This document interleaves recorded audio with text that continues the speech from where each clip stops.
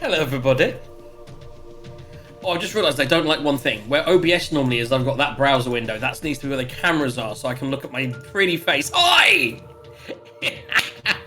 Welcome to the Sunday sessions of DJs Dragons. With me this evening, /afternoon, /it's lunch. I just had pizza. We have the lovely and delectable Quent. Oh, wait, it's not here. We've got Ashrin, a.k.a. QGuessQ. Hello. Taser, a.k.a. Eagle Point. Kaboom!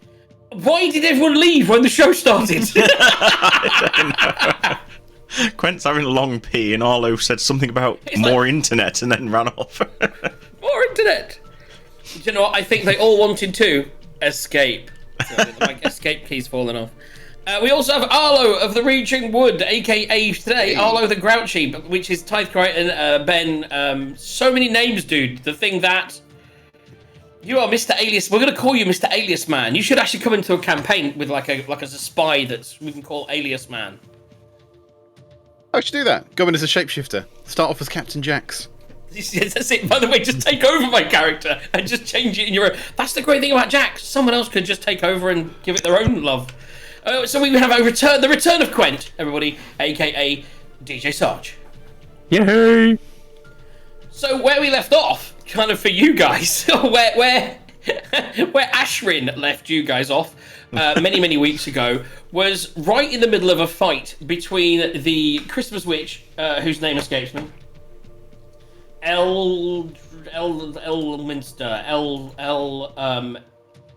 fucking bollocks, I can't find her name. Give me a second. Eldara, the Christmas witch, was trying to kill Santa. And our loving heroes were trying to stop that happening. Some of them had lost their Christmas cheer. Two of them were incapacitated on the ground. One was asleep, and there was only one guy, Quent, up just trying. Fortunately, I don't know what happened in your guys, but Mrs. Claus was finally able to save against the charm that was on her. She was able to heal some of the guys on the floor, who then slapped Arlo around the face to wake him up because he was having another sleep. And then Sounds like to sleep.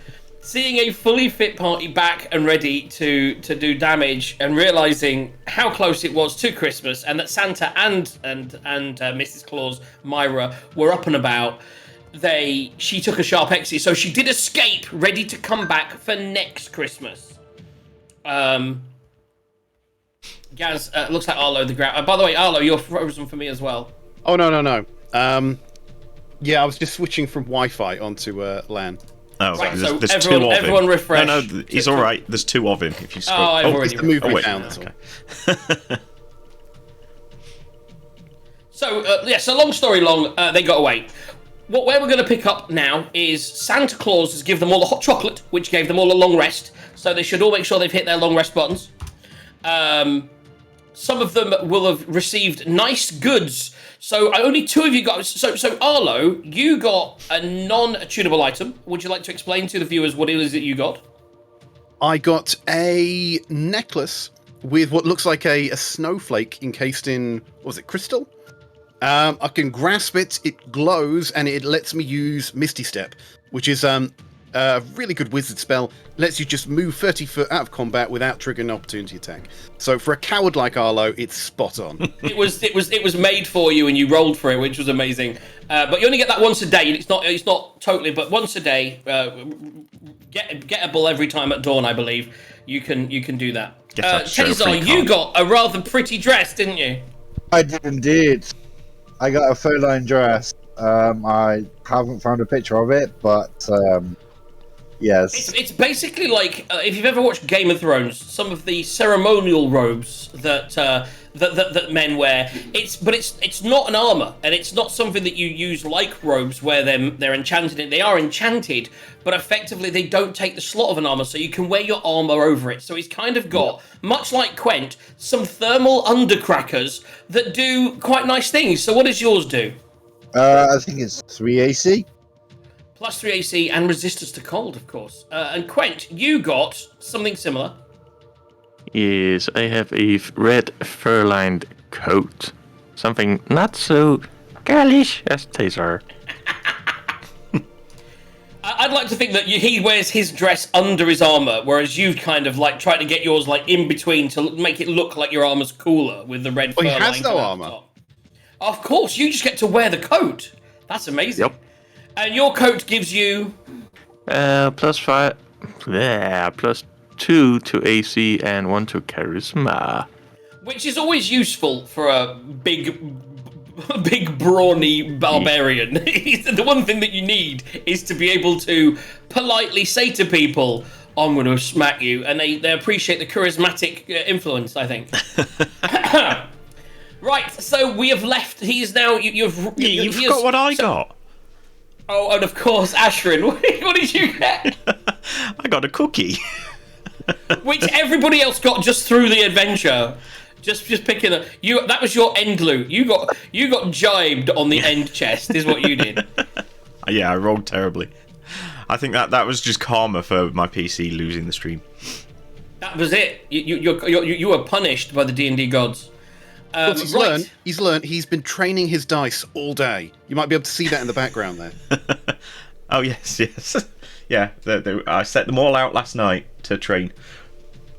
Right, so they're all sitting face up, 20s up, 6s up, so they'll remember. Yeah. And this one may get sacrificed because it fell over when I knocked it earlier. So You need to kill it as a lesson to the others. yeah. Let me respond to that. Right, so where we're at is like this. Santa has asked our heroes, and in fact, no one really answered as a group. So he's asked the heroes, where would you like me to drop you off? And he sort of points at his sleigh. I mean, I can take you anywhere you need to go. Where do you want to go? So Arlo looks to the group. He's gonna kind of go, well, why don't we go back to the Candlekeep? That was an awful 5-day journey back. I really couldn't stand to walk that far again, not without a coach or something. And on that note,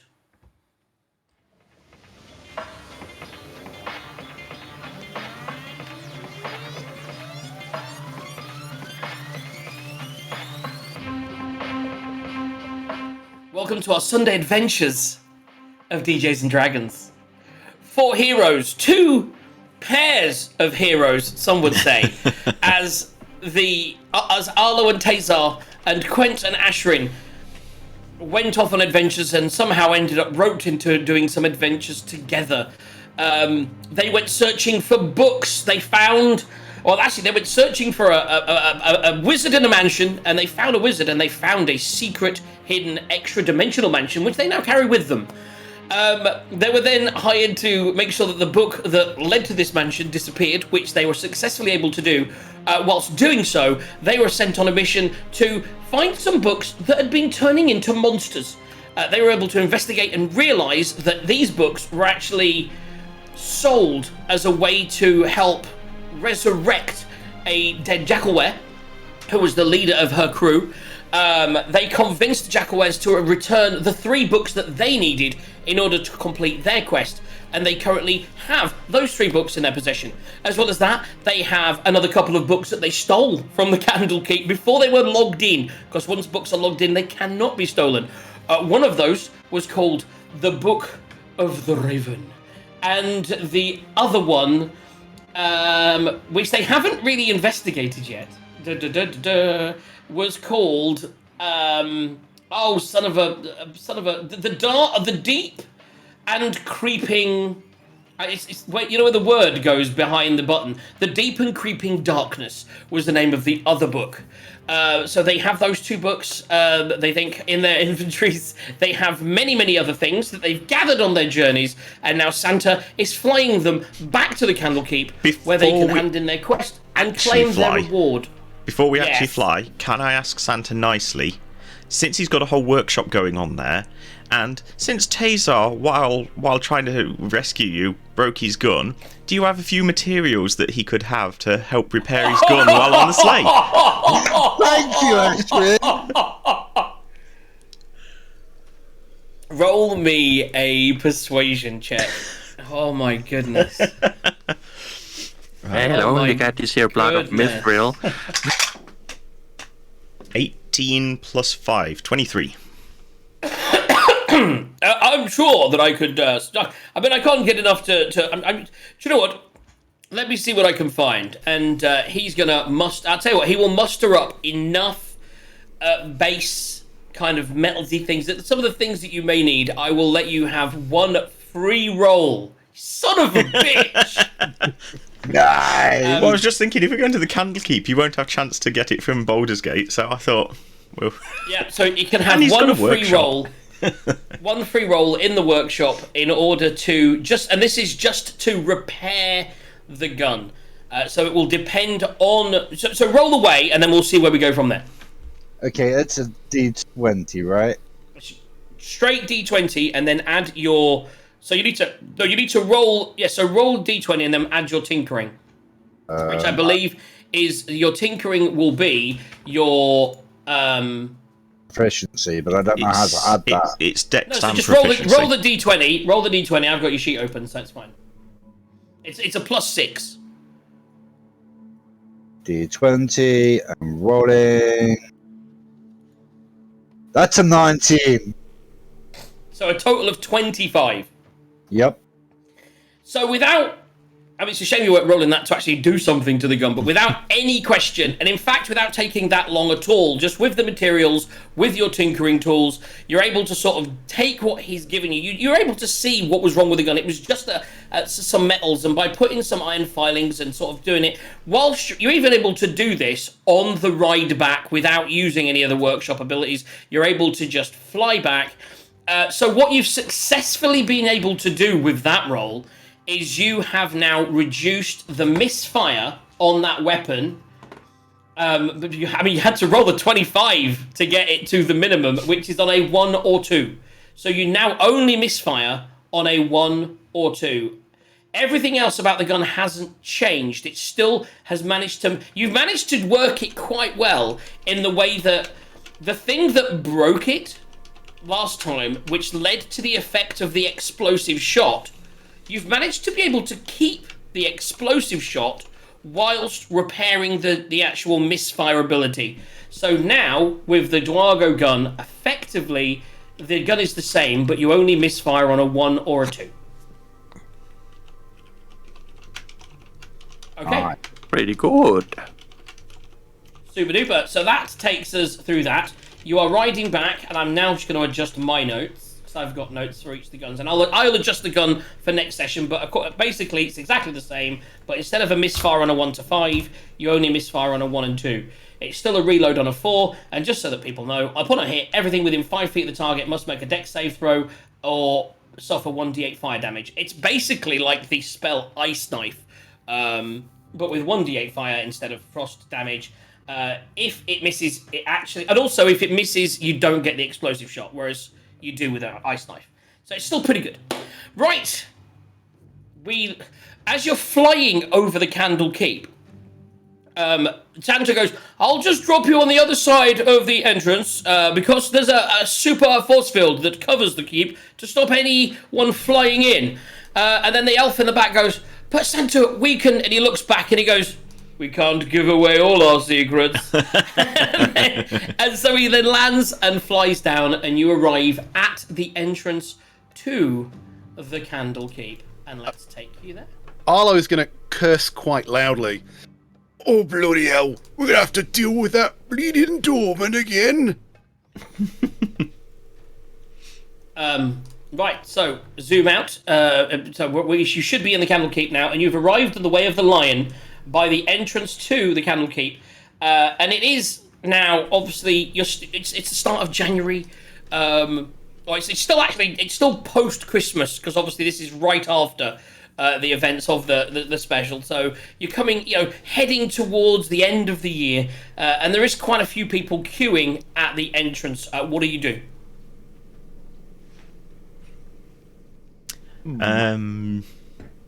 How long's the queue?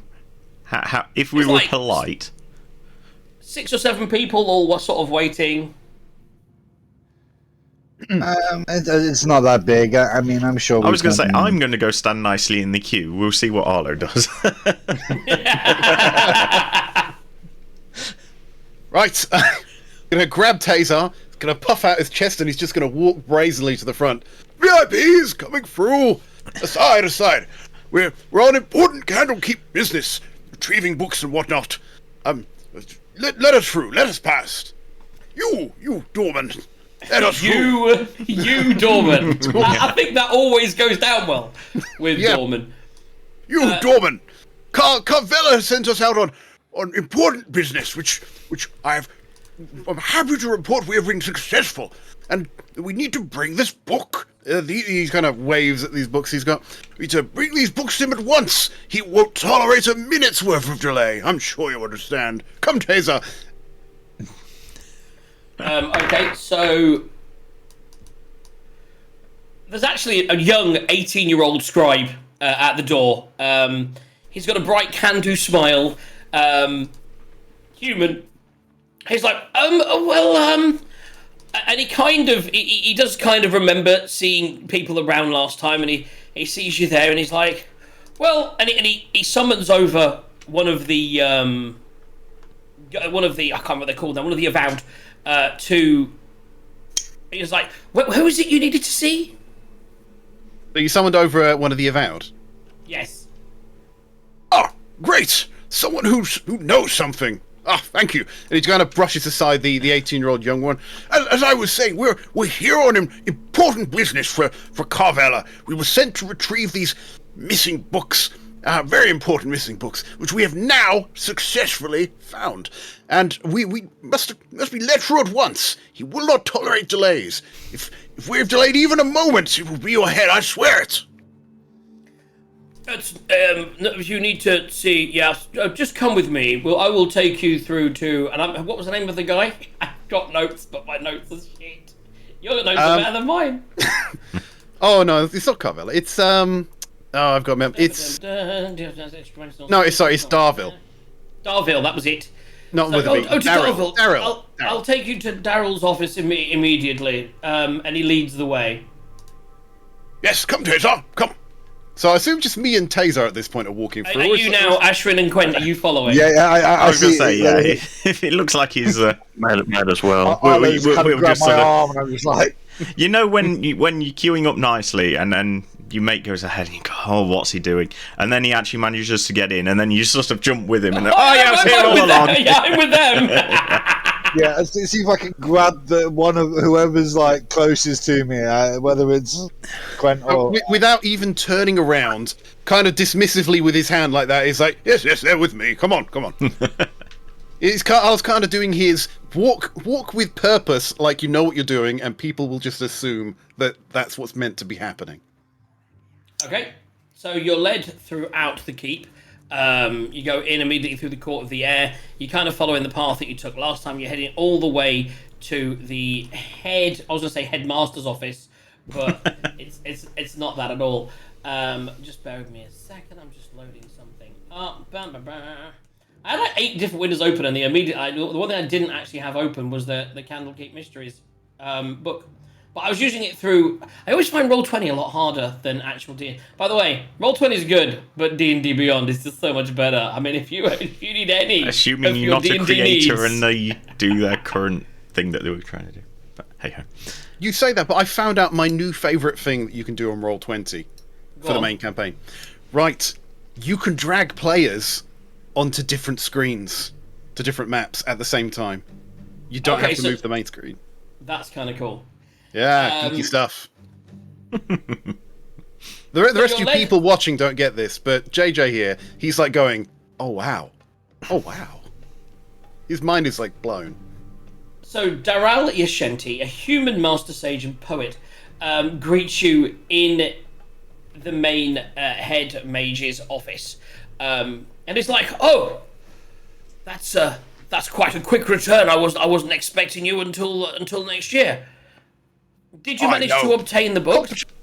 It's very surprising, isn't it? But you know, when you hire the best, you get the best. So do you have the books that we requested? Ashrin, give the man his books. Oh, have I got them? In which case, yes, I'll. No, I thought it was in the backpack, but okay. Actually, as a quick question, did you transfer? Because you've got a bag of holding. So did you, during the course of the journey, as well as fix your gun taser, did you transfer all of the items from your backpack into your new bag of holding? Not as of yet. Okay, so you're going to pull things out of the backpack. Yep. And realize I kind of put the bag of holding inside the backpack. That's all I did. Okay. I'm missing like 2 people of cameras. It doesn't matter for me because they're on the main screen. Everyone froze, so I just refreshed. Everyone refresh, please. Cameras. So I've camera now got issues. JJ and Arlo, but yeah, need Taser. So that's going to get refreshes. So Yeah. what we're going to do is we're going to... So if you go into the backpack, you see the bag of holding in there. That reminds you that you do need to put everything into the bag of holding. Let's not waste this multi-thousand gold gift that you were given. And as you're taking out the books, you pull out 4 books. 5 books, in fact, you pull out in total. 3 of them were the 3 books. So what were they expecting? They were expecting... I was just saying, I think we're only going to show them the 3 they're expecting. I don't think we're going to give them back the other two. The other two that we stole. The other 2 are just... No, as you're pulling out the books, you realise you have 5 books. Oh wait, so these aren't because Arlo's got the other 2. These are the ones that we got. That Right, were this is right. So just to establish who's got. Right. I assumed. All the books I assume were in the backpack. Is that not the case? Arlo's been holding on to the one that creates the mansion. So the one that creates the mansion you have. Right. So that book is safely in your possession. All the other books are in the backpack, of which you notice there are 4. There is Mazros' Mighty Digressions. There is... Dun, dun, dun, I can't find the names of the books. I don't know that book. So, there's Mazros' Mighty Digressions.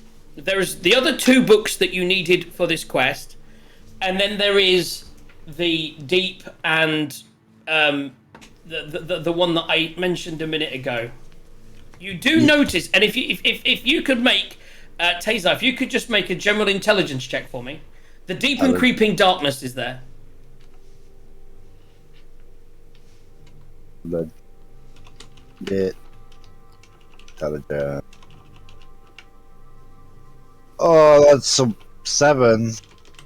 So you pull out the 3 books, and you say to Arlo, you're like, which of these did they want? And he shows you, Arlo, the 4 books. Right. Do we remember the 2? Because I didn't write them down. Did anyone write down the names of the books? I'm noticing to be slightly out of space. I was going to say I've got various notes. Do we have the? Come on, people! I believe in you. Yep. Oh, that's all week 1. So it'd be week 2, wouldn't it? It's Mazros' Mighty Digressions was one of them. Yeah. I'm getting to the end of the Oh, thing that's now. the one she gave us to get the other one back in. Right, yes. Correct. And then they sent you out to get that one and 2 of the other books. Yeah.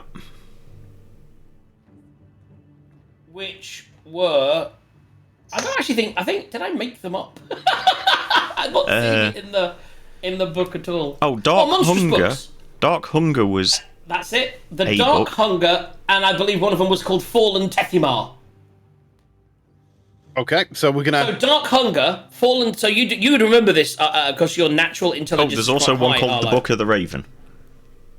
So what you find, the Book of the Raven was, along with the Deep and Meaningful Sleep, whatever it was called. I'll pull that up in a second. Were the 2 books you stole. What you discover as he hands you the 4 books from his backpack, Arlo, is you discover Fallen Tethymar, which you know is one of the books you had to return. The Dark Hunger, which you know is one of the books you had to return. Mazros' Mighty Digressions, which you know is one of the books that you needed to return. And the other book that you see there is the Deep and Creeping Darkness. Okay, so I will grab the 3 that aren't the deep and creeping darkness. And I will put the Well, last actually, one back in. because I've just said, Ashrin get the books. I'm assuming he's opened the thing, and I've just waved at him. It's like, not that one, those free boy. Yep. Motion to- So make me an intelligence check as well, please, Arlo. Right. That's a 15 at least. So you do realise with this happening that as he's pulled all the books out, that there's definitely something missing. Like you're a book down, and also very blurry. There we go. So is that the Raven book is missing? Yes. As you look through it, you realise that which you researched because you looked into that, and you noticed that the Raven book is missing. And actually, from your memory as well, whilst you remember the Raven book was missing, you do remember that the Raven book was the book that had a map in it. Yes, I do remember that map, which the DM said may lead to future quests. Yes. The mystery map, maybe we'll follow up in 2 weeks. So that you realise that the book is missing, but then as you reach through and look through the thing, you'll see that the map is still there. But the book, somehow mysteriously, has disappeared. I'm gonna make a slightly face and put a pin in that for when we're not talking to this guy. Yeah. So then you obviously no one else knows what you've done. You're the only one that's realised this at the moment. So you've realised there's a book missing, and yeah. So you give him the books. He's like, wonderful, wonderful. This will really allow us to fill this collection back in, and we were slightly concerned. So just you've dealt with the problem now. There's no comeback to us. There's not going to be any more of these books turning into wild creatures or anything. No. We found the individuals responsible. They were very, very naive Jacker-ware things. They were using magics they didn't understand. You know, the common riffraff and do that. But we set them straight. I thoroughly believe that they will not be using these dark and forbidden magics anymore. It should be absolutely fine, he says with his best straight face. When you say you dealt with it and they won't be using the magics anymore, do you mean like they won't be... You dealt with it, did you? What do you think we are, murder hobos? No, we used our words! Our words! Along with some very pointed threats, didn't we, Tazar? Yes, we did. They were very pointed. There's still blood on the end of his sword. Well, that's good to know. We won't want any blowback coming onto the keep, but and it's good that we managed to hire people that didn't just lead in with their weapons and just randomly murder things. That's really perish the fort, perish the fort. Never. So he makes a sign to the avowed behind him, who then wanders off. And about 2 minutes goes by, and it's a little bit awkward. It's kind of like you stood there, and it's like, just 1 second. And then a few seconds later, it runs back in. There he goes, and he hands over a hat, and he gives it to Daryl. And Daryl sort of looks at all of you, and then as you're at the front, he hands over the hat to Arlo. Can you describe what this hat looks like? I mean, I was hoping. Is it a pointed wizard's hat with stars on it? Is it a purple pimp hat that a certain pirate loves to wear? It's a mortarboard cap, apparently. I am. A top hat. It basically looks. That's what he said in my notes. I don't know where I got that from. I think. Yeah, what I do. Do you know what? New magic items? No, watch for how magic. There we go. I'm just gonna share this with you now. Boom. Show to everyone. You should see that now. Oh, wow. And you should be able to put it on the screen. That is the helm of comprehend languages. That is a special kind of helm. That is a special kind of hat. Arlo would be scaring the kids with that. I like the way it's got elf ears, so even if you're not an elf, it looks like you are. Yes. Is that like a passive effect, disguise self? Do you know what I mean? So he hands you that. Now, and he gives that to Arlo, and you can do with that as you will. Okay, so me and Ashton need to have a chat about that because I actually have comprehend languages as a ritual. Yeah, so we'll see, but definitely useful. So you put that there. He's like, well, look, I don't mean to be impolite, and I do appreciate all the work you've done. And obviously we discussed a lifetime membership to the. Feel free now. And what he does is he actually gives. He gives to Arlo. He gives like a little badge. Arlo's going to puff his chest up. He's so proud to be a member of an organization that loves books almost as much as he does. Almost. And he says, I only have one of these, but if whoever needs to come here, or if one of you come, you can bring others along. If you have one of these, you won't need to queue at the door. You'll be able to come straight in and then speak to one of the guys on the door to assign one of the scribes to you who can help you with whatever research that you need. We really appreciate what you've done for us here. Yeah, little tear comes to his eye. I said, I don't know what to say. Oh, he's slightly overcome with emotion now. Oh, yes, jolly good. He then speaks to the little scribe. He goes, could you just take them? Did you need to use the facilities that we're here now, or are you leaving straight away? I did have a question. Do you have a scribe that specializes in I don't know, the maps and the geography of the Swordwind Coast?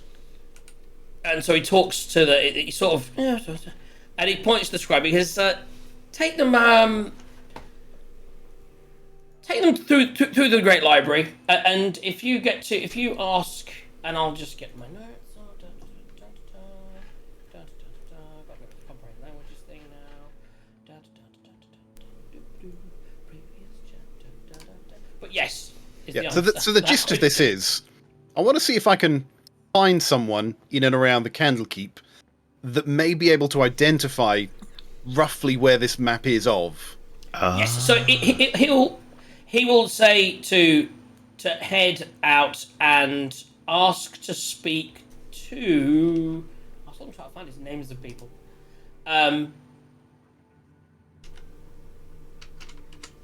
Nax Olosis, who's a Dragonborn fellow. You'll definitely find him probably at this sort of time. He'll be working. He may be working with someone already, but if you ask around the Great Library, you should be able to use him in order to get what you need. Okay, so I assume we run off to find Nax Olosis. No one has any objections? No, sounds good. Nope. Okay, off to find a Dragonborn we go. So he leads you there. Takes you about 10-15 minutes following the guy you're on, and eventually you do end up in one of the sub-libraries. Lots going on. As you look around, you do see that the library that you're in does seem to be very much about the geography of the area. As you look, you do see some maps on there, and map racks in this specific section of the library. You walk up to... Who's going to speak to next? Any volunteers before Arlo goes crazy on his ass? So did you take the map out of the bag of holding, or are we going to talk to him first? Because really, we're going to have to show him the map if he's going to help us, aren't we? On the walk, did you want to discuss the fact that there's a missing book / anything else? So only Arlo knows that at the moment. Oh Yeah. yes. So on the walk, as we get out of shot of other people, Arlo's going to bring everyone over to him and say, I noticed something very peculiar when we took those books out earlier. That book, the something of the Raven, seems to have gone missing.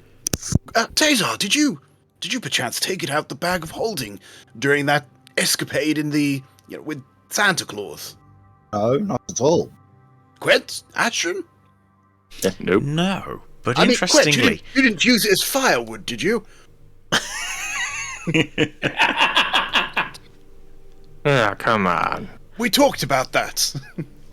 we have seen a raven around a few times, though. I wonder if it came and stole it, or it is Ash it. says that, and then Tazar, if you want to make a history check for me, Okay. just kind of like a recollection.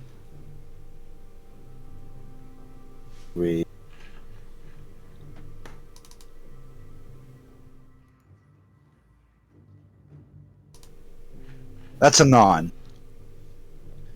So you don't really remember seeing any ravens, even though you did, but you don't remember it. But what you do remember as a player was a really, really bad perception check that you did when you were in Baldur's Gate. And you suddenly think you did get bumped a few times and you're in that area of town that was a little bit suspect. And you suddenly think, oh my god, has someone managed to steal this book from me? And at that point you think, maybe it's time I started putting all this stuff in the bag of holding, which would be much more secure. Okay. So then as you get to Nox, Tazar's now frantically cataloguing everything and putting everything into the bag of holding. So now, Tazar, you own the bag of holding and you need to make a note of the things that go into it. That is one of your jobs, make notes. So currently in the bag of holding can be anything of yours, which is fine, that's in your inventory. But as well as that, in the bag of holding, you now have... I'm guessing the bag of holding is bigger than the backpack, right? So the bag of holding is an extra dimensional space, just like the tower that you live in. And it can hold like a lot, like 5 people can go in there and stuff. I can't remember the. But sure very important, do not put another bag of holding into that bag of holding. Don't put the bag of holding in the bag of holding. Oh, what happens if you take the bag of holding into the tower? I was going to say, can I put the bag of holding in the backpack? More to the point. No, the bag. So the bag of holding is like, it's basically like imagine having like a small knapsack or a bag like you would carry, but instead of it being when you put your hand in there, there's nothing there, and then you think, oh, I want the deep and creeping darkness, and then the deep and creeping darkness appears in your hand. So it's basically like you put your hand in and think about what you want that you've put in there, and then it pulls it out. But it's like a massive space in there where theoretically you could survive for 10 minutes without dying. Yeah, because there's no air in there or something or other. But there's basically 10 minutes worth of air or something. You would die in. Actually, I think there's no air. Yeah, so you die basically once it's open though. It gets air in there. So when the bag's open, you could be in it, but theoretically, you don't go in it. I am actually reading this, and I don't think Tazar can come in the mansion anymore. Really? Placing a bag of holding inside an extra dimensional space. It does say created by Handy Haversack Portable Hold, but it says, or similar item, instantly destroys both items and opens a gate to the astral plane. But it is an extra dimensional space, so DM has to rule on that. But it sounds to me like it would be risky. I will let you do some arcane checks before you sleep at night to make that decision. So yeah, we will definitely roll for that later. So for now, you've transferred everything into the bag of holding. So currently in the bag of holding, if you want to make a note of it, Tazar, in the bag of holding, you have your stuff and the Deep and Creeping Darkness. That's the only book that you have. And the other book is being held by the boss man. I mean, Arlo. The Grumpy. The Grumpy. So yeah, that's it. So you've got the bag of holding, you're there, and you've arrived. Who's talking to Nox? You also have the map as well. But I now imagine that the map's going to be given to whoever's talking to Nox. So okay. I'll look to Arlo and go, do you want me to talk, or are you going to? Yeah, I was going to say, do you know what, boy? I think it would be a good experience for you to really see what it's like to be a magical researcher. Here, see if you can get an answer from the man. I have no idea what I actually ask him, but... So I'll go up to him and go, while we're on our travels, found this map, and we're quite interested in it. Any idea where this is in relation to us? Well, let me look at that, young man. And I can't see anything with these on. And he takes up his glasses and he puts them into his little breast pocket, reaches into his inside breast pocket and pulls out a pair of glasses that look exactly the same. And he's like, that's much better. Yes. That's a curious looking map, isn't it? It's not like a real map, but almost like it was hand drawn. Any idea who made this? No, I don't think so. Where did we find it now? I can't remember. I think it was in some market or something while we were talking to people. I've just shared that with people. You can put it on there. There we go. Yeah. I mean, looking at it, I can see we got the Scorch of the Red Worm, Wood Bridge. I mean, none of these names strike me. Starts to immediately go over and start pulling a book off the shelf and read it, and throws it down. Not that one. Pulls a map and lays it out. There's the Hound of the Horn. And he sort of spends sort of 10 or 15 minutes moving around, and he sort of comes back. He goes, very, very interesting indeed. 3 days. And then he just goes back to work. He's now taken the map from you, and he's just looking through this. He'd seen the he did take enough time to look at the badge that you were wearing under close inspection, realise that you are quite important, and yeah, he's just said 3 days, taken the map, and he's away researching away. Okay. I can't find that actual book, but I have just added a random book. No, just write down notes. Yeah, that's just like kind of like a notepad that you would have handy, like somewhere with what's in the book of bag of holding. That's fine. Cool beans. So you have a few days. Right. Wait, wasn't there a bar here? And he goes, There must be a bar. There's no bar on the premises, unfortunately. It says the scribe that's with you.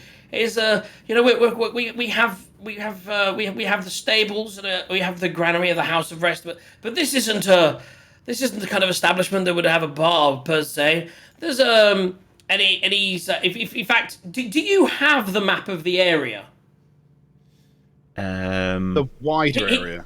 Knox comes over, he goes to Knox and he sort of speaks to him briefly, and he's like, don't disturb him, and he points to the rack there, and he goes over, and I actually haven't added this in here yet. I don't think. I thought I did. Well, that's why we don't know, because you haven't edited. I'm just going to say, there is always a bar. It doesn't matter whether it's some private school, university or something. There is always a little village nearby with a bar that all of the students go to. Or the janitor who's made some hooch, or yeah. I will add a map in here of the area. But just to give you a quick spectacle of said map, it looks basically like this. So high tech. Oh. Okay. So you are just actually, I don't think we're high enough. Yeah, there we go. You are there in the Candlekeep, and the village of Beregost is probably the closest small town, which would be, like half a. You can get there in a day. You get there by the evening and find an inn to stay in. Maybe you could look for some work there, or you could. Who knows? Yeah, it beats sitting around here on our fat asses for 3 days, I guess. I was going to say, yeah, I don't think we've got any clear thing that we have to do at the moment, do we? Yeah, a bit of R&R. We're good. We didn't have anything left to do back in the big city, did we? Don't think so. I think the only loose end at the moment is the map, isn't it? The map and the other book. Well, of course, if we find a tavern in a nearby city or village, I'm sure that Arlo could find a chair and read a book. And obviously, supplies. Tazar may need some more supplies in order to make some adjustments to his gun. Tazar is literally trying to give people epilepsy. Yeah, Tazar camera. Sorry, I don't know what's going on. I'm working on it. It's because you're pointing straight up I'm at going to the have to light bulb, refresh. that's why. Oh, there we go. It sorts itself. So yeah, if you want to make your way, so you can make your way out of the keep, you have enough supplies to get you certainly where you need to go. But you probably want to resupply in Beregost, but you can go to explore the town of Beregost. And on that note, we'll take our first break. 5 minutes, 2 minutes, whatever we need. I certainly need a top up of my beverage, and I could definitely use a pee. Yeah, bio break. Yeah. So quick pee break. Back in 5 for much more of the same into the second hour of the show. Right.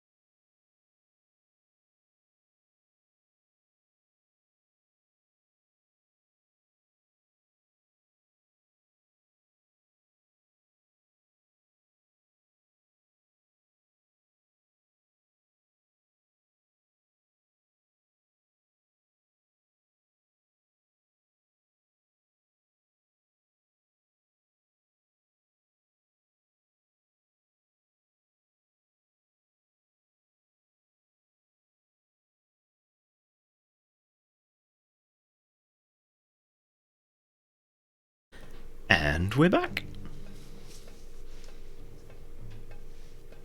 Okie dokie.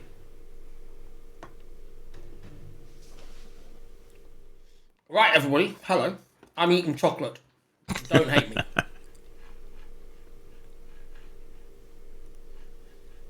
You? Oh my goodness, this chocolate's so good. I'm really sorry. While he's eating the chocolate, we'll just clarify.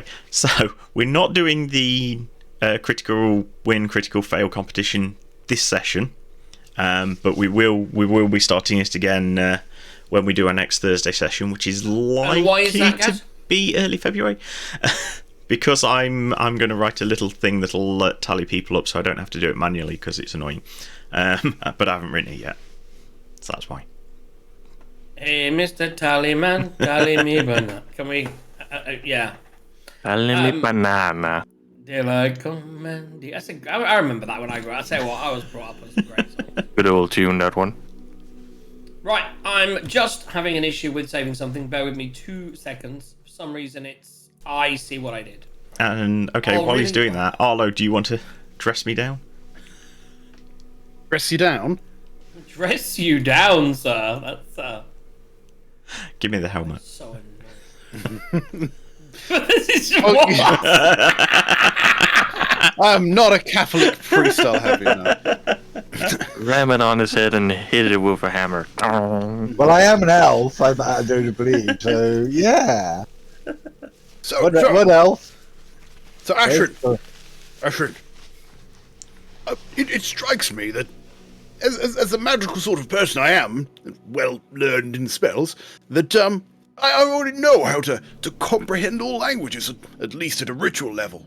But perhaps it would be more useful for a young whippersnapper like you who doesn't have the benefit of these knowledge and rituals to be able to comprehend languages at will. Perhaps you'd learn something, I think. Would you perhaps like to don this fine hat? That could be quite handy, being able to hear what everyone can say. I don't know a Be able lot at to- the moment. Yeah. Is it written language or is it all languages? Yeah, Think spoken it's all- languages. Yeah. Is there any Yeah, AC spoken to and that thing? written. So you put on the hat. Do you need to attune to it? Don't think so. Add it in. It's on D&D Beyond, so you should. know Yeah, how that's right I've away. added it. I wonder if some common. No, it's not See, I showing thought as it was a written tunable. language. But if it's spoken language as well, that makes it even better for Ashrin because he's the charismatic one. Yes, So, I can talk to dragons. You make your way out of the keep. You follow the road down. They pretty much say keep to the road. You've got your little map now, so you see that there is a path that pretty much leads. Beregost is kind of the entrance into Candlekeep, but it does still take the best part of. You figure it's going to take the rest of your day. You'll arrive there in the evening. Who would like to helm this leg of your journey? Well, it's not going to be Arlo. He's going to be hanging in the back, complaining loudly. Walking here, walking there, all my bones. We need to get him a little cart that Tazar can carry. Bit of a Hodor situation. So yes, who is going to helm? Who wants to do a check? Who wants to roll to see Can I if you're just going to get, get fucked on into this the section? bag of holding and have my head out there, just out the sack, Just have the head out. so I can breathe? Just have Really Tazar withered carrying me. legs. Oh my goodness. So just That a was D20. a serious- I mean, if you want to That jump, was a into, serious if you want to question. jump into the bag of holding, and I'll clap. Oh, it only lasts 10 minutes though. I need to have my head at the top. Well, So I need someone to roll me a perception check, please. There we go. Tazar's going. Not Tazar, sorry. Quent is going. That's a 16 perception, you say? Yes. Plus Plus 2. 18. So 18. Should be pretty aware. Yep. So without really any hitches, you're able to find the path that you need to Bergost. It's a pretty well-trodden road. Lots of people that are coming to the keep walk down this road. There are no really bandits, although you don't really see any guards per se protecting the road. There's enough traffic that anyone that was attacked by bandits would be fended off by the others on the road. There are a lot of more mage types as well, which would tend to scare off bandits because you don't really want to fuck with people that can throw magic fireballs around. So there's some people on horses, there's some carriages. It's a pretty well-trodden road, and without further ado, you arrive in Bergost, and as is usually the way, find your way to the nearest tavern. Excellent. That's what we need. Nearest watering hole. It's quite late. So you ask around, who wants to, even though I've already moved you there, who wants to helm? What you do discover is there is only one bar in town. It's quite a small town. That's really shit on the zooming in thing on this map, isn't it? I did a too big an area. Let's just get right zoomed in. There we go. This was one of my I created this morning maps. I haven't even populated it with people yet. It's toward the end of the day, and people are only just starting to arrive as you get there. It's only, in fact, it's just opening. So as you walk in the bar, you'll see there are a few people, and you do notice the barkeep. I'm just going to put some people in there because it's freaking me out that there's no one in the bar. An empty bar. How freaky. This is the one thing I didn't quite have time. Oh, how about light? No, what the fuck is that?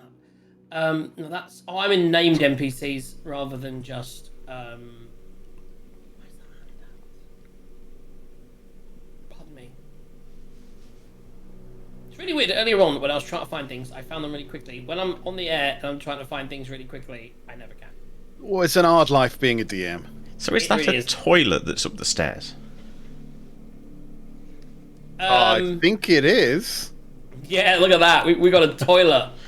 And we've got some commoners. There we go. I did do this map isn't to any kind of scale, so we just got some commoners hanging around.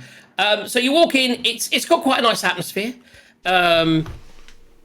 You do notice that, and yeah, there's even a little guy playing a lute in the corner, and it's quite atmospheric. I don't quite know where everyone's sitting on their own and they all look the same, but you know that's just the way it is. That's what happens after a few drinks, isn't it? Everyone starts looking the same. Yeah, it's just clone a bit town. fuzzy around the edges. It's fine. Fucking crazy cultist at the bar. No one sits with him. So yes, I bet Quent will just walk in. It's like, I want to talk to that guy. So what are you doing? Well, walk up to the bar.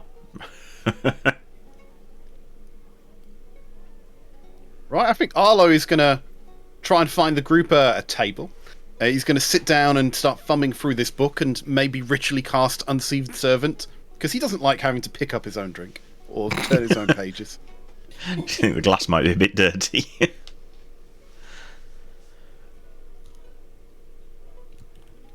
So yeah, I'll go up to the bar and Yeah, I was going to say. order a round in. Not going to ask Arlo what he wants because it'll be top shelf, so he's going to just get house. Arlo just gets what he's given. So you walk in. So as you walk into the bar, you do notice it's called the Drunken Dwarf. I just rolled for that in my book. The Drunken Dwarf, and as you go in, you do notice that the barman is a dwarf, and in fact, the waitress that's walking around the place is a dwarven female with a beard. Excellent. That's the way we like him. Or it's the way Glam likes it. Anyway. Nice and bushy. You had a book about that once. Yep. I keep finding the image. So you got the bar. So it's the dwarf man that's behind the bar. What do you say? I've moved you in. Can you see anything in the bar, by the way? Because I haven't added your characters, which usually means no. So I can, yeah, there doesn't seem to be occlusion, but yeah, I can't see us. Oh, I think Quent was his real size for a minute then. It's just, for some reason, making everyone much bigger than they're supposed to be. Yeah. Forget, do dwarves and elves hate each other in D&D? I think that's just The Witcher.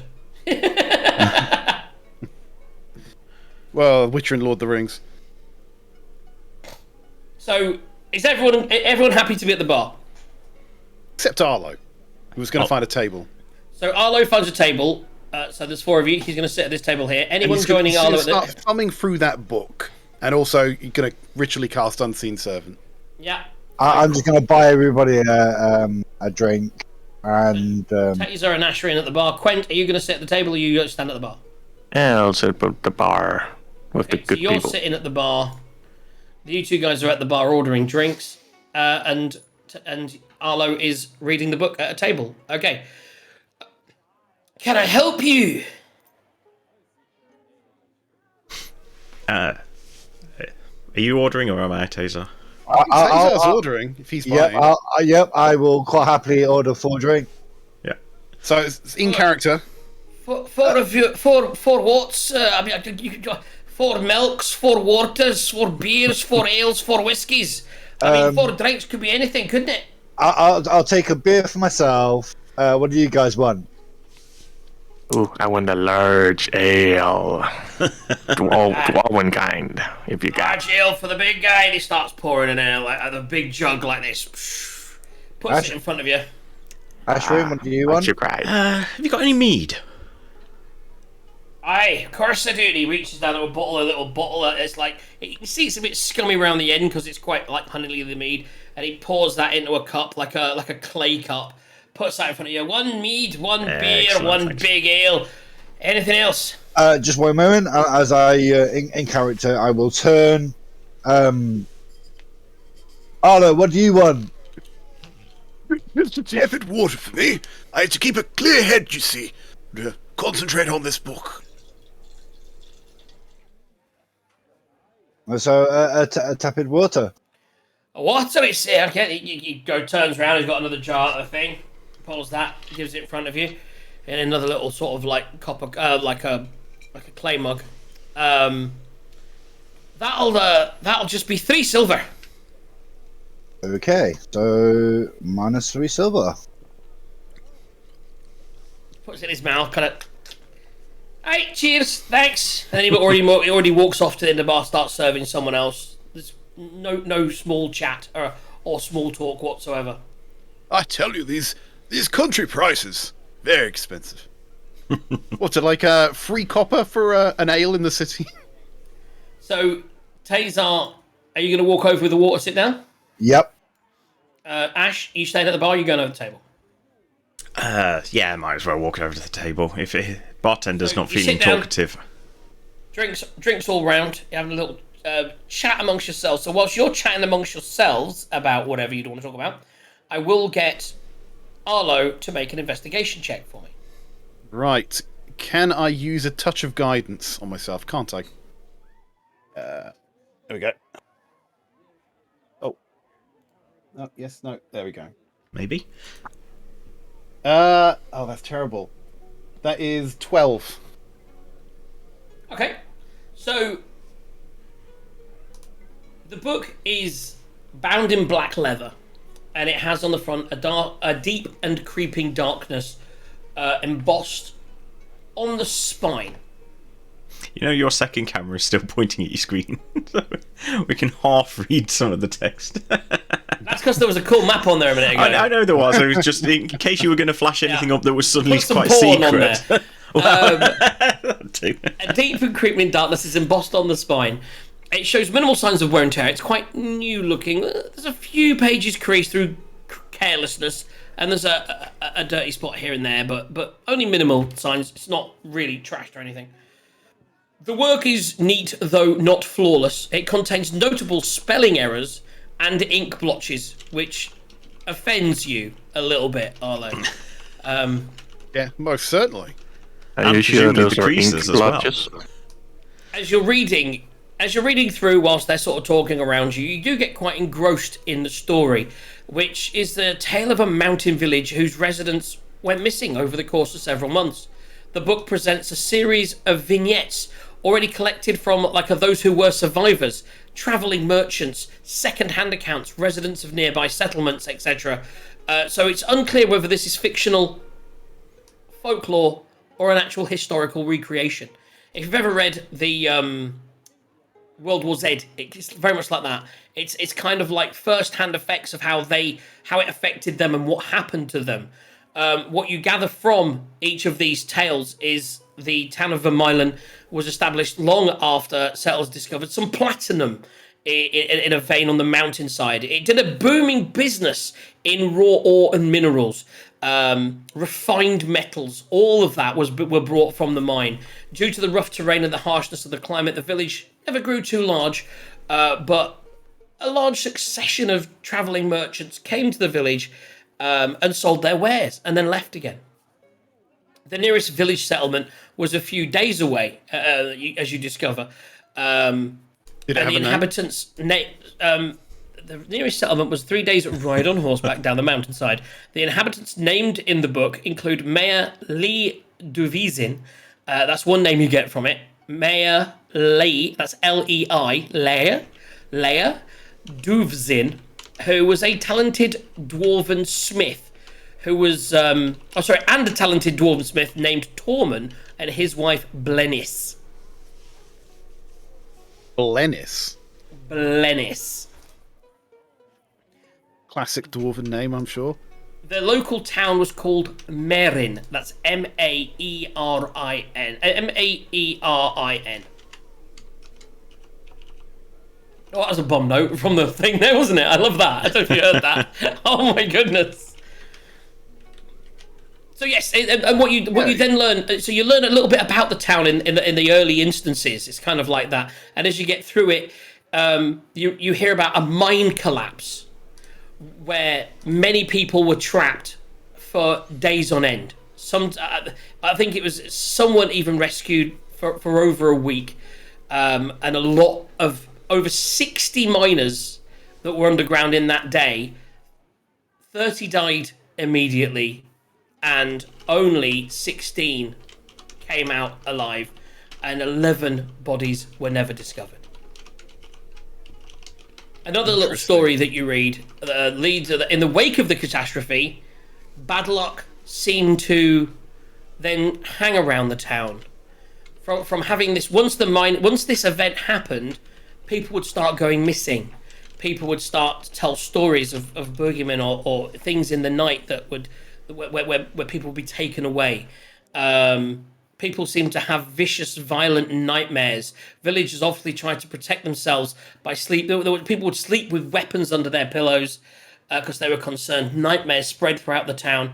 No one was willing to keep the mine open anymore because of the disappearances and just the general terror that seemed to spread in the wake of this disaster. And before you knew it, the entire mine collapsed. That's the wrong word. Collapsed financially. The mine couldn't survive anymore. The end of the book, as you get to the end of the book, it's a patchwork of story that claims the village is still there. Whether anyone inhabits that village is a mystery. The volume's writer actually muses over the decline of the village, speculating the fate of its inhabitants, and often he says he wonders whether it would be worth hiring adventurers to see if anything does remain, or maybe if there was a company like a mining company may be willing to back people to go to this place, because it was such a rich area that then declined. And what you sort of, as you read toward the end, you realise that this book is actually not that old. It's only within the last few years the book was written, and that's why it was heading its way to the Keep as more of the newer entry. But it was actually 70 years ago when these events happened. So this has been a closed mine for quite some time. If only I had found someone with maps and geography that I could ask about the location of this mine and whether it's real. Damn. Anyway, what you do. Sorry, on the just back, this character. Strangely enough, and this is on the back, sketched on as you get to the last page. This is here, sketched on the last page of the map, is a rough map of the village's location, with directions from the closest town of Merin. So if you were just to find the town of Merin, obviously before you only had a paper map, this is actually, you do have the name of a town, and then you have a hand-drawn map that will lead you to the mine from the town. Okay, so I'm going to, shake my head as I'm reading this book. Bad juju there. I'm gonna give the cliff notes to the group. This terrible situation, the mine, the deaths, the mysterious village, and this odd map at the back. And I'm just going to suggest, generally out loud, I wonder whether anyone here might know of this village. I mean, surely there must be some travelled people in this tavern. So, given that we've probably finished our round by now, I'll go back up to the bar and ask. Would you like the silver, Ashrin? No, it's all right. You got the last round. I'll get this one. Poe's going to land on... Poe's around right now. He's going to land on Ashrin's shoulder and he's going to peck him on the cheek and give him guidance. Okay. So I'm going to go up to the bar and say, can we have another round? Same again, please. And by the way, have you heard of a town around here called Marin? And as he says that, Poe on his shoulder goes, "Gah, Marin!" Because ravens can do that.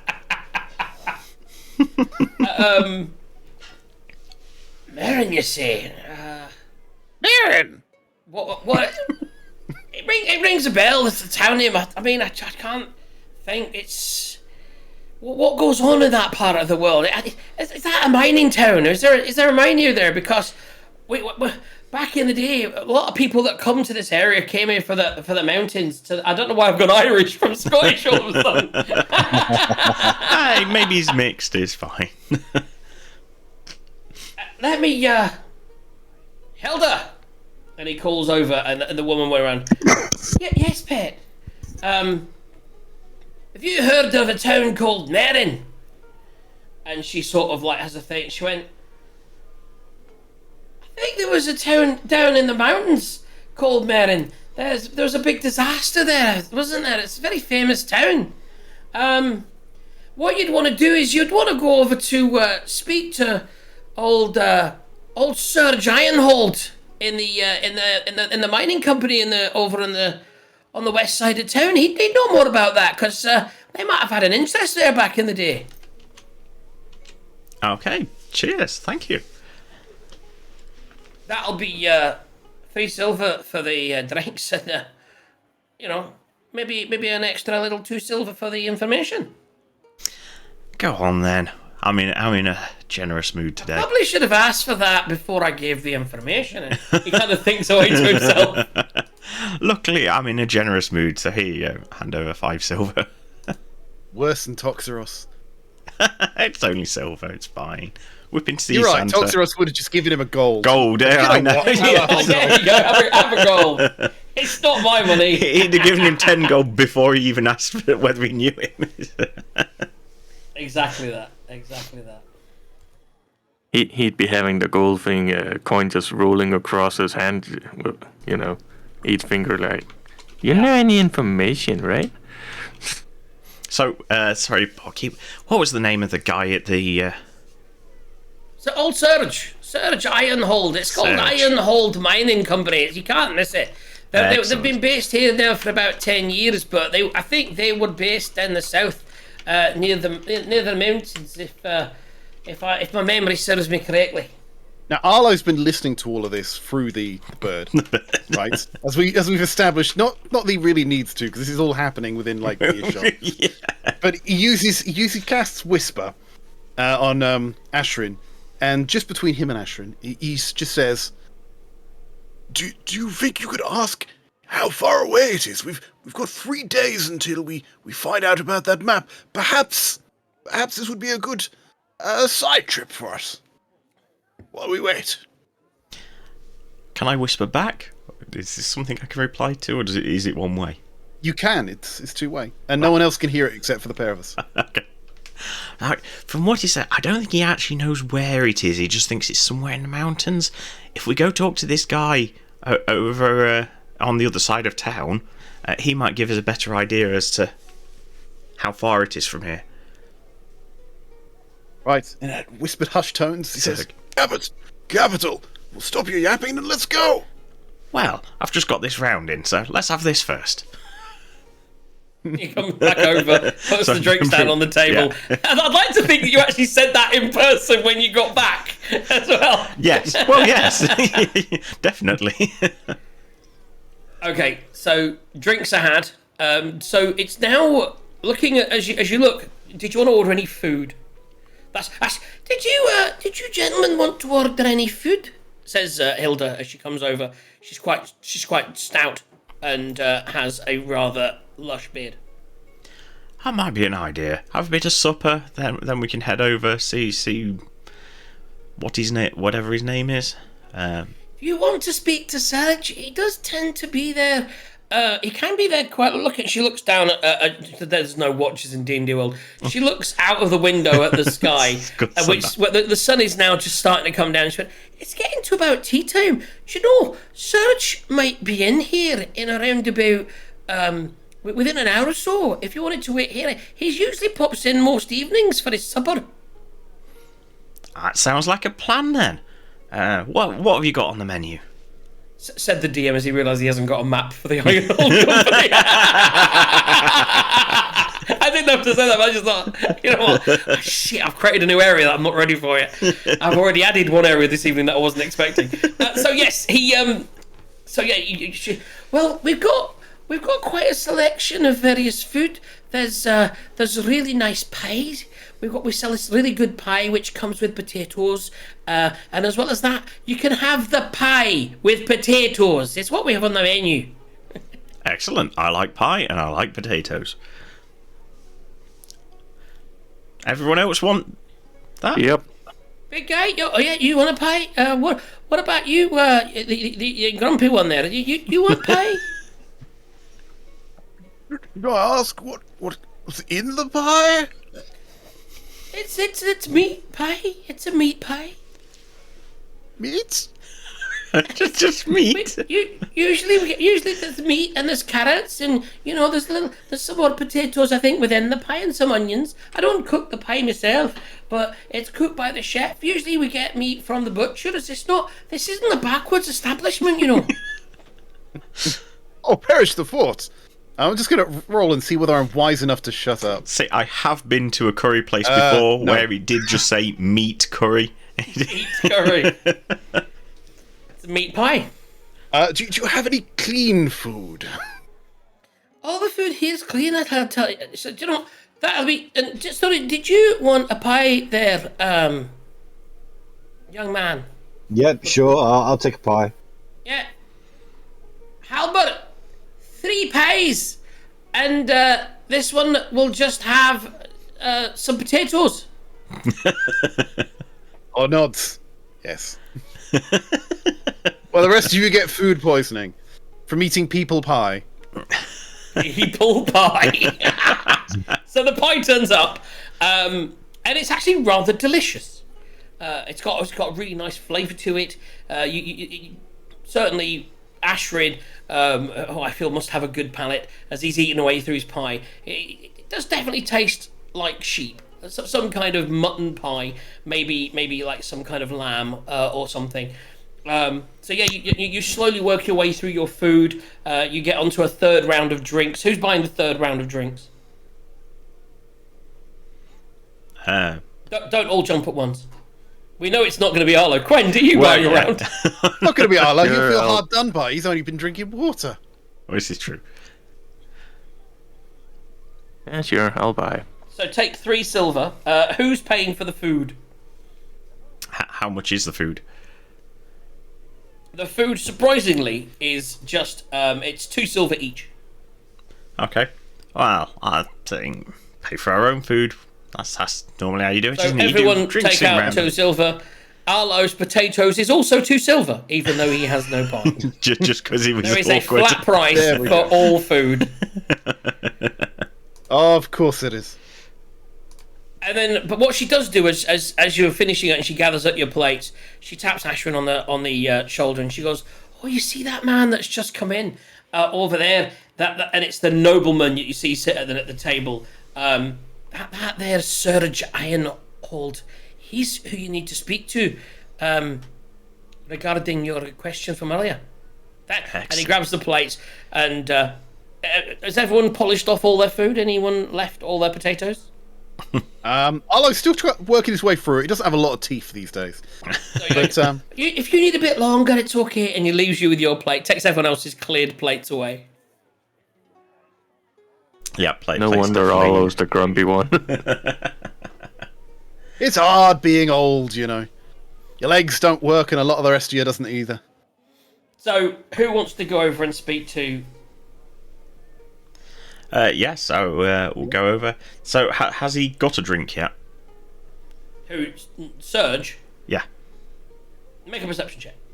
Okay. Dice. Bring on the dice. 15 plus perception 3. 18.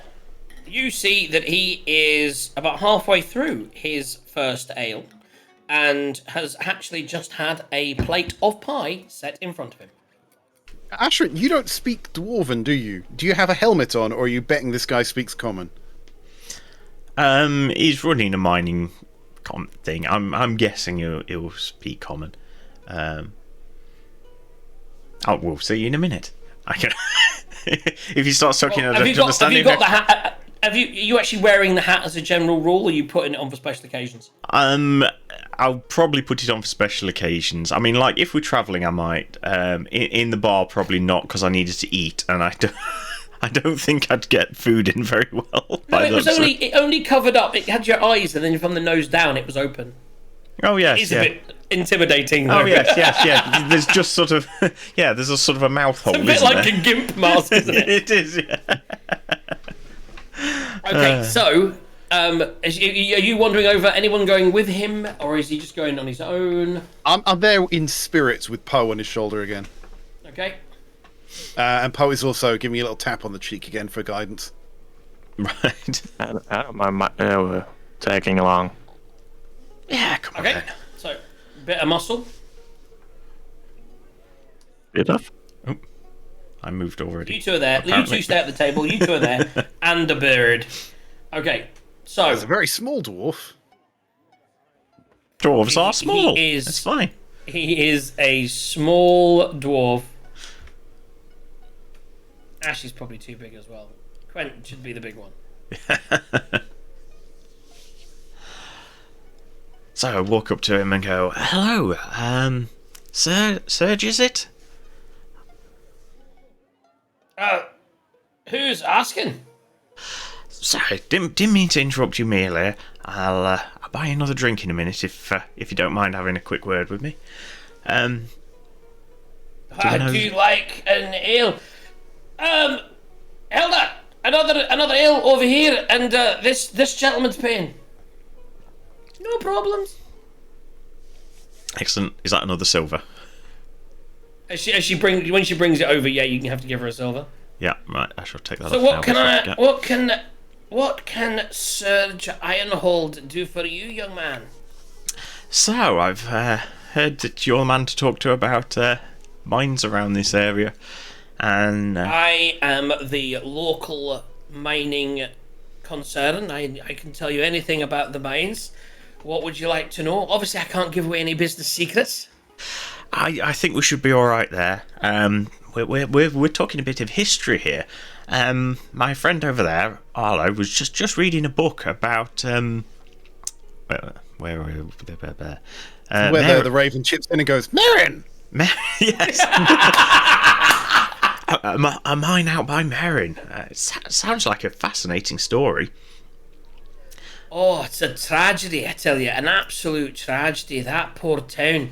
Even the town of Merrin never really recovered. And as for the mine up at Vermeilen, that was one of my ancestors that actually ran the mine originally. One of the mines there. We had a stake in that area. We had one of the mines. I think there were 3 mining companies, each of them that had control of the different mines there. Yes, my dad told me about it when I was growing up. He'd tell the story of the big mine collapse and then the bad luck and how what he used to say was bad luck begets bad luck. Death brings death. He was a cheery man, my old man, you know. Sounds like it. Sounds like it. So has anyone been up there recently? Or just leave it alone? I mean, not to the best of my knowledge. I think every time people go there, a lot of times they don't come back. You know, it's a shame because the soil there was so rich. How far is it from here? We've got a few days to kill, and we were thinking of. We've got a follower. Thank you, Mafia Man. Marin's not too far. If you were to travel south into the Cloud Peak Mountains, you'd find the town. Yeah, just you follow the main road. If you get to the Twin Towers, you've gone too far, and that's as you leave the Cloud Peaks area. It's sort of straight up the main road leads. The main road leads up to Merin, and then from there, it's quite a complicated path from Merin up to the mine. If you want to go, obviously, if you're sightseeing, you want to be very careful because, like I said, death begets death. There's still death there in those mountains. I just turned to Quent and go, I think we've got someone that can look after us here. Nah, do we? Yeah, I mean, you want to head down to the south. I'd say you'd probably get there in less than a day. You could probably get there. It's quite tough once you get into the mountain passes and things, but ultimately I'd say maybe a day, you could probably get, I mean, I don't know how fast you guys work. I got quite short legs. For me, it might take 2 days, but I think you could make it in a day. I mean, most of us are fine, and then just give a glance over to Arlo.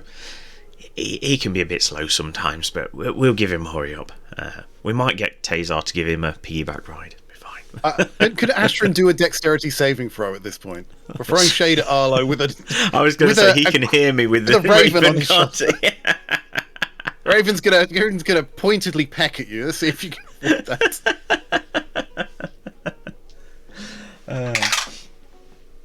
17 plus what? Dex save plus 2, 19.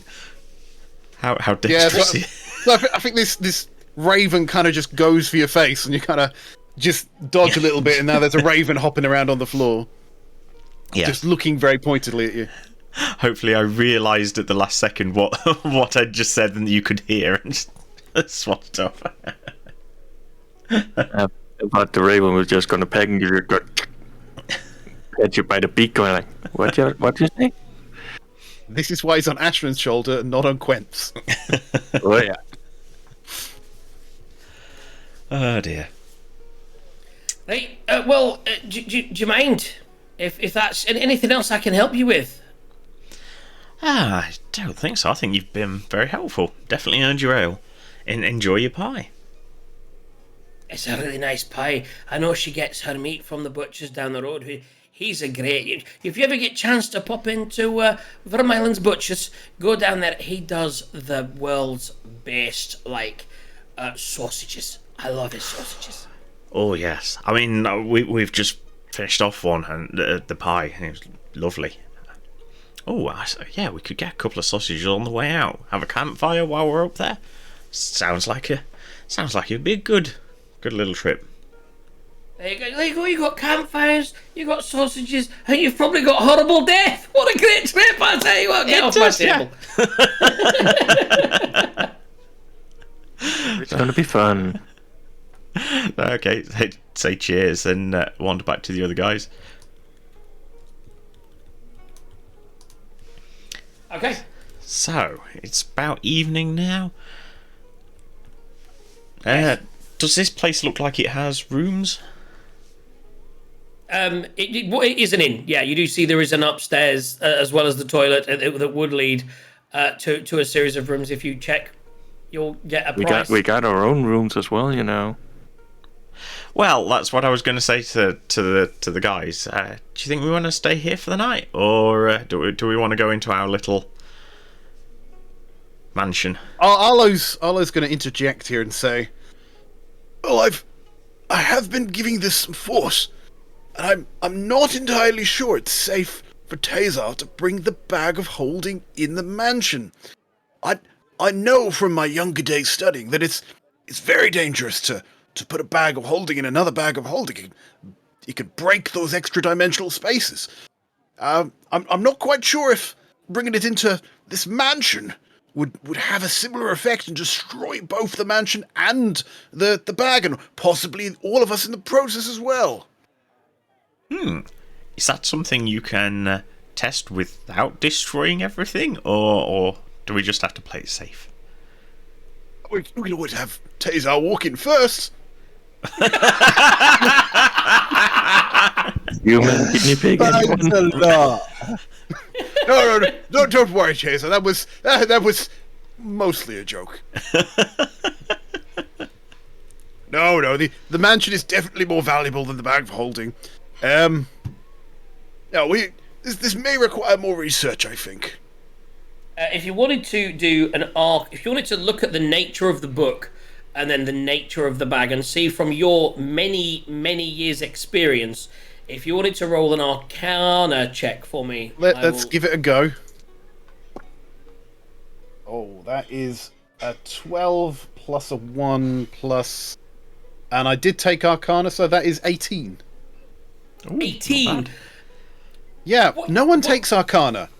What you Arlo did, has Arcana. I took it as well with my bard. What you observe is you do by analysing and can you ritually cast identify? I can. So as you sit there, you do you run identify on both, and although you do establish that they are both from the same school of magic, you would think that the magic used for a bag of holding without, although it is an extra dimensional space, it isn't a populated one, and you do think you're fairly confident with an 18, not 100% confident like you will be with a 20, but you're fairly confident with an 18 that you would be able to take the bag of holding into the mansion. Yep. On reflection, having researched this thoroughly in the last 10 minutes, I am 95% confident we can still do this. And I have... Remember that percents in D&D world it runs in 115. Just I'm relatively confident. So I thought he was just going to go, it'll be perfectly fine, Tazar, you going first. I'm 100% sure of this. Now, I've come up with an ingenious plan. We will get a long stick. Now, we'll get Poe to test it for us. Well, haven't you got your unseen servant out? It look at Ashran as you say that out loud and just scowl at you. for giving a better suggestion. Rather than your bird, which costs you God knows how much to replace. So, do you give the book to the unseen servant? Well, I mean, obviously, you're not going to open... I don't imagine you're going to open the mansion in the bar. No, we need to open the mansion somewhere discreet. And we need to have the unseen servant try and carry the bag of holding that we empty first into the mansion. And hopefully don't destroy both things. So are you heading out into the wilderness to find a place to open the doors, or are you going to take a room here to put the mansion up in? I'm going to put it to a vote, because they're both very valuable objects. Do people want to risk this? No. I wouldn't. I wouldn't potentially risk. I mean, I'm going to give you... Look, if you try to decide whether you should risk something on the word of a DM...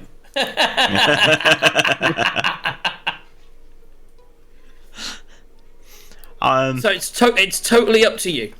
I mean, I'd risk it, but obviously I don't have the bag, so at the end of the day, it's... It's the first day on the road when everyone goes inside a mansion and leaves Taser outside on his own that he gets He tested. just has to sleep on his own every night.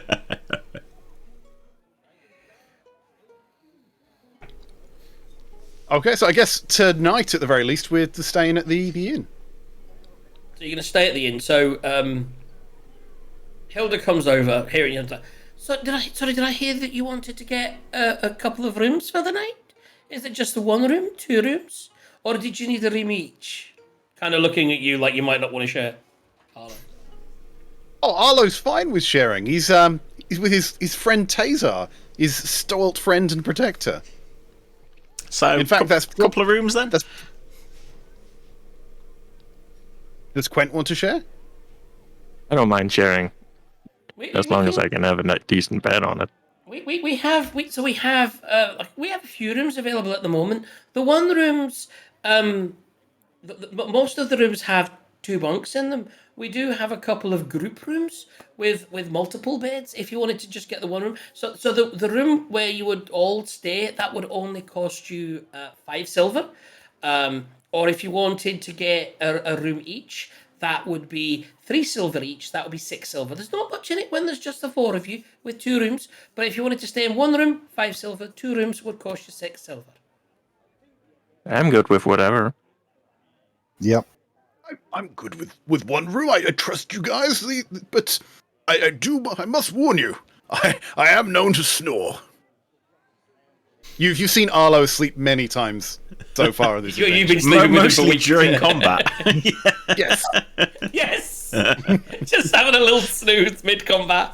I mean, I don't need sleep. I just need to meditate. So yeah, I will probably lay in the bed and meditate. Okay, so one room then. Okay, so 5 silver. Who's paying that? Let's see. I need to break a gold if I like to think she actually looks at I Arlo. have and- I have 3 silver. So if anybody has 2, we got it covered. I'll give him 2 silver. There we go. So you guys have covered the cost of the room. She says, okay, and she goes, and she says, so what you want to do to get to your to the big group room is actually on the downstairs, but you lead around the back of the building, and you'll see there's like a separate entrance, and that leads you in, and there's 2 separate rooms down a hallway. Yours be the one on the left. Don't go in the one on the right. left, Why? not right. Well, that's not necessarily your business, is it? You know. And she leaves it at that. A little bit of intrigue, just to see. So, Oh, it's what I regret not having Keenan and Can here. so you've gone. So yes, I would imagine that final round of drinks is had. If you want to have any more, mark off the silver accordingly. The evening, without further Arlo ado. will go for an early night because he's old and he likes to sleep. So he'll bid his adieu to everyone and disappear. Leave the 3 of them there. Anyone want to do anything in particular whilst you're in the bar? Anything you want to discuss amongst yourselves without Arlo here?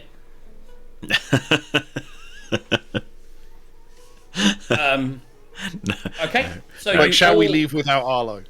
You Yes. all, yes. Should we just go? You all make your way off to have a restful night with snoring. So you don't, in your own room with your own secludity, you don't decide to test the mansion in the safety of a guest house. You want to leave it till you're out on the road. Azar's made quite clear that he doesn't want to risk his bag of holding. Okay. So Probably something to do with the fact that before he'd looked at it, Arlo went, we can just push Tazar on to see whether it's fine or not. Probably got him a bit Really nervous. bad. you should do an Yeah. insight check to see whether he thinks that Arlo was lying or not. Whether he was joking. Anyway, Okay, so restful night's sleep. That was Everyone a can 2. take. Everyone can take. you You got can't no tell. idea. Everyone was can he take. lying? Everyone can take a long rest again, even though you've not really used any spells for the day. And feel free to rest up. Well, that means I get to roll my dice. You can Favourite now part roll of your my day. dice. So you can roll your dice. Does anyone else have any start of the day things? Ashrin So, doesn't get to change spells, does he? I'm getting you mixed up with. I do have that bag yeah. of trick thing, but So now, Quaint. I figured What I I was- will wait with that until we're out of the actual inn, yeah. so don't scare anyone, That makes sense. You can still roll it now if you want to see what you're going to get, though. Well, the one Okay. thing I was going to say with level, so as was to, if you wanted to get Arlo to do an Arcana check on the bag, then we can see, because obviously we talked about it leveling up as you level. So at the moment you get one animal, and when it dies, it dies. If you wanted to do an Arcana check on the bag whilst in your room, maybe in the morning when he wakes up, we can see what can happen with that. Would you like to do that? I got like half of that because I was rolling. Basically, we talked about maybe leveling the bag up as you level, and you've leveled recently. We haven't changed the bag. So basically, we need Arlo to do an Arcana check on the bag if you want to show it to him to say, does he? Obviously, you've seen him analyze and look at the bag of holding and the book, and so you realise he's got quite an intelligent mind, and he might be able to make your bag more powerful if you want him to look at it. Yeah, okay. I mean, we can always do that, I guess. Arlo, if you want to make an says while Arcana he check pulls out for a me. giant hyena. Oh, I want to see how Quent actually says this to Arlo. Okay. Oh, you mother... Are you just like shaking Arlo awake in the first thing in the morning? No, I'm bag. gonna allow him to wake up and get his bearings, obviously, first. Yeah. I'm not that evil. Immediately has to go to his morning ablutions and used to, it's old. He's probably woken up twice in the night to use the privy. When he has a second, because I'm Yes, nice Quent. like that. Hey, I have this bag. You have a bag? Bag of tricks. Tricks, you say? Yes, the one where they could pull out an animal once a day. Yes. A very interesting item. Yes, but we're thinking maybe it could be better if you can investigate it or whatever it was, and see if you can figure out if it get better or something. Yeah, I have seen these before. I've definitely seen people throw multiple things out of these. I'm sure. Let me have a look. Maybe there's a trick to it. And yeah, so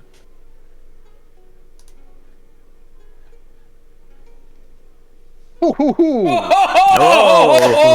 that, look at the Fucking, guidance you as well. couldn't run more. 24. Ouch. Holy shit. Oh, I think that's worthy of a drink. So that's +6, right? That's +5, so that's 29. Oh, you didn't hit the 30 DC. Oh. So, what you now have, it was 2 levels, and you definitely hit the top level. So what I'll need to do is I'll need to adjust the item. But effectively, each of the animals in there has a number attached to it from the dice roll, correct? So when you roll the dice, a 1 would be this animal, a 2 would be that animal. Yes. So the item now has effectively 8 charges. Wow. So rather than rolling 1 dice and getting it, if you were to roll a 1, you could then, when that animal dies, roll again and get any of the other. If you roll a 1 again, you would get the same animal again. But and here's the crux: if you'd have rolled really badly, nothing would have changed. If you'd have rolled quite good, you'd have got the 8 charges. And then if you roll a 4, then the next one you can roll can only be between 1 and 4. Now, if you hadn't have rolled so high, had you have rolled above a 4, nothing would have happened, so you wouldn't have gotten any animal. Now, once you've rolled once, when you roll the second time, if you roll outside of the range that you can hit, you can re-roll once more. If that makes sense. So basically, you roll at the start of the day. So if you were to roll an 8, it wouldn't matter. That's all 8 charges. If you were to roll a 4, then you would use 4 charges. You can then roll again and try and get between a 1 and a 4 to get another animal out in the day. You would never be able to have more than 8 charges during the course of the day. So you can't roll an 8 and then something else. You can't roll a 6 and then a 5. But you can roll a 6 and then a 2. Effectively, so you could get 2 animals out a day, or if you roll 8 ones, you would have 8 ones a day. You can basically use 8 charges a day, but you still have to roll a dice. Okay, so it has eight charges, but if I roll a 7, then I can only roll a 1. But you do have 2 chances to roll that one. Okay, but it still has to be with the 8 dice. Yes, that's correct. That's correct. But ultimately, like recently, you've been rolling like 1s and 2s, so at least that would then give you a really strong chance of getting another creature out. There's a strong chance, unless you roll you rolled a 7 today. Yeah, but I mean, 7's a really good one, I imagine, right? Giant hyena. Yeah. So, like, if you roll one of the better animals, then that's probably all you get. But if you roll a crap animal, you can get another animal, and that's kind of how it works. You've got another chance, yeah. Yeah, and now what's going to happen? So when you level up not on the next level, but on the following level. So at level 6, on your next even level. You're 4 now, right? It says 3. level 3. I don't know 3. if it. So at your next odd level, at level 5, when you've leveled up twice, you will then be able to check again. And if you're able to successfully roll, then it will just have 8 charges, and you won't have to roll anymore. You can just choose whether you want 1 good or 2 shit, kind of thing, during the course of the day. And that's that. So there we go. That is, again, Jesus, we're fucking flying through this session today. But I like to think that with all of this, with rolling that, Arlo has got the bag and he said, Yes, I think I can see that. Yes, so what you normally do is you pick an animal and you throw it out. I think you should try picking out a second animal and throwing that out as well. There you go. There's- You've only ever there's- thrown 1, now you know you can throw maybe 2 and see what happens. Okay. Fairly confident something will happen. yeah. So we go. you now have... So the bag, you've got your animal. So you've now got your animal. Everyone's done their stuff. You've woken up. It is nice and early. The sun is breaking. It is dawn.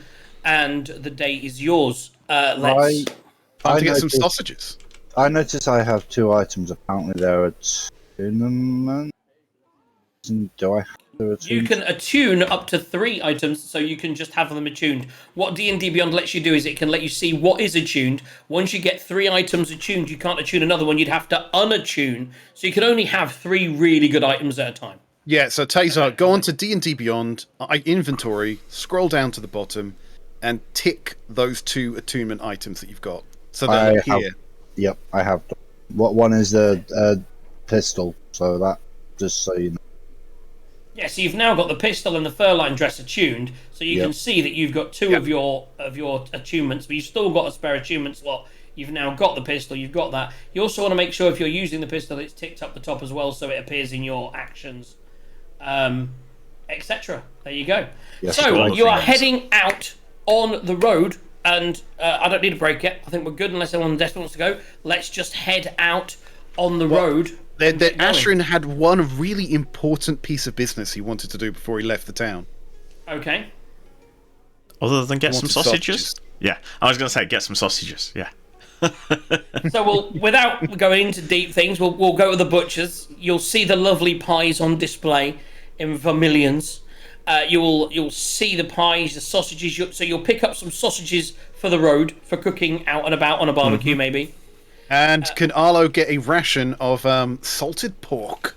Some salted pork, not a problem. There Yeah, we go. you can secure that away in your back. So you would need to give me just take out. Each of you can take out 2 silver for a good amount of sausages and enough salted pork to keep you in food for a week. I don't have any silver left without breaking a gold, so I will He'll do it. I'll figure out. Arlo's got it. Arlo's got it covered. Okay, so 2 silver removed. Cool.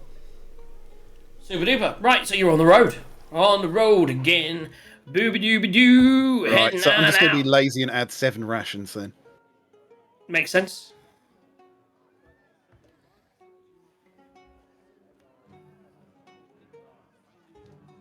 But yeah, that was definitely an important thing to do before we left. I definitely want some sausage. I do want some sausages now. I'm having curry later. I'm having curry later, which will be nice, but I really want some butcher's sausages now. I think that's going to be tomorrow. I'm going to have to go to the butcher's after work. It's D&D bleeding into real life. It is, especially when it comes to food. I mean, have you seen my T-shirt? That's it. That's if you remember, Gaz. Ashrin. You know, I would bring you food, but you're too far away from me. So as you head out into the world, you make your way to the south. You get on the main road heading south, and you have a rough day ahead of you.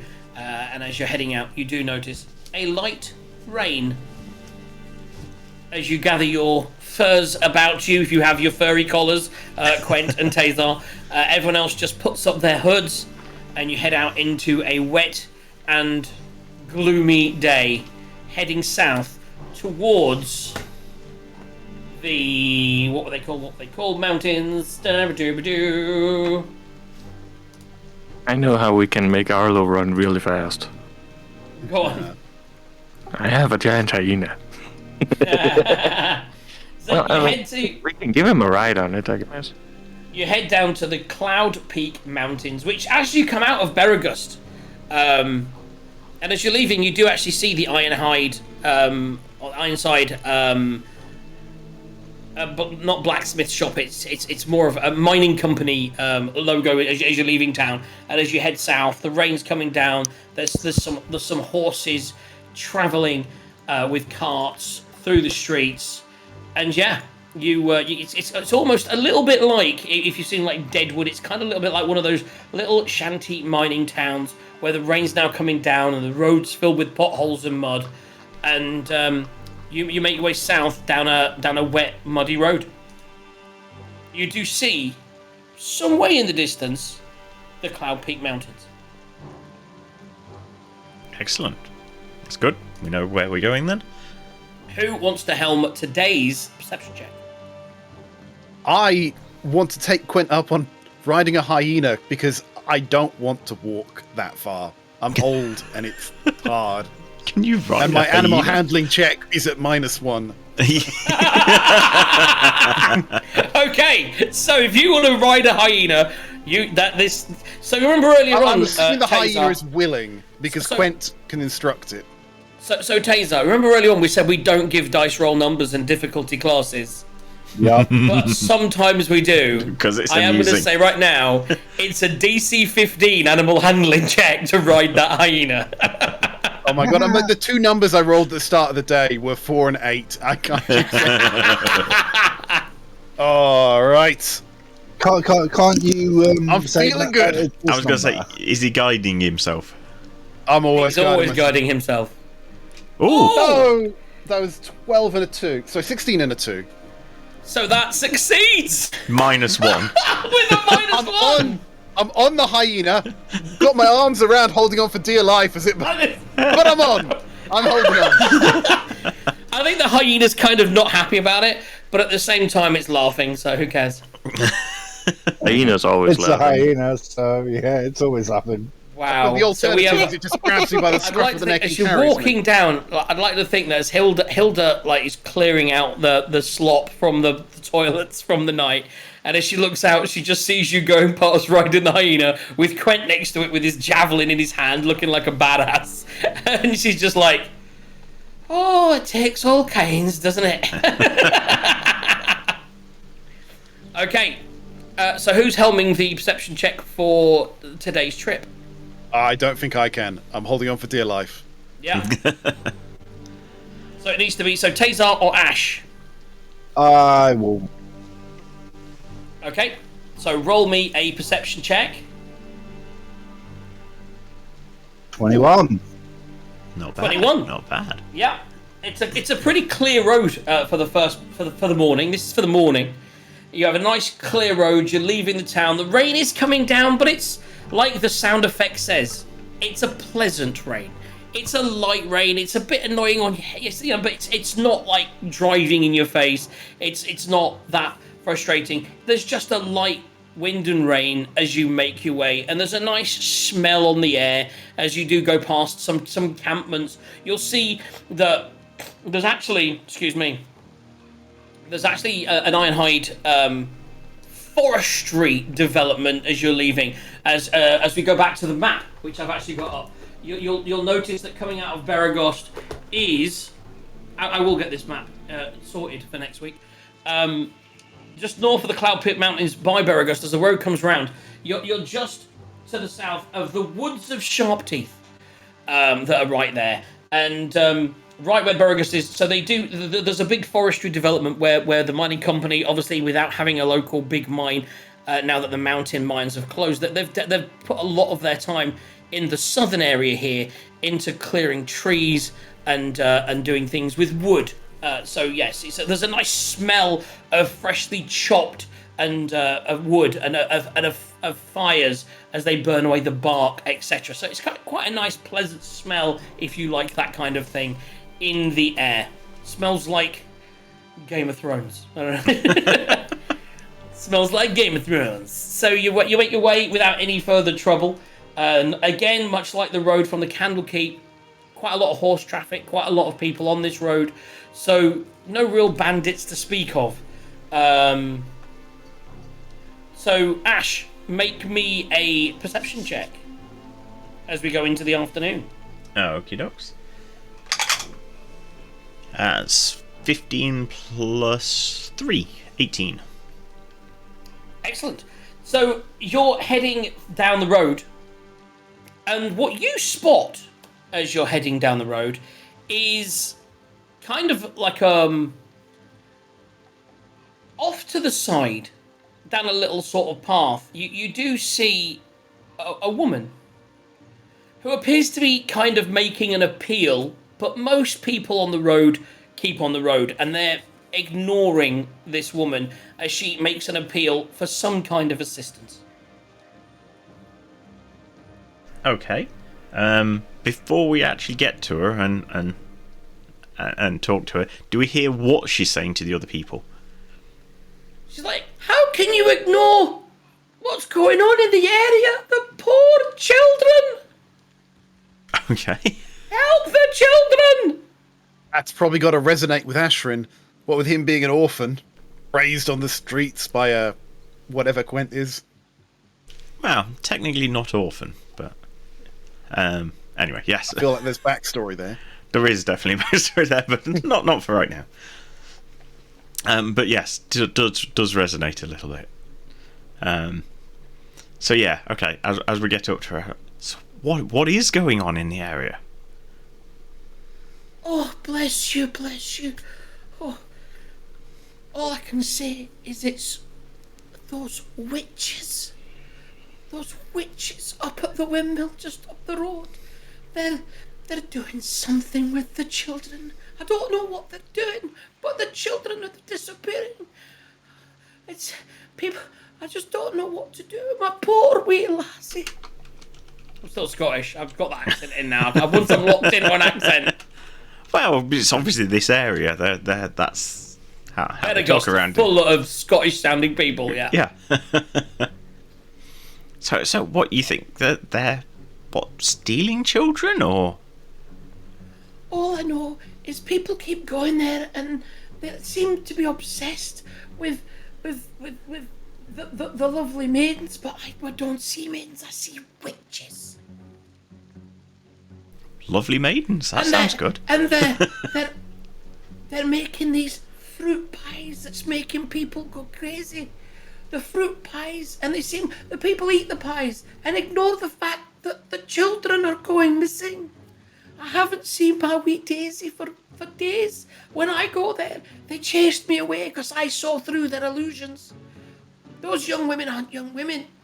They're just witches. Okay, I think I'm getting what's going on here. Well, not. Are you getting that they're witches? I'm getting that they might be witches. I've heard though of people falsely accusing people of being witches before. So what I'm thinking is, how, when we go up there, do we know that they're witches? How are we going to be able to see through this illusion and not see them as nice ladies giving us pie? Which, I mean, who doesn't like a nice lady giving you a pie? Don't eat the pies! Don't eat the pies. That seems like a big ask. I do like a pie.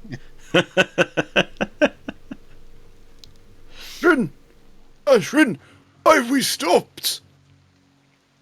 You're talking to the locals again? Yeah, apparently there's some witches or lovely ladies giving away pies. It's a little hard to tell. They're either really evil and stealing children, or there's some nice ladies giving away free pies. I'm not quite sure. I mean, it's a win-win, isn't it? Well, yeah. I'm sure they're just exaggerating. I'm sure they're just nice ladies taking the kids for a walk or something. Wait, how nice did they say the ladies were? They're evil witches. Apparently they're evil witches. I'm not sure. I think we should take a look though. I mean, not to go into it. She now grabs you because she's kind of like on a rug almost on the ground. She's not standing, and she's like sitting there. She's devastated, and she kind of grabs you by your coattails, and she's like, you're able to find my Daisy, if you can save my Daisy, I'll give you anything you ask for. Anything. That I sounds don't like have a much. that sounds like a I good don't have offer. much. But anything that I've got is yours. So what's your name? Except for Daisy, obviously. That's Well, well, yes, obviously. That's an obvious. That was Yes. implied. Yeah, well, yes. I mean, if we rescue her and we wanted her, we could just take her and not give her to you in the first place. So yeah, that would be. Oh my god. But no, I'm still finding my way myself. I don't think I'm responsible enough to have a child. So what's your name? That's a really good question. You bastard. Always ask the TM the name. Well, yes, I learned this. Oh, I'm just smiling on the inside that it's happening to someone who isn't me. Exactly. Don't worry, your turn will come. My name is Esmeralda Fabius. What a fucking name! My name's Esmeralda, and my poor daughter Daisy Fabius is out there somewhere. Although I fear she's probably already dead. She might even be in one of the pies. Okay, so Arlo's gonna whisper to Ashrin, right? Gonna say, well, the way I see this, if we go up there, I can use detect magic and we can see whether there's an illusion afoot. And if not, ladies. Creepy Excellent. as fuck! Coming from a really old man. I'm going to ask, what does this person, Just, what basically- does this Daisy look like, so we know how to reckon? Oh, she's about 5 years old, blonde, pigtails. You can't miss her. She basically looks like a perfect daughter because she was a perfect daughter. And she starts crying, and then she like blows her nose on your like jacket now. I'll prestidigitate the jacket clean again. Good work. But yes, good thinking, Arlo. I was wondering, I was hoping if we all went up, maybe one of us would see through the illusion. But yes, if you can just see to start with, then as you know, yeah, either pretty ladies and pie or evil witches that we kill and rescue daughter. Yeah, we can go either way. Win. Yes. Sounds like a win-win. Let's go.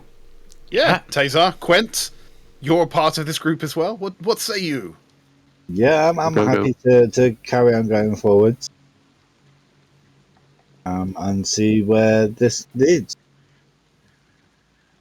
I was going to And say, Quent doesn't from what waste you his said, time either. this was it a windmill or something or other? Wasn't particularly. It was visible. It's not miles out the way. No, it's just up the road. Yeah. Okay, so I mean, it's on the way, so it's not like we're going out of. Was our it a way. windmill, or am I just stereotyping that witches live in windmills? It was a windmill. Okay. witches live in candy houses. Well, yes. To the windmill. Okay. So I guess So we if- head up there, and just before we get into the village or near where the windmill is, Arlo will ritually cast Detect Magic, so that he has that going in. Yeah. Okay. Makes sense. Do we have a map? Sort of. Yes, you do. Let me drag you up to there. This is a really cool map that I found today. So it's basically got the whole thing. Can you see the whole thing? Yes, Yep. including the lovely maidens. Which is fine. So they are some commoners. They are. What you can actually see as you approach the windmill, you can see a big windmill, and outside the windmill, which you can't see on the Area Zero picture, but there are about 4 or 5 people that look like they're queuing outside, and the area smells of sweet pie. Which I realise is weird when we just talked about young women, but it smells of sweet pie, and it's a very appetising smell. As you approach, you can see kind of if you look at the picture again on the left where it says Area 2, you'll see there's almost like a little balcony there, and where the roof is to the right, like that's a little, like, see that little brickwork sort of bit, that's like a little doorway that leads in, and there's a woman there that appears to be addressing the people in front of the windmill. Okay, and to us, does she look like a witch or a young woman? She looks like a young woman. Hello, what does she look? Is she glowing with whatever the type of magic is that makes you? Detect magic should let me see anything within 30 feet of me that's magic, and it should be able to penetrate up to 1 foot of stone. So I'm not quite sure about the walls to the windmill, but depending how thick they are, I should kind of be able to sense things inside as well. I'm doing a little bit of research. The things you never think you'd have to do as a DM. How thick were the construction of windmill walls it's in the not 17th century? It's about various types of things. So just give me a wee second. Oh, This is It's where a you make a shapeshift. DM have to work for it. yeah. You've got to tell me the Stack- object that the magic attached to and the school that the magic belongs to. But what, like, is a shapeshifter magic, or is a shapeshifter, is that natural? For example, I'm not saying I these think are. most witches would probably use disguise self as a Probably. spell. Yeah, no, I was just in general, it's, yeah, where do you draw the line between magic and just natural ability? That's cool. You don't detect any magic. Well, you do. I mean, I'm sure you do detect certain parts of magic. Certainly coming from inside, you would definitely detect small, almost like you think, obviously around yourselves, you immediately notice that both Tazar and Quent have quite bold magical things on them as they're wearing their new robes, or their new undercrackers. You notice that Quent now has a great axe that emanates a magical aura, as he has a magical great axe now. So, and you notice the similar kinds of things. You don't actually, certainly as you look at the woman that's addressing the public, you don't detect any kind of. She actually isn't giving off any magical aura currently. Okay, so I would whisper that across to Ashran.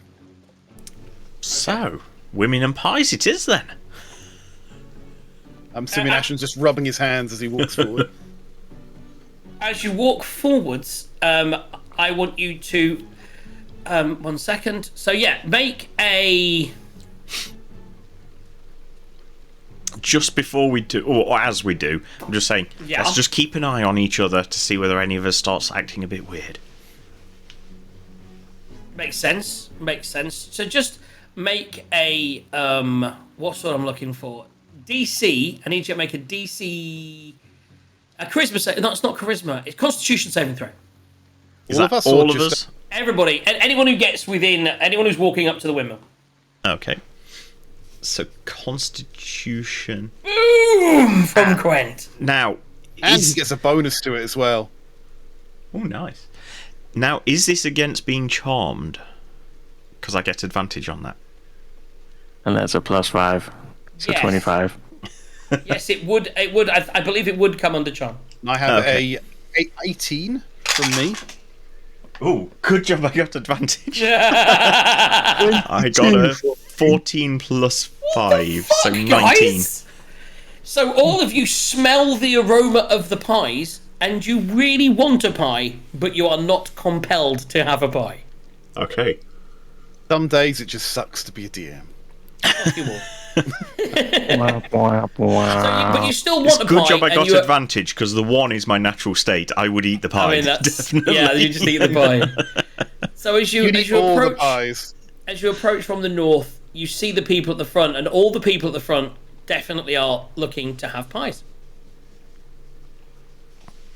Right, okay. Do all of the people at the front have children with them as well? There is no children in display. There's no children. Okay. Just for common folk. There's a guy at the front that's like rubbing his hands together and looks really excited to be about to eat pie. There's the other three behind. It's a cavalcade of different races. We've got an elf woman.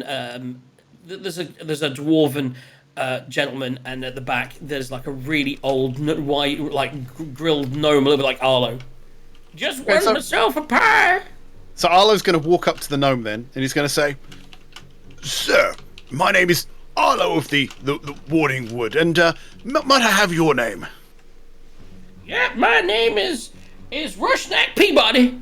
Rushnack Peabody, and I am here for a pie. I was going to say... You can get behind me in the queue, please. Rushnack, nice to meet you. Now that we're properly acquainted, you say you're here for a pie. I mean, I've heard things, all good things, I'm sure, but tell me more about these pies that you and your friends are here for. We just heard there was good pies.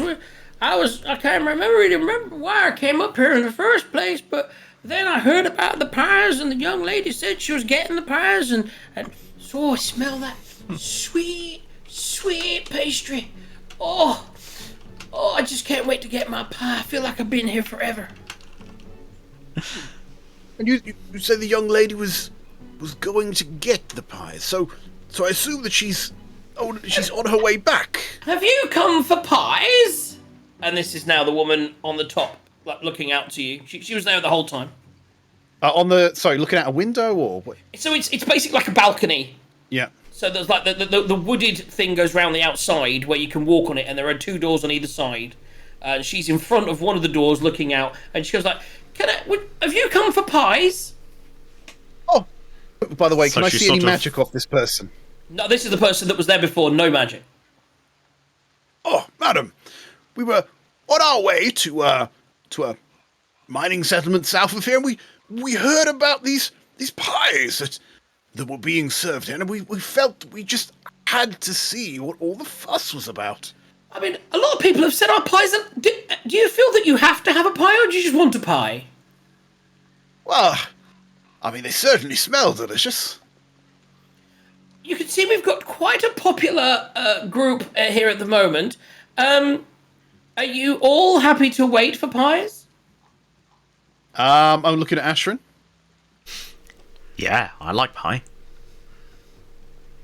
How long till we get the pie? I want the pie. If you really wanted pie, you will wait, of course. And the wait can be... I mean, we're baking the pies at the moment, so... Sometimes the bakery takes a while. Sometimes we are just grinding up the ingredients as we speak. Right, and she's outside, is she? Yes. Right. But not on the ground floor. I was gonna look at her and she's gonna say, just give us a minute to just discuss this.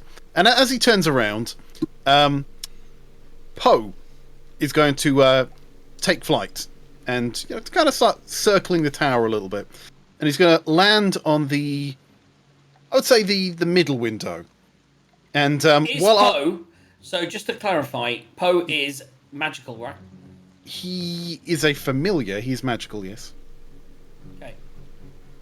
So he would land on the middle window, and while I'm facing the other direction, facing my friends, obviously eyes are up in the back of my skull. I'm channeling what Poe is seeing. What do I see through that middle window? That's see... area 2. So looking into area 2, before you do that, so the bird flew up and then flew towards the window. It did a little circle of the windmill. It didn't do a beeline. It did a little innocent-looking circle and landed. If it could whistle, it would be... Well, actually, probably can't whistle. Exactly. It's a bird. Okay. Oh. Is he going to kill your bird? Bird disappears. Just disappears. You don't really know what. You saw her make some kind of did you see her make a motion? Actually, did you see her make a motion? You may have seen her make some kind of motion that you don't recognise, and the bird disappeared. Can I Arcana check that? Yeah.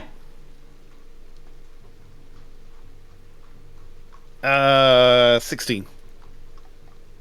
I mean, you think you might have seen it before. You've never used it, I don't believe, because you're not high enough for the spell level.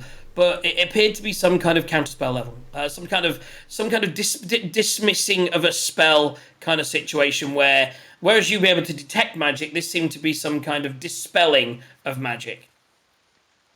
Yeah. So Allah's going to turn around and look at this person and say, What did you just do? What did you just do? We have secret recipes for our pies. We can't have no nosy people looking at them. That was my friend. But he's going to puff his chest out. you best compensate me for this. He wasn't a real friend, though, was he? You people seem very circumspect. We don't like circumspect people. Circumspect people don't get pies. And in fact, circumspect people being around here means that other people don't get pies. And with that, she goes in the windmill, closes the door, and looks, as she does that, she looks at all the common people, who then look at you, and you need to all roll initiative, because you're about to get attacked by the villagers, because she's just stopped them having pies. Oh dear, what non-killing It's our spells first have I got? combat, and you're taking on really, really pathetic commoners with, like, Villagers. pitchforks and shit. Which of those dice was the one? So I now, just to remind me, so I need to load up the turn order. And then we need to do, so it's control you, correct? Yeah, control you. Boom. I'm remembering this shit now. Boom. You cannot control you. I control myself. They'll all go together. Only because you didn't And eat the pie. The good news is, well, that's, I'll tell you what, that would not have boded well if you'd have smelt those pies. That could have been quite the scary thing. Right, that's in there for them. And let me do that myself. Actually, I can do that with, I don't know if that'll work. I'm just going to roll it myself once I see what it is. I wonder how many people are actually inside that windmill. Always forget to cast mage armor. Oh, wow, I'm rolling well. Out of Okay, so interest, at the do you moment- know that roll came? We could see that roll on roll 20. Well, that sucks, but yeah, there you go. Stupid fucking not doing secret rolls. I need to figure that out for next time. Just Guess making what sure you're you fighting, realize. guys. Guess what To you're spell fighting. you, right. That means I can now just add that. So I need to, let me just, so crack on. So I'll put it in order once I've added. Dabba-dooba-doo. Dabba-dabba-doo. Boom. It won't let me add something that's on my there, really. Oh, it will, there you go. I just don't think you can see it yet. That's cool. That is cool. So if I hadn't have deliberately rolled it completely to shit. So the first thing that happens is that they look quite frustrated. You see her disappear behind the door, and as you do,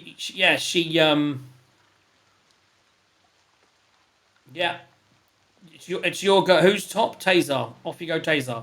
Yep, I am gonna say, look, guys, we don't want to fight, but we are prepared if we. No, she's. Oh, you're saying this to the commoners, yeah? Okay. Yep. Yeah.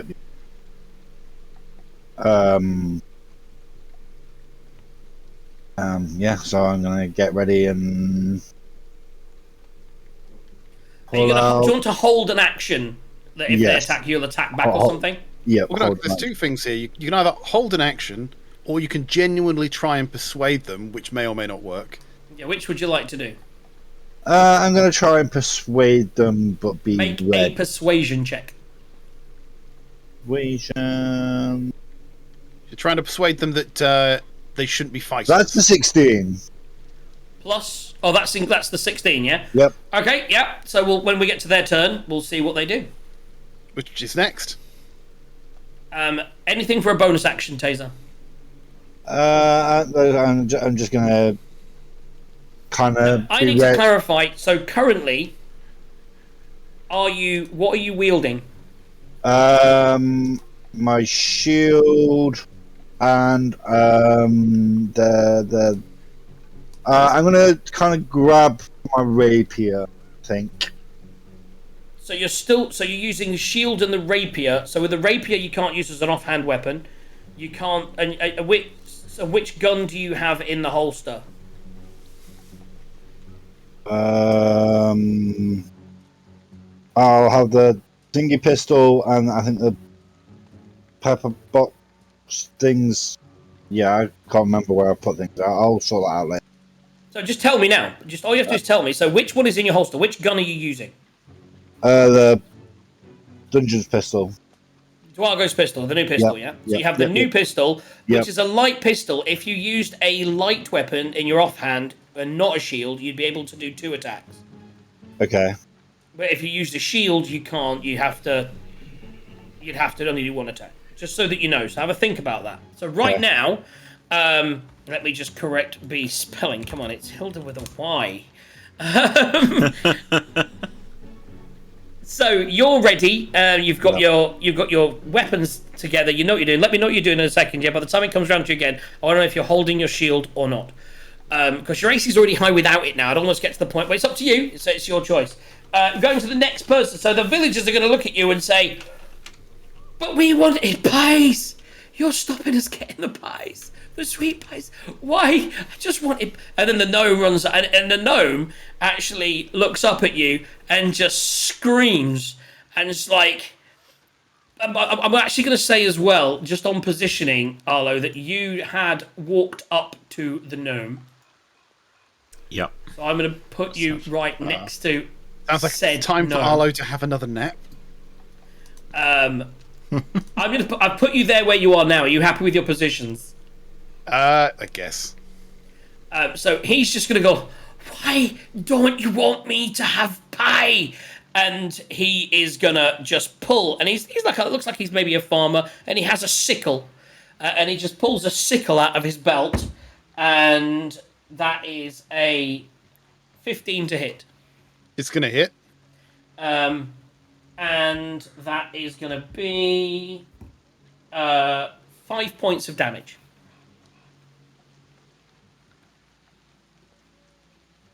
And all the other ones at this point look at you, and they just, seeing that you're engaged there, they each run to one of the people that are stopping them having pies, and they're just going to pull out whatever they've got handy. So one of them's carrying like a fork where they've been maybe doing some bait, hail baiting or whatever it's called. They're going to attack Tazar. That's nowhere near high enough, so that just goes to the side. The one attacking Quent is going to just... She actually looks like she may have been going down the road and may have come in this direction. She doesn't look like a local farmer. She looks almost like she was coming here for maybe she was convinced to come the same as you, kind of thing. And she rolls 16, Quent. Not enough. Okay, so yeah, she attacks you with 2. She got 2 daggers, and she kind of like goes once, and so she rolls again. That's 21. Okay, that one will hit. Unfortunately, it's only a dagger, so Jesus, 3 points of damage. You're not raging those. That's a full 3 points of damage. 3 points, everybody. Wow. This isn't the fight really, so much as like, are you going to kill these poor innocent people? And the other one goes to Ash and attacks with a natural 1. So she actually doesn't. She actually doesn't have any weapons. She's just trying to pommel you with her fists, and yeah, no joy whatsoever. That takes us to Quent. Does it? Sorry, it doesn't. It takes you to Ashrin. Right, so I can either put armor on, or I can really try and convince these people that we aren't their enemies. I think I'm going to do that. So yeah, I'm going to say, look, we aren't stopping you having the pie. We were just asking some questions about the pie. If you want pie, what I suggest is we all try and rush the door and go in and take the pie. Okay, so trying to twist a... Okay. Roll me a persuasion check. Nat 20. Nat 20. There's obviously some... You Plus realise as 5, well that there's so obviously 25. there's something mystical going on here. So you realise that trying to tell them sanely, not that you're not stopping them, won't help. However, trying to maybe put their dire need for pie, which is clearly what's driving them, into a new target, all of a sudden that resonates. You feel that may have resonated with the person, and maybe the person to your right as well, as they suddenly stop attacking. So the two people to the front of you have stopped attacking and are now looking back at the door going, we could get our own pies. Is that your turn? But bonus action movement? I suppose I'll go move a little bit. Yes, I'll go. Let's all go get pie, and yeah. So I'll move sort of towards the door a bit. So yeah, down there somewhere. Just so fun. So you do walk past her, and even though she's not necessarily like she's on board, maybe, or maybe she sees you as going to open the door first, so she won't take an attack of opportunity. There you go. You did roll a natural 20. Yeah, that's okay. I'll say. Let's all go open the door, and I'll go. And then you've led toward the door, so you're moving toward that. So yeah, and you're trying to get them on your side. That's very good, and you can't beat a natural 20 for getting people on board. Okay, that takes us to Quent, who now, the woman in front of you can see has stopped attacking and maybe moving with Ash towards breaking down the door. Oh dear. I'm just gonna Now he's trying to decide if he's really pissed at her enough to kill her, well, though she's on board. Where's the giant hyena, by the way? You're riding it. You are riding it, and believe it or not, we have a hyena in the campaign, so you were riding it, and it's now just behind you. I was actually thinking about making it attack, but now I'm thinking. Sorry, Quent. Can I just get the AC and hit points of the hyena? AC 12, hit points 45. That's more hit points than two of your party members put together. Also, did roll well. It bites with a 2d6 plus 3. So it's going to be a dangerous. fun day. Right, let's do this shit. Right, so the hyena. So they're running away. What are you doing? I am gonna take a look at the. Take a look at the one right in front of me, who did with the whole dagger thing. I'm just gonna put my hand on her shoulder, turn her around 180 degrees, and say, "We're going for the pies. The pies are that way. They're not in me yet. That counts as a grapple. Go that way." Let's go for the pies. Let's go for the pies. And you're going with her, and she comes along. So move your character. I just moved the map, guys. I'm sorry. I was trying to do something else and got a bit carried away. It should be. Oh, we noticed. Hyena though. I'm gonna order the hyena to obey Arlo. So if Arlo wants the hyena to attack, then it will. So. Okay. But yeah, something like that. I'll allow it. Cool beans. Good work. Okay, so your bonus action was to command the hyena to follow Arlo's bonus actions. Currently, or standing orders. So it's standing orders currently is to follow whatever Arlo says. And you've gone to the door. That's your movement and your bonus action. What did you want to do for all your the way action? up to the door? One at a time. So you still have an action. Did you want to open the door? You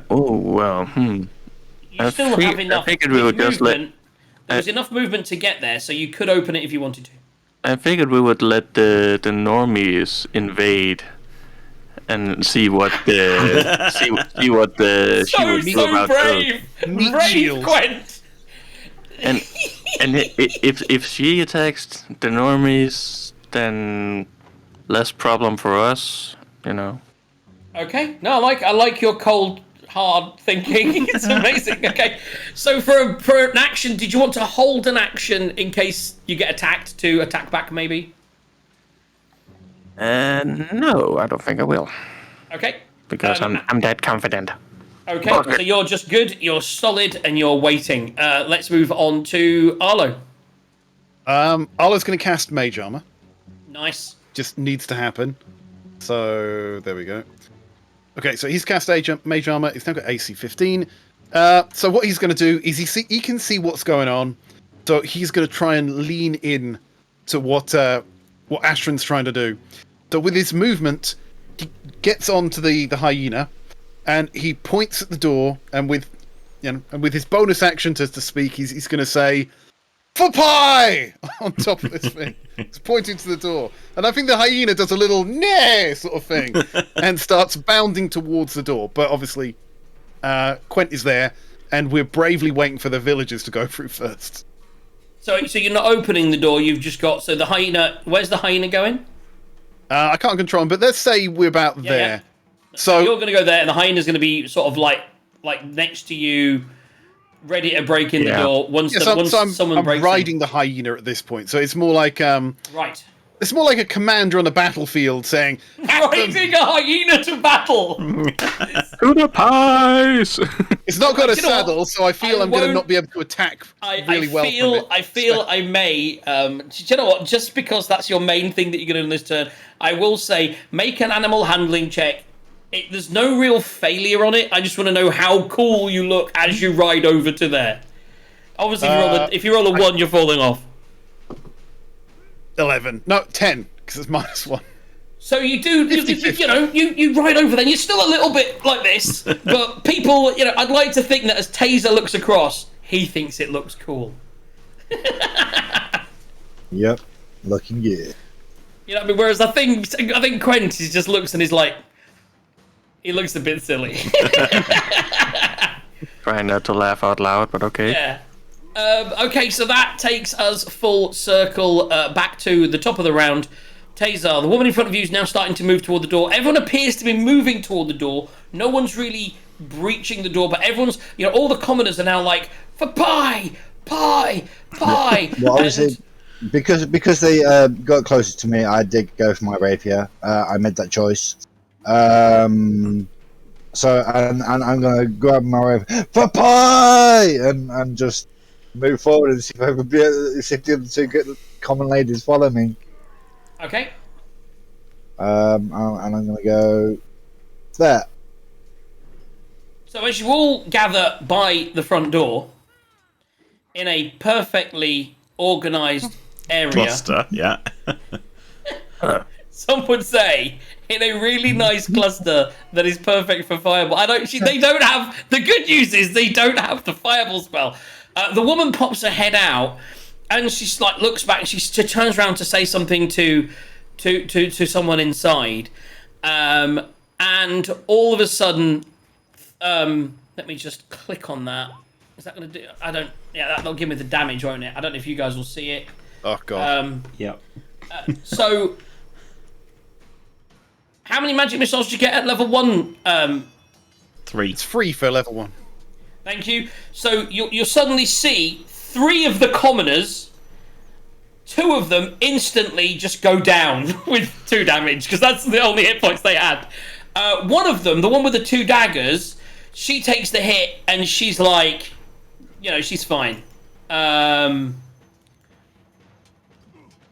yeah, she's totally okay. The others, 2 of them are already down. And I got to remember how to do that. Is it that button? No, I always hit the wrong button. They don't necessarily look like they're dead from it, but they're certainly unconscious and doing death saves. The one right at the door is now kind of... There's this one here, runs up to the door, and she's really banging on the door. So 2 of them are down, one's banging, and it's the one that's the furthest north that's now a little bit slower than everybody else. And in fact, having been hit... She now seems to come out of her stupor and looks at you almost like, what is going on?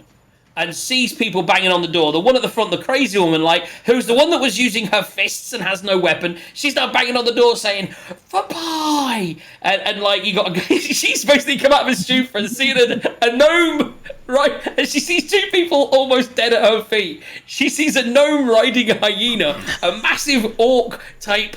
You're not an orc, are you? You're a Giant. What is your class? Race? Giant. Goliath. A big Goliath wearing a red furry, almost Santa-esque jacket and a spear in his hand. and they're all just like attacking this windmill.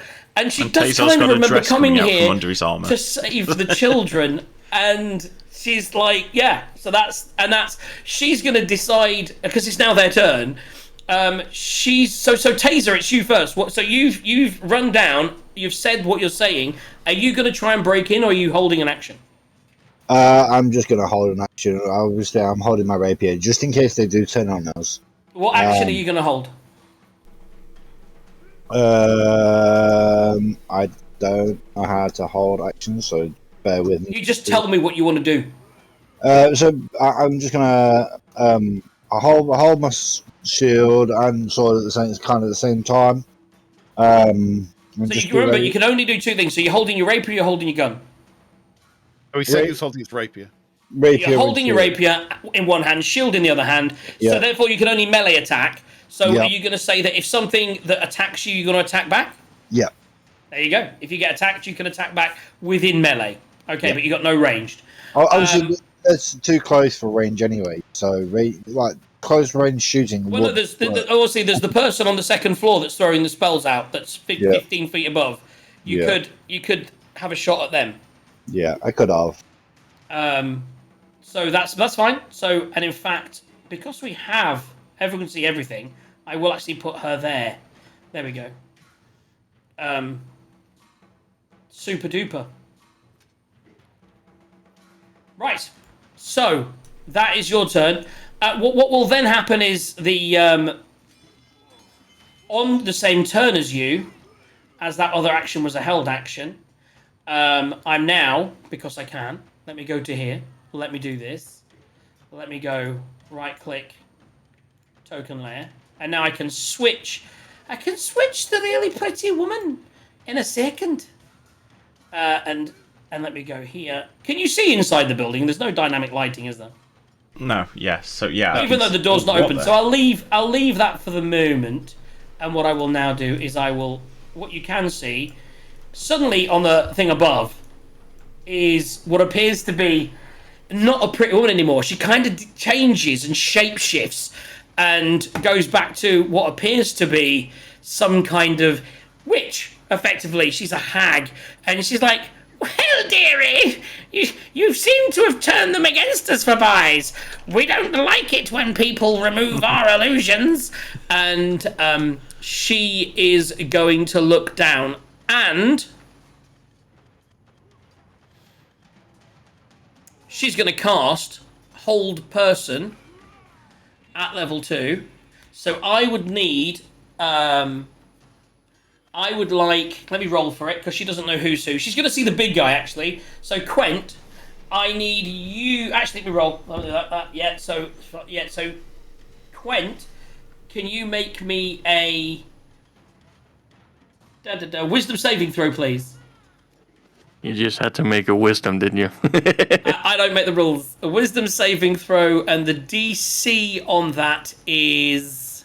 He's saved it. You can take the 18 plus 1 and stuff it up your will wisdom. definitely do it. So choose it within range. Target must see the wisdom or be paralyzed for the duration at the end. Yes, so you're not paralyzed. Son of a bitch! I should have cast it on more people. Okay, so you see her cast, actually. You see her pop out on the balcony now. She's directly above you. And she looks at you in the eye and does a little motion. And you kind of use your innate abilities as a strong barbarian. You're like, rah! And you growl that out. And you look at her with like evil, like, with angst in your eyes. You're going to fuck her up. And yeah, that fails. All of a sudden, then in front of you, the door that is there suddenly explodes outwards, doing enough damage. So I would say Arlo,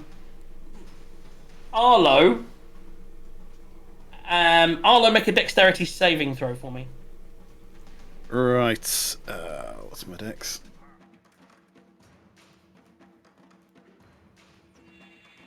So that is 13. So you take 2 points of damage. Okay. And then in front of you, you now see another hag. That's right, people. Two At least. 2 CR5 at least, night hags, right up in your asses. This is the actual fight. And she looks out, sees a hyena with a guy riding it, like you would, and she's in fact she sees that, and most of these spells, they're pretty shiny. What does that do? Eye bite. Yeah. You know what I'm saying? One of the creatures within your choice is 6 feet of you must succeed a wisdom saving throw, be effective on one of the following effects. So make a wisdom saving throw for me. Arlo? Yeah. That is a 5. Okay, so on each of your turns under the spell, until the spell ends, you can use your action to target another creature. Nice. If it has succeeded a saving throw, a sleep target falls unconscious. If it wakes up, It's a really badly done thing on here. So I believe I have to roll a dice to choose the effect. This is her highest level spell, guys. Don't panic. I mean, panic a little bit. Well, one of the effects is panic.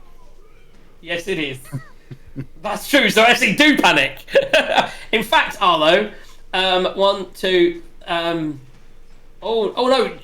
You suddenly get the smell come out from the thing, and you realise it doesn't smell that nice and fruity. It doesn't smell of pastry. In fact, for you, everything suddenly smells really bad, and all of a sudden you feel sickened.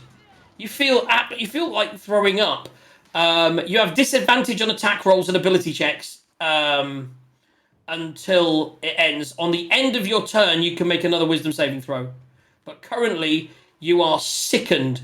You have the effect sickened, which is disadvantage on attack rolls and ability checks. I really wish that wasn't on you, because you don't do either of those things. I really needed that on, like, one of the big guys. This is the fucking dice, man. I'm just glad I'm not asleep for a third flight in a row. That was one of the options as well. I was really hoping. Okay, so you are currently... I'm trying to do it on the wrong layer again. Okay, let me go to objects and layers. The hyena is there. You are... What are we going to use for sickened? I'm actually going to use the eye symbol because it's eye bite, and we'll remember the effects. There we go. Okay. You are sickened. You sicken me.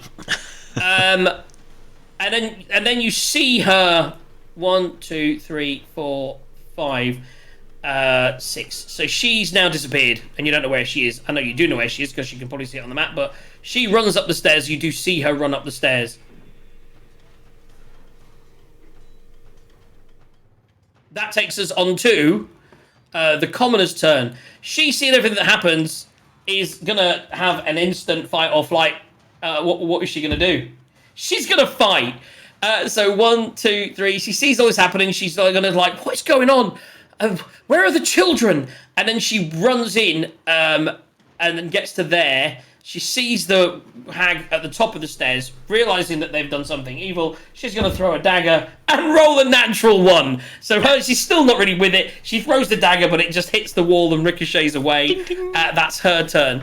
That takes us on to Ash. Right, okay. I don't know how this is going to work exactly, because I've not tried doing it before, but... so I'm going to cast Mage Armor. Of course you are, you pussy-ass motherfuckers. No, that's good. Yeah, Mage Armor, yeah. And then... So I'm going to... Is that a bonus action? So it's not, but I'm going to make it a bonus action by using Meta Magic Quicken Spell. Nice. Which, when you cast a spell casting 1 action, you can spend 2 sorcery points and change it to a bonus action. So that's cool. 2 sorcery points, and then the Bane was a bonus action. And then I'm assuming I can still do a cantrip as my main action. Hopefully. That's the plan. Yes. Oh, you haven't taken the one that makes you roll on that wild magic table, have you? No, I haven't. So... How far in would I need to get to be able to see her on that landing? And presumably if I go to the light... You don't know. Okay. You've never seen her. If you want to see the person... So basically looking... If you were to move out to where Quent is, you would see the one pretty much on the balcony because she cast on Gwent. So although the maps don't necessarily tie up 100%, it is basically where yeah, gotcha. that is. So you can see the one on the balcony from the outside if you were to go 15 feet to the south. If you were to run in, you've got no idea because you don't know what's in there. You've just seen you've seen things come out from there, but nothing go in. Yeah, okay, so yes, I can see where Quent's eye line is when he was... Yes, okay, right, I'll do that then. So you're moving there. I'll go down there, and then I'll cast... which cantrip's best? Oh, that one's touch, so... Not that one. So I'll do Ray of Frost against... what's her name up there? Okay, So is that the Hilda? The one up there. Neither of them are Hilda. Hilda was the lovely dwarf back at the farm. Oh, okay, fine. Oh my goodness. poor. Don't. Oh my god, Hilda would be devastated. You thought she was an evil witch. Okay. I thought that was Esmeralda. Wait. Oh, anyway. Esmeralda was the woman that sent you in. Right, okay, sorry. Way off. Right, okay. 13 plus 5, 18 to hit. 18 hits. Excellent. Just. Excellent. So Ray of Frost, blah blah blah. She takes 1d8 of cold damage. Yeah. And then she's slowed, right? Which is 3, and her speed is reduced by 10 feet until the start of my next turn. So 3 points of damage. Yeah. So not a huge. As it hits, as it does hit, I like to give people the thing. As it does hit, you suddenly think, oh, that cold doesn't seem to... She seems to have shrugged off that cold quite well. Okay. Okay. So yeah, that's that your turn? movement, action, and bonus action. Yep, that's it. Okay. Cool. Up next is... Quent. Oh, hello. Then let's move in, shall we? So you're running in. Oh yeah. So that's 5, 10, you can get there in sort of like 15 feet of your movement. You do see, just in this sort of time, as the way time happens, you do see at the top of those stairs, the hag who burst open the door, who you had seen burst open the door and attack Arlo. So you do see her running up the stairs. And you do have enough movement to catch her. Then I do. That still leaves you... How much movement do you have? Have you got 40 feet or have you got 30 feet? I have... In a second. I can't remember where fucking movement is now. There It's not it important. is. 30. You 30. either have 5 more or 10 more feet 30. if you need it. But... Well, I got enough to make it up to within striking distance of that one anyways. So are you going to smash her in the face? Did you want to use your bonus action to do anything before you attack? No,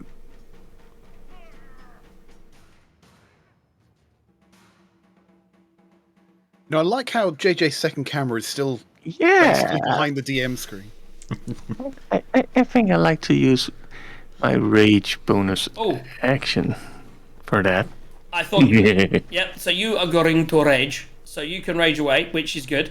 So you now have all the benefits of that. So now roll your attack. Since I am raging now, I also have Divine Fury. While raging, first creature you hit on each of your turns takes 1d6 plus 1 necrotic damage. Ooh. Or So, divine. yes. So raging or necrotic, isn't it? I think you choose, don't you? No, it says necrotic. I think I chose I think it depends previously. on what he took, like god-wise, etc. I might have chosen previously, and that was what we took. Okie dokie. Whatever. It takes d6 plus 1 necrotic or radiant damage. Anyway, let's go. It's not Yes. bogged down. Let's see if I can Oh, hit. evil things take extra damage from radiant sometimes. If it did, I'd say it matters. But it doesn't. Yeah, crap. Well, it's a 2, but Oi. I do have plus 6. That's nowhere near enough. Well, excuse me. Do you only get one attack, or do you get 2 attacks on your attack action now? So I have plus 6 on that, so 8 probably will not hit. Does Maybe. not hit. Nope. Crap.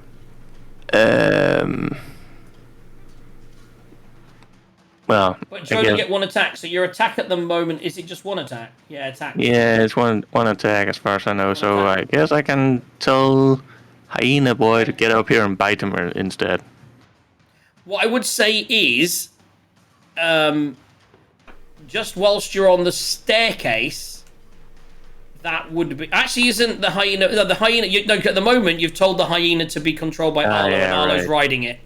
And you've already used your bonus action to rage. So that's it. You've raged, you've attacked. So yeah, you're currently on the stairs, kind of semi-blocking the stairs. But I'm very blocking the stairs. I'm a big guy. Yeah. So that's that. Okay, that's your turn. Figures Up I next roll is- low there. Arlo Right. riding a hyena. Okay, so I think Arlo's gonna jump off the hyena, Yes. use his bonus action to tell it to attack the thing that Quent's attacking. Mm-hmm. So that means it's if I get a ruler out. So what? 25. Can it maybe jump up here or past Quent? I would say it's make got a- 30 feet of movement, so it can plenty get up there. I would say that because he's right near the top, he would get to where he is, and it would, as its natural ability, it would just leap off of the side, and it would be able to put itself probably here. Okay, so that's attacking that, which it's Quent's hyena. So I think Quent gets to roll. Yeah, roll an attack roll with a hyena. That'll hit. 18 plus 5 to hits. So yeah. Ow. And let's see, that's 2d6 plus 3 piercing damage. Well, 4 plus 3, that's still 7 damage. Okay. Yeah. More than I did. Right. And Arlo is going to run in. So he's going to kind of stay at the bottom of the stairs. I'll put him there. So he can see the hag, but not actually be in, melee combat range. Right? And he's, with a little tear in his eye, he's going to say, "This is for Poe!" And he's going to cast... where is it? Here we go. So he's going to cast a level 2 spell, Mind Spike.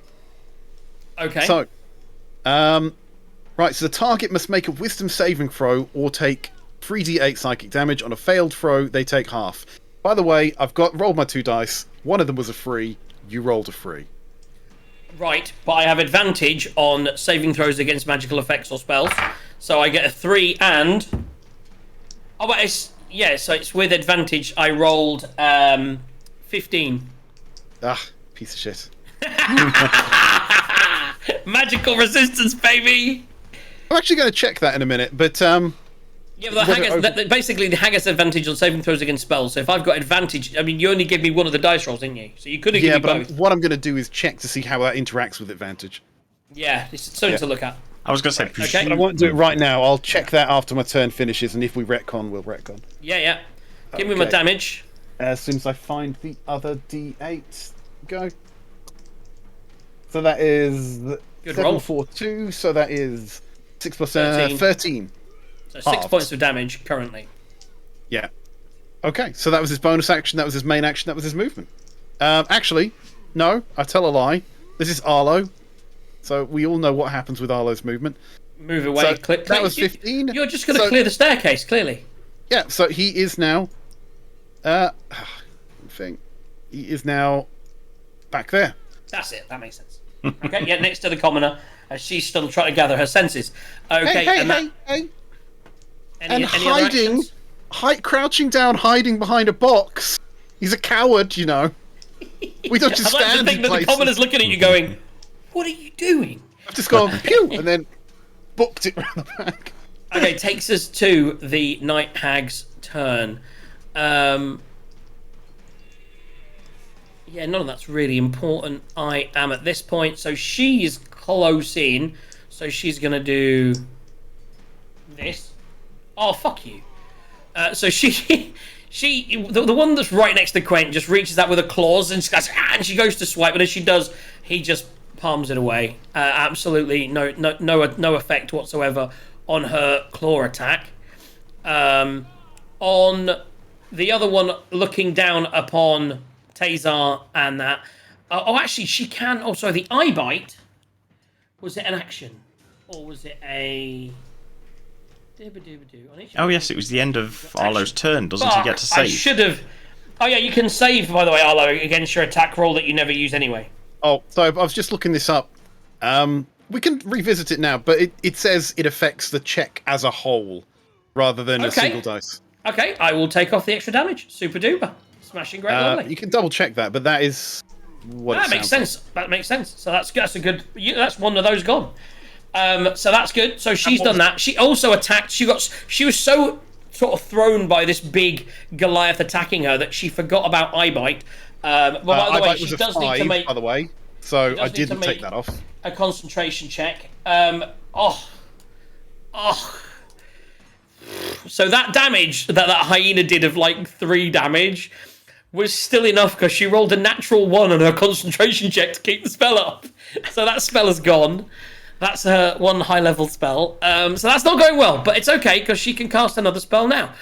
So she is now going to cast... The woman on the top, looking down across you guys, is going to cast... she's going to cast... that, I think. Phantasmal Killer. Oh, that sounds bad. It really does, doesn't it? Although it hasn't actually... It's put the wisdom save on what it does. It hasn't put what it does. Never does. Well, the 28 points of damage sounds bad anyway. Oh, is that what it does? Oh, there we go, yeah. So 28 psychic damage, DC 14 saving throw. Please, Tazar. 14... So you need to roll me a wisdom save. So click on your wisdom saves. So is this the outside one that's really this then? This is the outside one looking down on Tazar, yeah. Right. You basically suddenly start 13. seeing... So yeah, you suddenly start... All of a sudden, the nightmares, your deepest fears, suddenly become really real in front of you. And what is your darkest fear as Tazar? I have no idea. I haven't thought about it. Think about that. Think about what your biggest fear would be. Maybe it's drowning, and all of a sudden you suddenly feel that you can't breathe, you're drowning. Maybe it's been attacked by rats, and now currently rats are all over you. And all the... Whatever your biggest fear is, it is now currently attacking you and does 28 points of psychic damage. Ooh. What is Tazar's biggest fear? No idea. 8. Oh, by the way, that's at the end of your turn. Every turn. What? 28 damage? Until you save, so you need to save. Next turn. These guys are badass. Thing is, it's a CR5. I thought you're a party of 10 between you and there's an extra person. Plus 4 commoners. Plus 4 commoners that died really quickly. But that's now her biggest level spell gone. So we've kind of rinsed a couple of the big boys. Okay, next. That is her turn. She is staying there. She kind of sneaks back a little bit around. She kind of pokes her head in the window, but she's staying there. She's on the high ground. She's feeling pretty confident that you guys on the floor aren't going to be able to do much. Tazar. Big mistake. Yes, it did. Tazar, first thing you got to do is make another wisdom save. Actually, you can do whatever you want to do first. So I'm gonna sheath the rapier and hopefully grab the pistol. Yeah. So you're gonna sheath the rapier, pull your pistol out, and shoot at the one that's just tried to do loads of damage at me. Okay. This is the smaller pistol, isn't it? It's the new one. That does less damage. No, it's semi-mandered. And even so, the biggest thing it more can do damage here with the explosive damage, yeah. Is force a concentration check. Indeed. So make a attack roll with the new gun. That is 10. Oh Jesus! You guys are rolling for shit. Yeah, That's right. So Yeah, the palm pistol's 1d8 and the other one's 1d10. Yeah. that misses. Okay. At least it And didn't unfortunately, the secondary effects doesn't it explodes harmlessly. Rather than that's one of the things you can fix or make better is the mist still doing the explosion damage. But yeah, bonus action. Can I bonus action? I'm gonna shoot again. Do you have the option to shoot twice? I think I would. Let's have a look. Bonus action. No, bonus action you can't. As a bonus action, you can't fire again. That's what I was saying about having a light thing. You could attack, but then she's not in melee anyway. So Well, you only have one shot. Though, if you wanted. You could action surge, exactly. So you could use your bonus action to action surge, which would then allow you to Attack twice. Attack again. Or you could take a second wind and get some hit points back. If he probably wants to try and break the concentration to avoid I 28 agree. points of Yeah, damage. so I'm gonna I go. agree. I'm gonna go action surge, and then Yeah. obviously, and Shoot then again. shoot again. Basically, is what we're gonna do for right now. Yeah. Come on. Roll well. Oh, come on, that's a 13. Nope. You need to roll better, guys. Okay, so you're just like one shot, pshoo, fires off to the left. One shot, pshoo, fires off to the right. You're still haunted by all these nightmares. I need you to make a wisdom saving throw for me. Please work, because otherwise I am dead. Well, you're down. Luckily not dead. But... 6. Jesus Christ, you might want to find some fucking dice. So what did we say it was? It was 28. I am dead. not necessarily 28. It's 4d10 psychic damage. So it could be worse. So it could be worse. It could be. I'm gonna change my dice just for you. For 9, 13, 13, 19, 20 points of psychic damage. I'm dead. So you are currently You're unconscious. You're not dead. Because it's not... If it was 34, you'd be dead. Dead. Well, the first one was 28, and now I'm currently on weak. With that last one, So you are now unconscious, lying on the floor, bleeding out. You need to make death saves. But right now, yeah, you're just lying on the floor, and you need assistance. So I need to get that. That's you. That's your turn. So what was the damage? You're at 0. It doesn't matter. Put yourself at Yeah. 0. Yeah, you just put yourself. You always put yourself to 0. Yeah. Unless you it don't does get double negative. damage. Yeah. That's the thing. Unless There's no such thing as negative. This is the thing. Unless it went over your HP. So if it had been 34, you'd be dead. Well, But it wasn't. I was at so it's all 30. right. So currently you're at 0 hit points.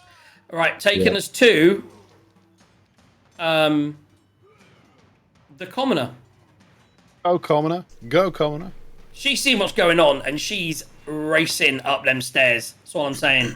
She's now gonna do. She's a bit of a tight squeeze, but she's quite the athletic type, or is she? She definitely is.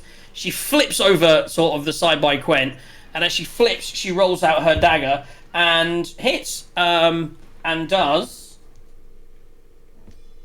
not much damage, unfortunately. Okay, but she hits, and then looks her in the eye, and is saying, "You've killed the children, haven't you? And now you're going to try and kill us? I'm not having it." Just everyone's Scottish in this area. Yep. A Scottish country.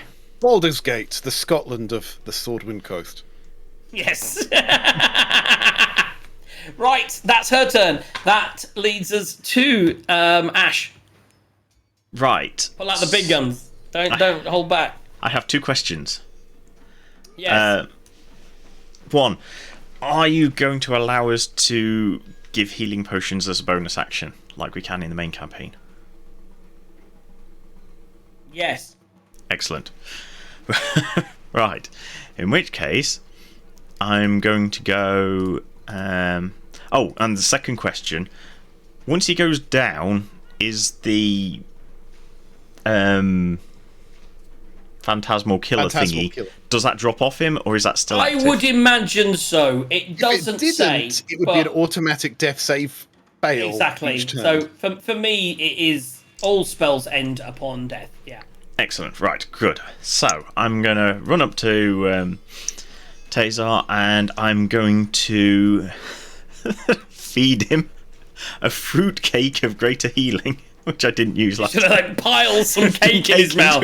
And roll for that, and he'll be like just coughing up cake, but he comes back to life with how many hit points? With 2, 4, 10 plus 4, 14 points of cakey goodness.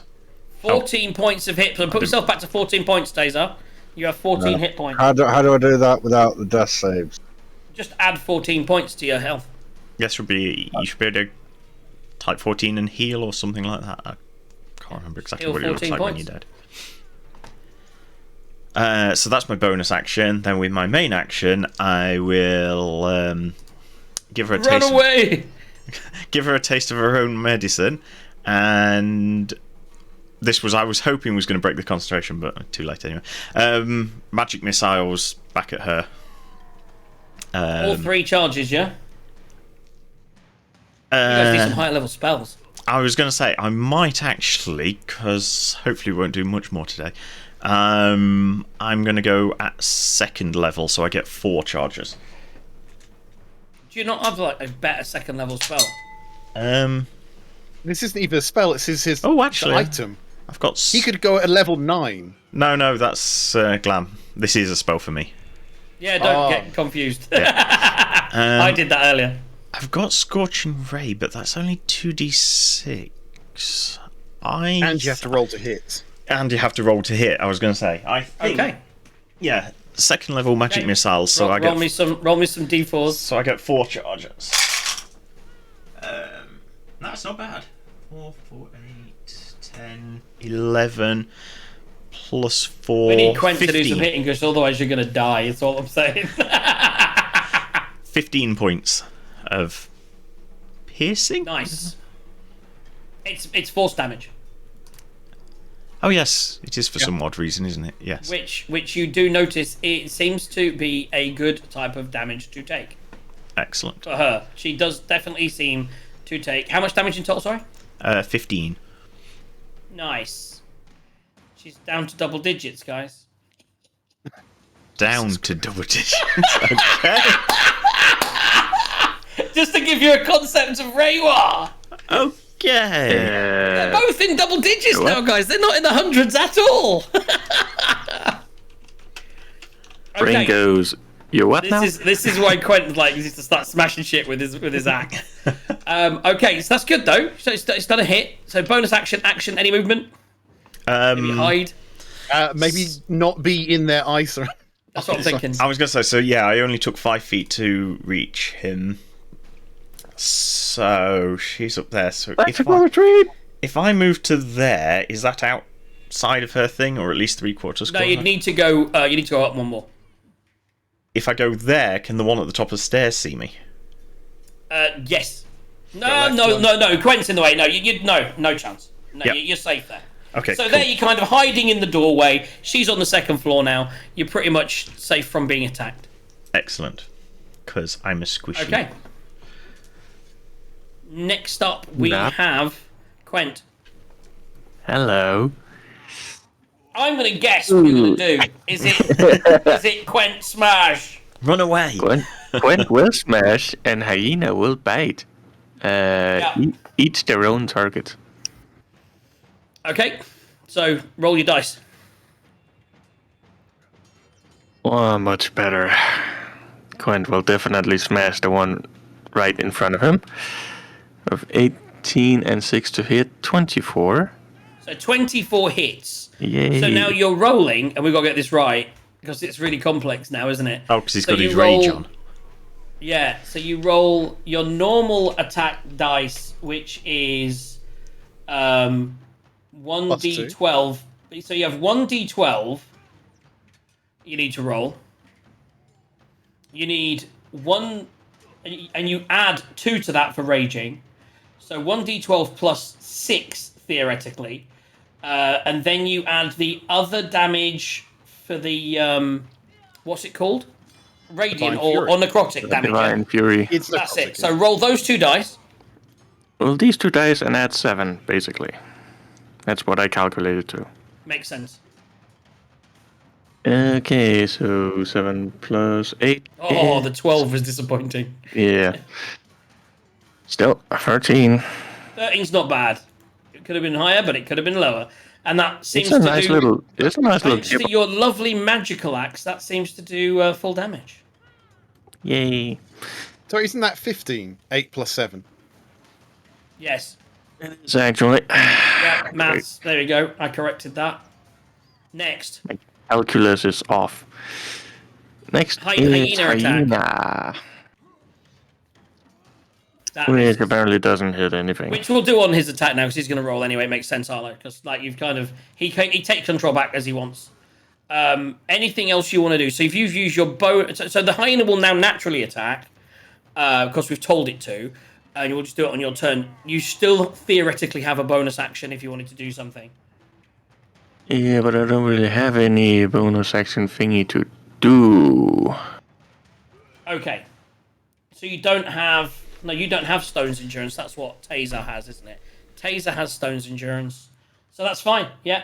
I have Stone's Endurance, but it's only used as a reaction to reduce damage Right, once per that's short it. rest. Yeah, so you got to remember that if you get attacked. Okay, cool. Speaking of, that's going to happen in a minute. Right, next up, we have Arlo. Hiding behind a crate. Yeah. He is going to move back to where he was before. Yeah. He is going to cast his second level 2 spell. So same thing again. It's Mind Spike. Yeah.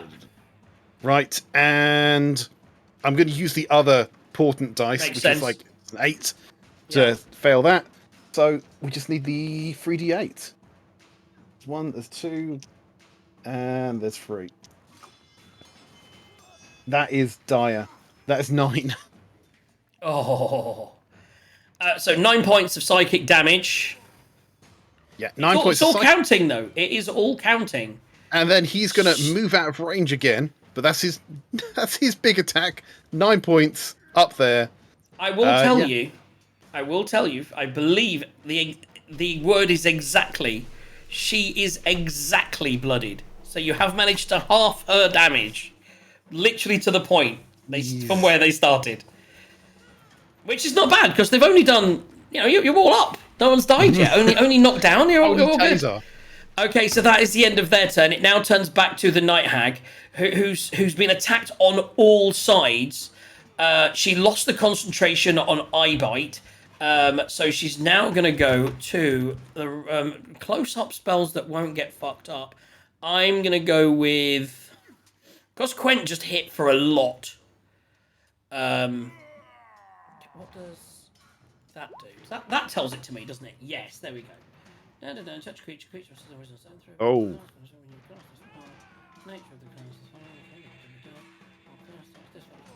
That's what I want to do, I think.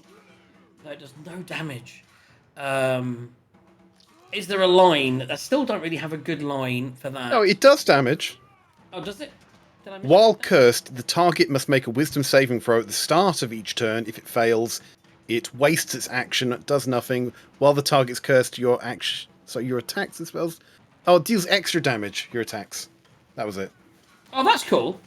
Yeah, I'll give that a go. So I'll cast that on Quent. Quent, I'm going to cast Bestow Curse upon you, sir.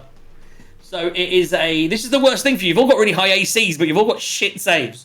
It is a DC, we said 14, didn't we? DC 14. So just regular Wisdom. 20. So roll Wisdom. a D20 and add your wisdom saving throw. Okay, so wisdom is a +1, so... Yeah, that's Oh, crap. dear. Okay, so you are cursed. You're cursed, I tell you. These witches like curses, don't they? Kind of makes sense. Yeah. So currently you touch Makes creature, so you sense. now have disadvantage.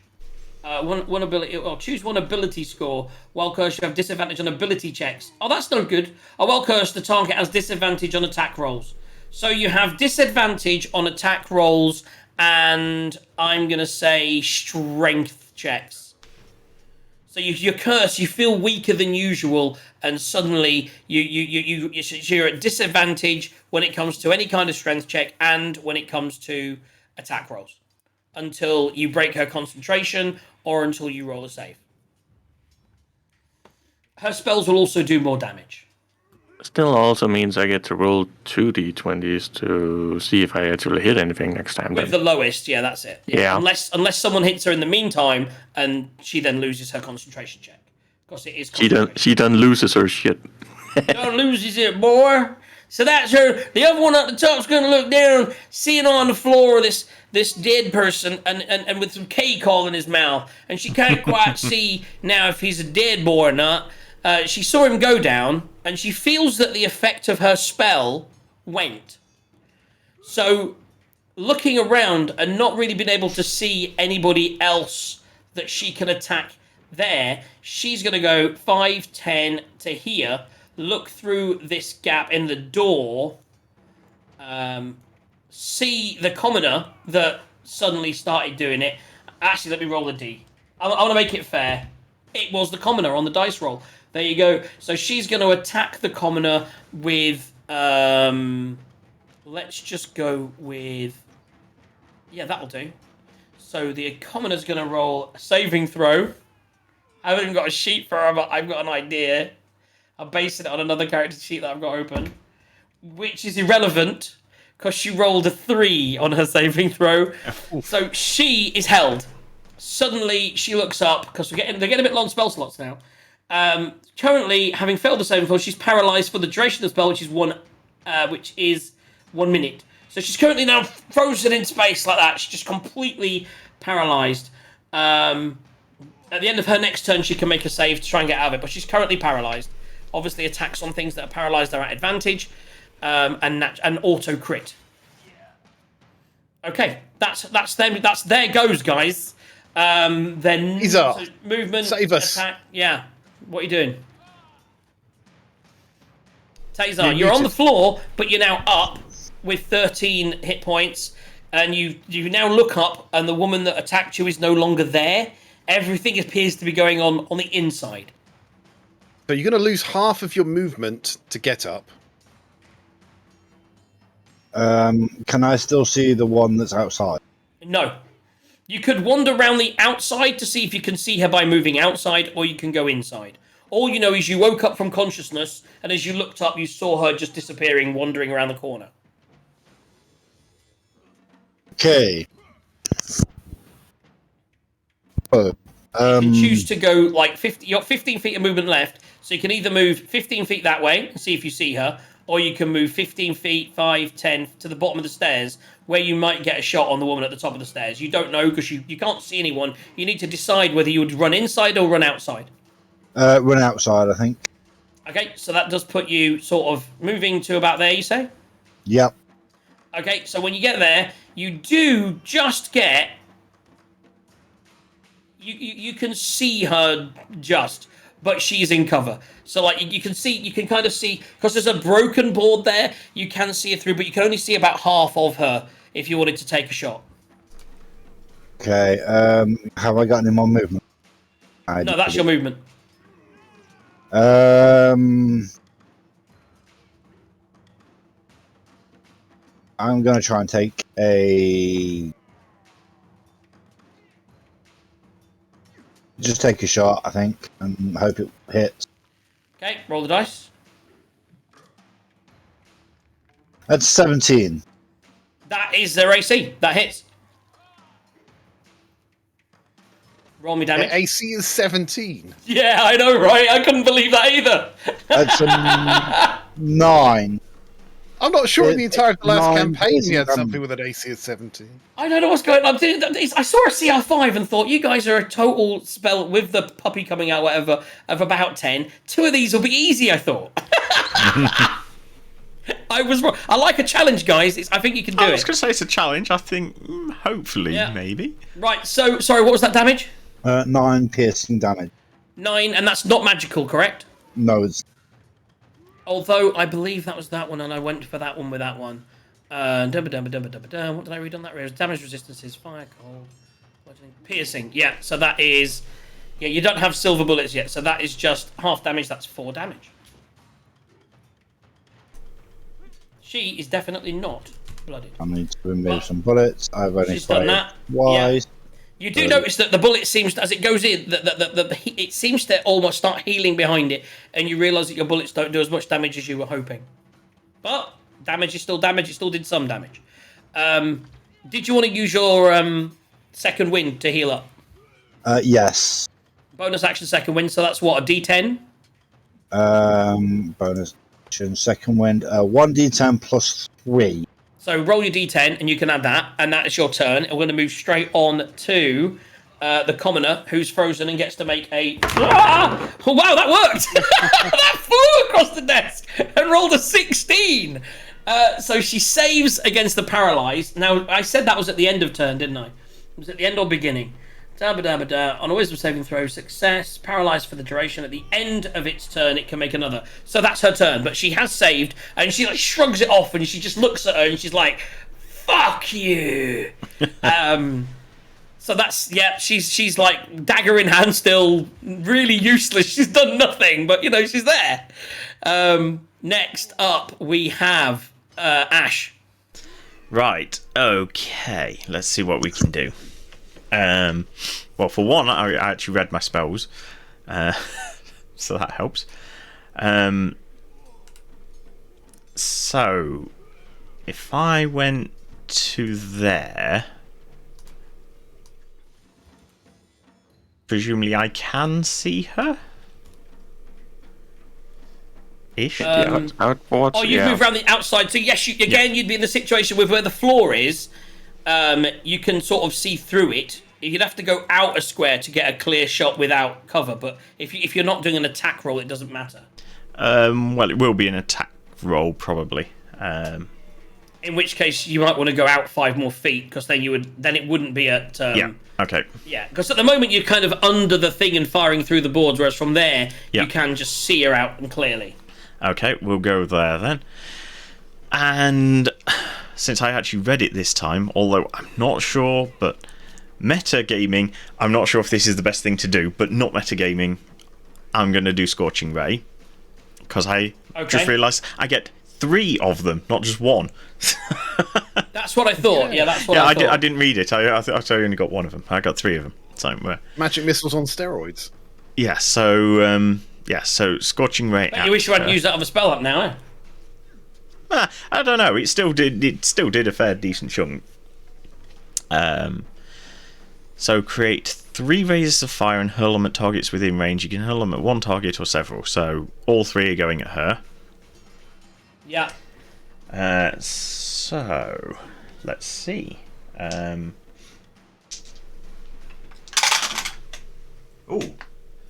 a nat 20.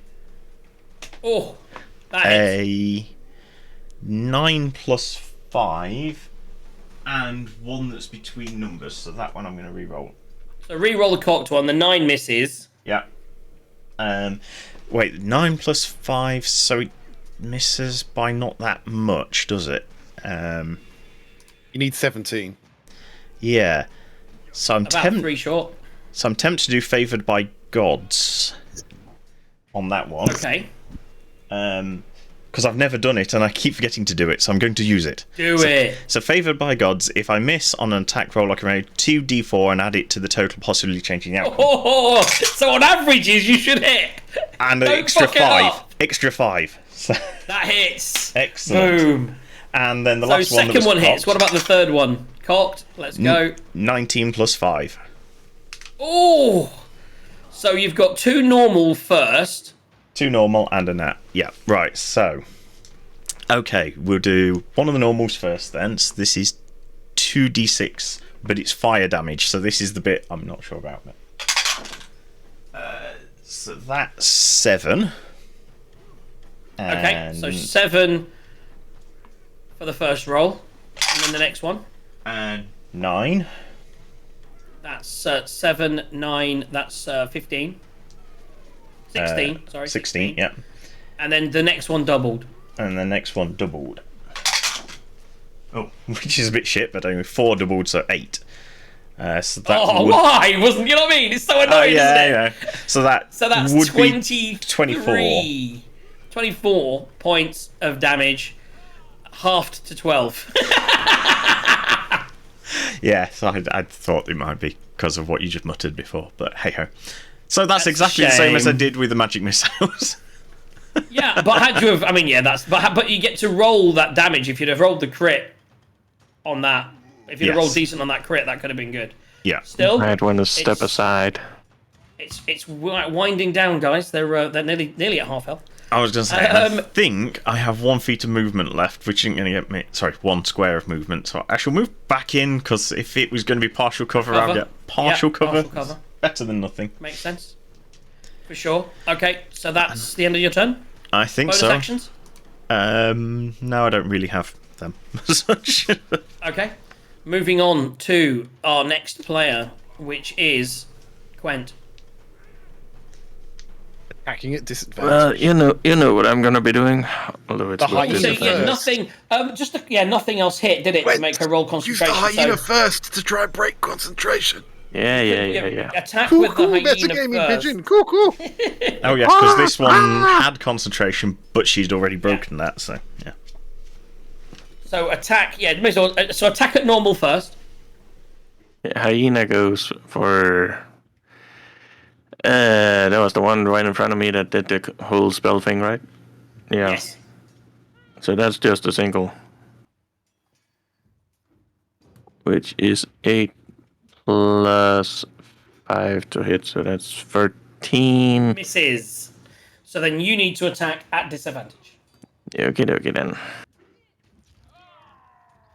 Which is You don't a have reckless yet, do you? I have reckless. So if you attacked, you have raged, you have reckless. Because reckless means that they would get advantage on you, but they aren't really attacking. And it would get rid of that. Don't think it would change the outcome. I didn't see the rolls yet. Pretty sure I have reckless. Let me see here. Reckless just means that you couldn't roll with advantage, but with the disadvantage, that would cancel out the disadvantage and mean it's just a straight roll.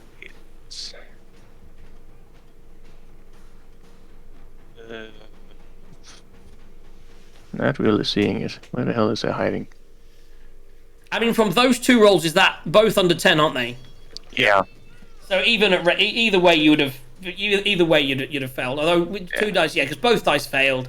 We'll say that that's a miss, but no next time that you can just roll at normal if you took reckless. Although you may. It's in features and traits. Features and traits. There you go. So you don't really have any bonus actions you want to do. I don't think I can really do anything, and I still don't see that thing. We will come to it in a bit. It's basically you can roll an advantage rather than not. Oh, yeah, under features and trait, reckless attack. Features and traits, if you go down about halfway down underneath unarmored defense, you've got reckless attack. When you make your first attack on your turn, you can decide to make it recklessly, giving you advantage on the attack.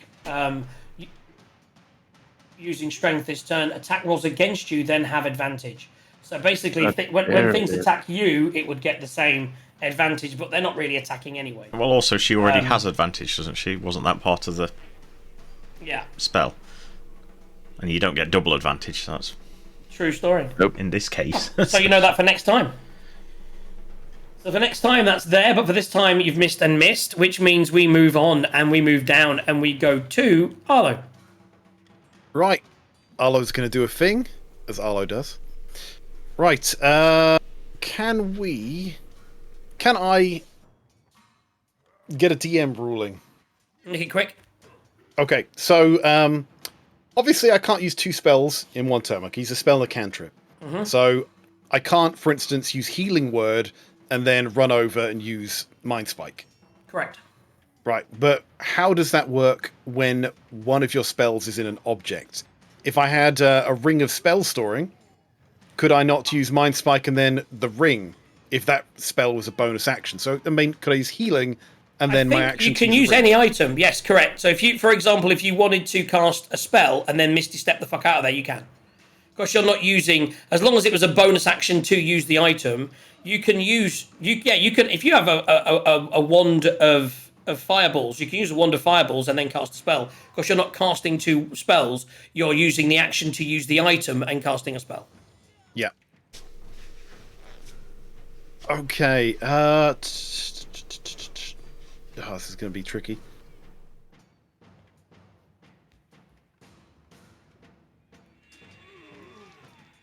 Come on, Ricky come on. Pisco?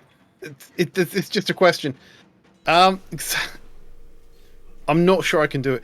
If I was standing here, could I catch these two with burning hands? There's a wall in between the two. There's also a window. Yeah, but that's off to the side. Yeah. I mean, where I did it But was it I is a put cone, isn't that's it? actually, I actually said that was a door. I made that the door to the exterior that she'd left by, and that's how she was able to fire through herself with her spell to the commoner. That door is open, so I would say I would make you roll for it, but you'll definitely hit one, and you may hit the second. I would say there's a strong chance it would hit. It wouldn't be a high DC to hit that because the door is open, and I've put her there for the sake of the square box, but in my mind she stood there, kind of thing. So providing you angled it up, whether you would manage to avoid hitting Quent in the same thing would be another tough thing. Yeah. You know what? It's. I keep meaning to replace one of my spells with magic missile, but anyway, no. We'll just move there. We will toll the dead on this girl here. Okay. Right. So give me a wisdom saving throw. At advantage. Is it at advantage? All my saving throws against spells are at advantage. She has Well, that's magical unfortunate. resistance. Yeah. I didn't roll well. DC 14. I rolled an 11. I'm just trying to see what I add to that. Oh, what is the thing? Wisdom. It's a +2. So I rolled 11 and I rolled a 12. So I rolled a 13 and a 14. What is the DC? 14. So I think he's safe. Or did he roll an 8? No, he's used that already. I Thought you used the 4. Yeah. Did you use the 8 No, as I well? used the 8 last time to do the mind spike, yeah. Oh, yeah. So is there sorry. half damage on that? No, you just take no damage if you save. Oh, you need better cantrips. Well, I've So still got that's- 2 level 1 spells. The problem is they're AoE and they're going to do damage to everyone around them because Yeah, everyone's that's the grouped thing. up. Okay, so Not going to work. nothing there. Next up, anything else? Any bonus actions? I'm not going to waste healing word in this turn. No. No. So top of the round, we go to the night hags. I think one of them's gonna look. The one that's now under half health is looking at the other and said, "Sister, this is a little bit more than we're used to. Is it time to flee?" No, we can kill these, and if not, maybe our other sister will come and join the fun. I like the sound of that. And so the one in front of you is now going to do. I'm double checking on my spell. I'm trying to mark spell slots as I go. But I've only got one sheet up for the two of them. But yeah, I'm kind of know what I'm doing. So I've definitely used that with her, and I definitely used Bestow Curse with her. More And, targets. I've literally saved that one. I've been saving it, and I think I'm gonna save it. That's gone. Neither of those are good. Scry contact to the plane. I've used Probably that not spell in slot. combat. But that is their final spell that they will use if need be. But for now, I think I'm going to do the magic missile thing. I think the magic missile thing is good. It's let's bring that down another one.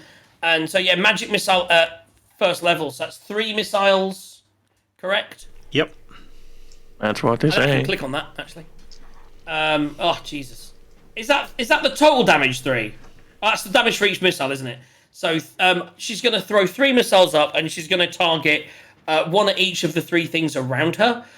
So that's 3 points of damage for the hyena, if you're tracking that. 3 points of damage for the commoner, which I'm tracking. And 3 points for Quent, if you're tracking that. The other one looking through is seeing her sister and surrounded by people. She is going to use her second third level spell to cast Hold Person again. This time, she's going to cast it on the commoner again, actually, because it's the one she can see. She can't really see what's going on the stairs. Jesus Christ, she rolls for shit, so she ain't getting a turn again this time. So she's now walked up again going, son of a bitch!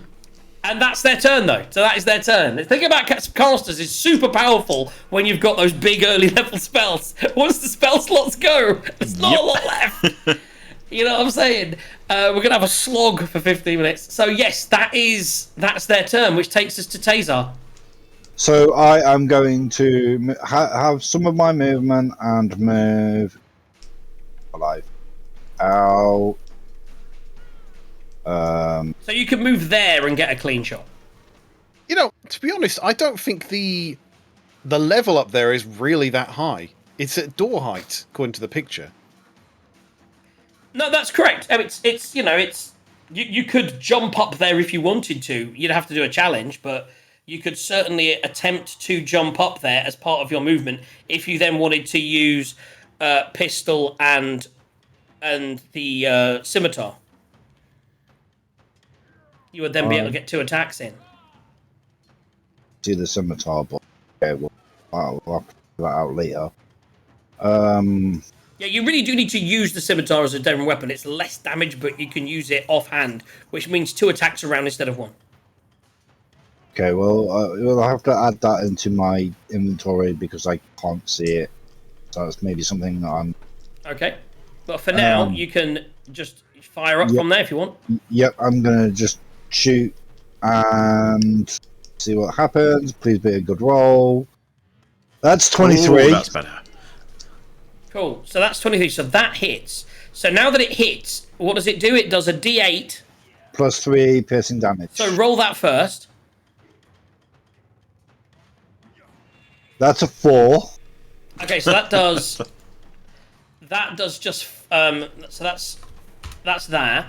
So now, what explosive damage does it do? Give me a moment. Firearms light, reload doesn't say.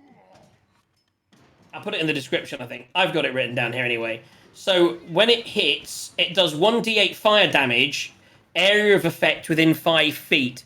So that would be both of them would get it with a DC equal to 8 plus your proficiency bonus plus your dex modifier. So what is your proficiency bonus and dex modifier combined? Give me a moment. My dex is... dex... my dex is 16... No. So your plus Dex is plus 3. And proficiency is 3, so that's 6. So that's a DC 14. So they've got to make a dex saving throw DC 14. That's a failure. And that's a failure. So they both failed. So they take 1d8 fire damage. Each of them. So do 1d8 fire damage. 1d8 fire damage. I don't know. Do that so it's... Yeah, just do 1d8. Yeah, just roll me a d8. That's a 7. There you go. So they both take 7 points of damage. Halved because they're in, fire. So that's 3. So that's there, and this one is getting a bit lower. Shame that they're immune to all this fire damage, but there you go. See what I mean about the explosion do that extra damage? It's good. So you've hit them both. So your bullet goes off, explodes, and they're both screaming as fire kind of hits them, but then immediately starts to go out because they've got this magical resistance that triggers. Bonus action? Bonus action, I'm just going to move sideways. Bonus action, you're probably going to reload. That's 4 shots, right? 3, so I have 1 left. Okay, so that's it. So you've got 1 bullet left in the gun. Yep. I'm just going to move and hide in plain sight. Yeah, so move there. That's out of sight. You probably need to move around. If you wanted to hide, you'd have to go back behind Ash. I'll hold on. My feats and traits, I can blatantly hide in plain sight. Give me a moment. Let me find it. There'll be an action to use to stealth. No. Use your main action to attack. Racial traits. Racial traits is magic, initiate, nature, dexterity, intelligence. Shall we? Class features, maybe? Feet. And then That's Yeah. Mask of the Wild. You can attempt to hide yeah. even when you're only Yes. lightly obscured, but it still Correct. needs But you you to... need to use an action to hide, and you've used your action. So theoretically, if you're out of combat, you want to hide, you can hide anywhere. You don't have to hide behind something, but you still have to use an action to hide. Okay, well, I'm out of sight anyway. So You're only partially outside. You'd have to move. You do have the movement. You can just move back below Ash if you wanted to hide. okay, we'll do Not that. hide, but be out of her eye line. You want to be out of her eye line. There you go. Yeah. Okay, that's your turn. Next up, we have the woman who's going to try and save. And she rolled fucking huge again on her save. She's great at saving, except when it's her turn to actually save and do something. So she comes out and she's like, if you do that again, and that's her turn. That takes us to Ash. Right, okay, so I've got partial sight on her still, haven't I? So, You can see her, correct. because I'm out to second level, so I'm going back to first level and do magic missile at first level. Pop. So partial's fine. They do hit, and you just need to give me the damage. 3 and 1 is 7, plus 3 is 10 points of force damage. Yep, not halved. Yes. She is now at half hit points. Excellent-ish. I mean, not excellent, because I can't keep doing it, because I will run out of spell slots. But hey-ho. I can't do anything sensible bonus action, so I shall also move a bit round here to not get... Bonus action, go for a poop. Yes. Maybe a bit of prestidigitation because you saw some dirt on your pants. Okay, that takes us to Quent.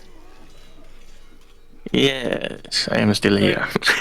So you want to attack with the hyena first, see if you can break the concentration. That was the idea. Let's see what Come happens. on, we See how believe that in goes. you. Well, not so good. 6 and 5, so that's only 11. That's not near. Misses. So then you need to attack yourself. So you can attack recklessly, which would mean a straight roll. That was what you said, yes. That means that I am using my +3 strength, according to my... No, it's just a strength attack. What you're saying is that you can do it with a strength attack. It's just a normal attack roll recklessly, I believe. Features and traits, reckless attack. When you make your first attack, you can decide to attack recklessly, giving you advantage on melee weapon attacks that use strength this turn. So you do use strength as your melee weapon attack.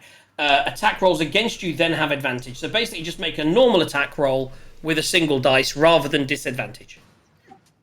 Okay, except they do have the extra chance to hit. So that's a little bit of a you. trade-off. But in general, they're not attacking because they're using spells. So that's the thing. But, oh, Yeah. that's not great. Oh, Jesus Christ. What the hell is up with these fucking dices today? So you go to hit and you shrug off the curse, you think almost, and as you do it, you go to swing. And you get to save again. You do get to save each turn, don't you?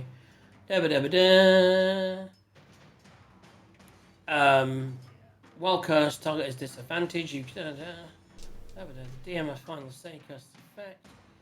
Remove curse. While the target is cursed, a remove curse spell ends the effect. No, you have to. Yeah, so it's a remove curse spell that ends the effect. Yeah, cool. Cool.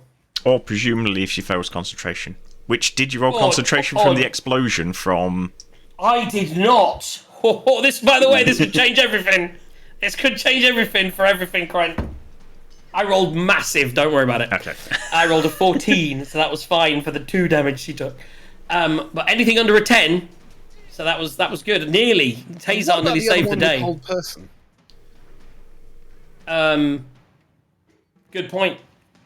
Maybe our peasant got a chance to Oh, steal. peasant. Right, so I will do that because you're right and I'd missed it. So the whole person would have come off, which is on... But that's on Tazar's turn, isn't it? Yes. So then the commoner would theoretically get an attack, which is an 11 plus 5, 6. No, she missed it anyway. She attacked and missed. So there you go. We tried. So she's still got it up. So the paralyzer's dropped, which she saved anyway. But then she got an attack and missed. The curse is still up, and it is now their turn. Is that right? Yay. So wait, who's No, Arlo's turn, isn't it? It's Arlo first. who's controlling the hyena at the moment? Currently, that was Quent, and he attacked and missed. Okay, fine, right, good. Yeah, and it is Arlo's go. Right. Well, they have advantage on the saving throws, so yes, Arlo's going to jump there. Going to throw a dagger. See what that is. Oh, get that. I mean, you could definitely. Go on, you've done it now. What'd you roll? Natural 20. Nice.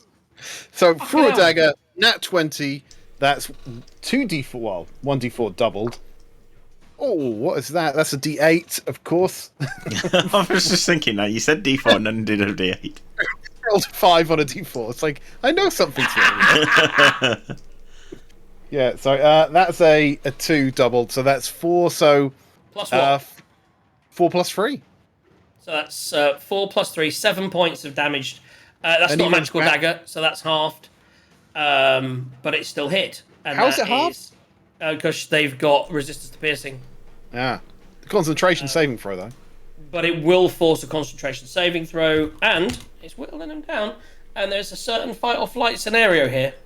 She rolled a 4 on a concentration saving throw. So all of a sudden, all that curse that you were feeling, Quent, is gone. Your strength flies back. Oh, wait. Do they get advantages on concentration saving throws? No, they don't. I'll give it a go.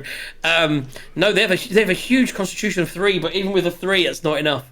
So yeah, they are back. You feel the mist go. You're feeling strong again, and her in front of you is she's looking a little bit more damaged. That dagger. What I'm going to say as well, Arlo, is just for shits and giggles, roll me a d20. Oh, it's always worrying when a DM says that. We're going for awesome factor. 10. Okay, yeah, the dagger stuck in. If you'd have rolled over a 15, I'd have let you boomerang that fucking dagger and catch it again. Because you rolled a nat 20, it was worth it. I was like, a bit like, what did I just do? I've got more than one dagger. It's cool. So that's cool. So it's now their turn. So for their turn, they're now both at half health. Okay, so one goes, Agatha, I think it might be time for us to go. And Agatha turns around and says, Morgana, we will stay and we will defeat these.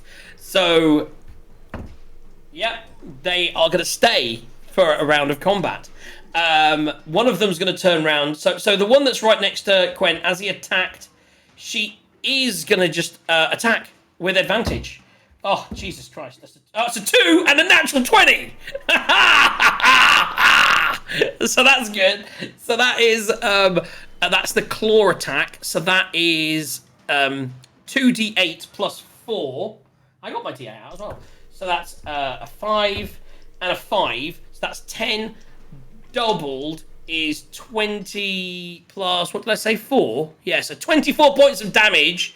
Quent, did you want to use your Stone's Endurance? Yes, I do believe I do. So roll the D. Is it D12? Yes, 1d12 plus 3. Yeah. So roll your D12 plus 3, and then take that. And we'll take that off. Motherfucking 1.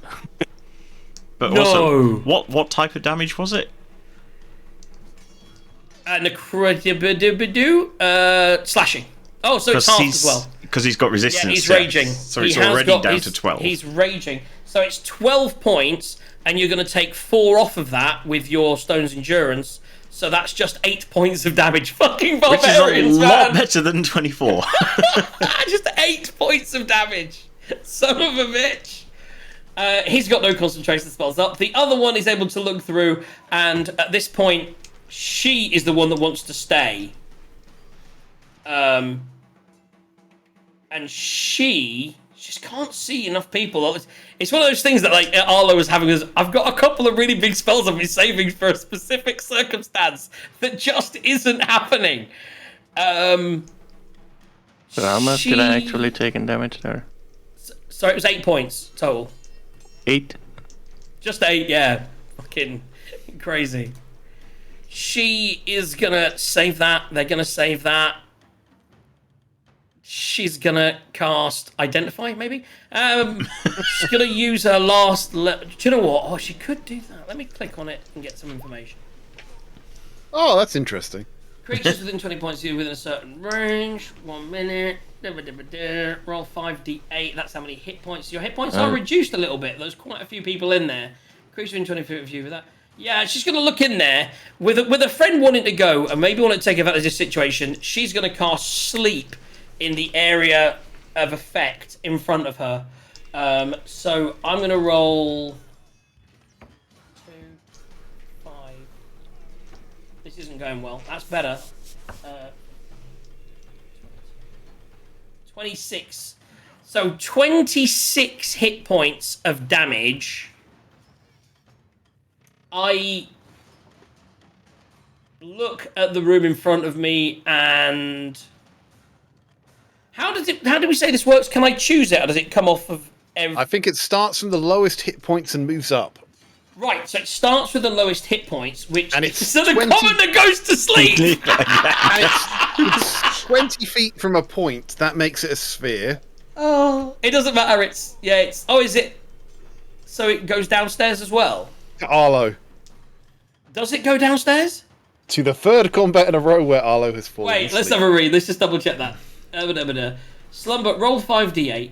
It hits creatures within it. Creatures within 20 feet in front of you, within range, are affected in their hit points. It says in front, it doesn't say downwards. It says 20 feet of a point you choose in range.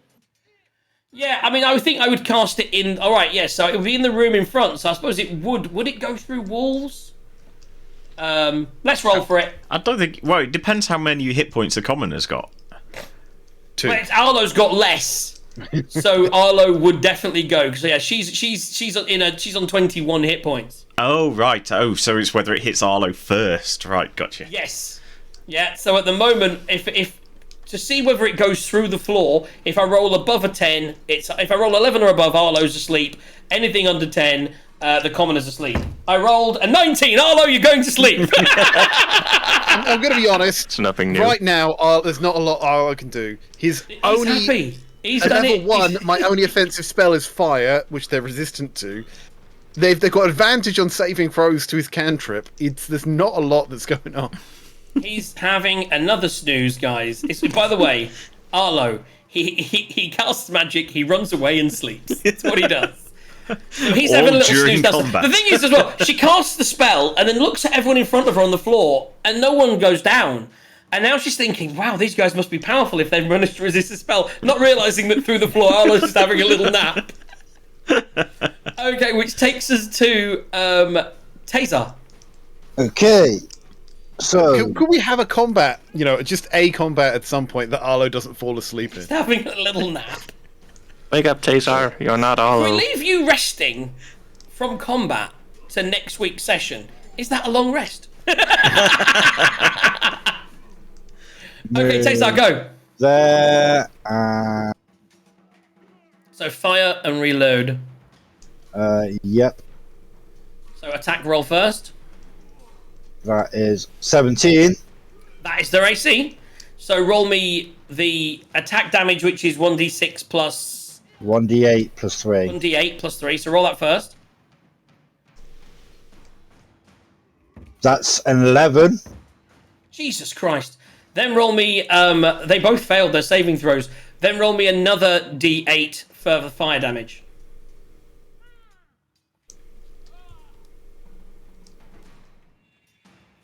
Oh shit, what did I say that was? That's oh, 3. so that's... Oof. Oof. She's... And then that's... So what I said was... So it was 8... What was it earlier? It was 11. So that's halved. That's 5 plus 3. That's there. Okay. Yeah. Looking, they're both looking a little bloody with that fire going off and him piercing. Even with the half damage, they're looking like they're getting to that point now where in the fight or flight, they're definitely thinking of flight. Looking around, anything else? You're going to go back to cover and reload? Yes, that's exactly what I'm. The fight just hasn't gone their way. They're kind of clocked in there. They're surrounded by people. So you can't pull off the big spells they want to pull off. They get a bit frustrated. I've forgotten what spells she used. That does mean it takes us to, though, the commoner, who, surprisingly, is having a nap. Unless no one slapped her awake, so she's just having a snooze. No, Oh, no, it's surely not there her. weren't She's enough- up. That's Yes, right. 'cause Arlo, that's took right. it. She's fine. So she's up, and she's now pissed, and she doesn't know Arlo's sleeping. No one knows he's asleep to wake him up either. So she's actually going to attack, and miss. Fuck's sake. I didn't give her any abilities. I just gave her the basic ability to attack, and she lost it. She threw a dagger, so she doesn't have her offhand attack because she threw it because she was pissed. She's actually going to pick up her dagger as a bonus action. Or Arlo's dagger. No, she threw her own. Well, she's not sure it's either yours or hers. She doesn't know. And that's that. That's her turn. Ash. Shame the crow's not out. Raven's not out. Can peck you awake. Anyway, The raven went poof. yes, He went exactly, poof. exactly. That Dispel was magic. expensive, man. That was Yeah. expensive. So at least for this turn, while I've still got some level 1s left, we shall pop out again and magic missile again. Yeah. So give me it. They're really difficult. Sleep to pick isn't up. concentration either. So that's 7 plus 3 is another 10 points of. That is the Bludgeoning spell or that's been whatever doing it all is. the damage, huh? Yeah, but I can't do it forever. But if it's still That's the getting him thing. down, that's. And then move back again. As a 2-0, they've got similar hit points to you guys now. Right. Working on it. And, Okay, so that's. Are you going to back to cover and to cover? Yep, and that's it. Quent. You can now, if you want, you can roll recklessly and roll with advantage. I am still raging, Yeah. something, whatever.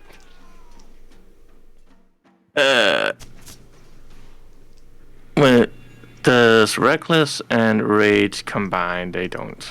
Yes. So it's what's called a reckless rage. So you're raging. Only whilst you're raging, you can go reckless. So effectively, you can attack with advantage, but then you get attacked with advantage. But as you've noticed, they aren't attacking that often, and they don't do that much damage anyway. Right. So 2d20s. yeah, That will definitely that is hit. definitely a 17, Yeah. So the 17 hits. which is plus 6, so that's 23 to hit. Hit her with that axe. I intend to smack that bitch up. So 12, a 6, and it is plus 7 to that. Well, 7 plus 7 is still 14 damage. Okay. And then I got my little poochie poo. A little hyena. Which is gonna go for the one right in front of me. It's amazing the difference when he attacks and it's just not halved. All of a sudden, this is like, wow. And 12 plus 5 to hit, that's 17, and I believe that hits. 17 does hit. Yes, it does. And that means that 2d6 plus 3 Oh. is 11 more damage. Bitey, bitey, Frody, thank you. Now, just to clarify, because it hasn't hit yet, and I'll get a magical hyena. Is it? What does that hit with? That hits piercing, but does that hit? Would that be reduced or not? What do you think? It is just piercing damage. It doesn't say it's magical, but it is a magical beast. It's What do you think, Arlo? it's just piercing damage. So it's I don't gotta think be it's magical. piercing because canines and Okay. whatnot. So that's fine. Then she's still up. Oh, but that means She she's is- close to not being up. She's very, very close to not being up. And now someone's gonna steal my kill right in front of me, I bet. That was a lot no, of 'cause damage he's she took asleep. in that round. That's it. If he wasn't snoozing, Oh yeah, if he's well, then the commoner's gotta go like, Steppy, you're dead. So, well, in the first instance, if that's your turn, it goes to Arlo, who's sleeping. It then cuts back No to their saves, turn. no nothing. All of a sudden, Morgana turns around. She goes, Agatha! And she's like covered in blood with this axe. Just being basically the axe is. He's still pulling the axe out. And she says, "It's definitely time to go." But before she goes, because now they're both going to do an action, and I deliberately saved that, which means I can still cast that. So she's going to step in and say, "Fuck 'em up, darling."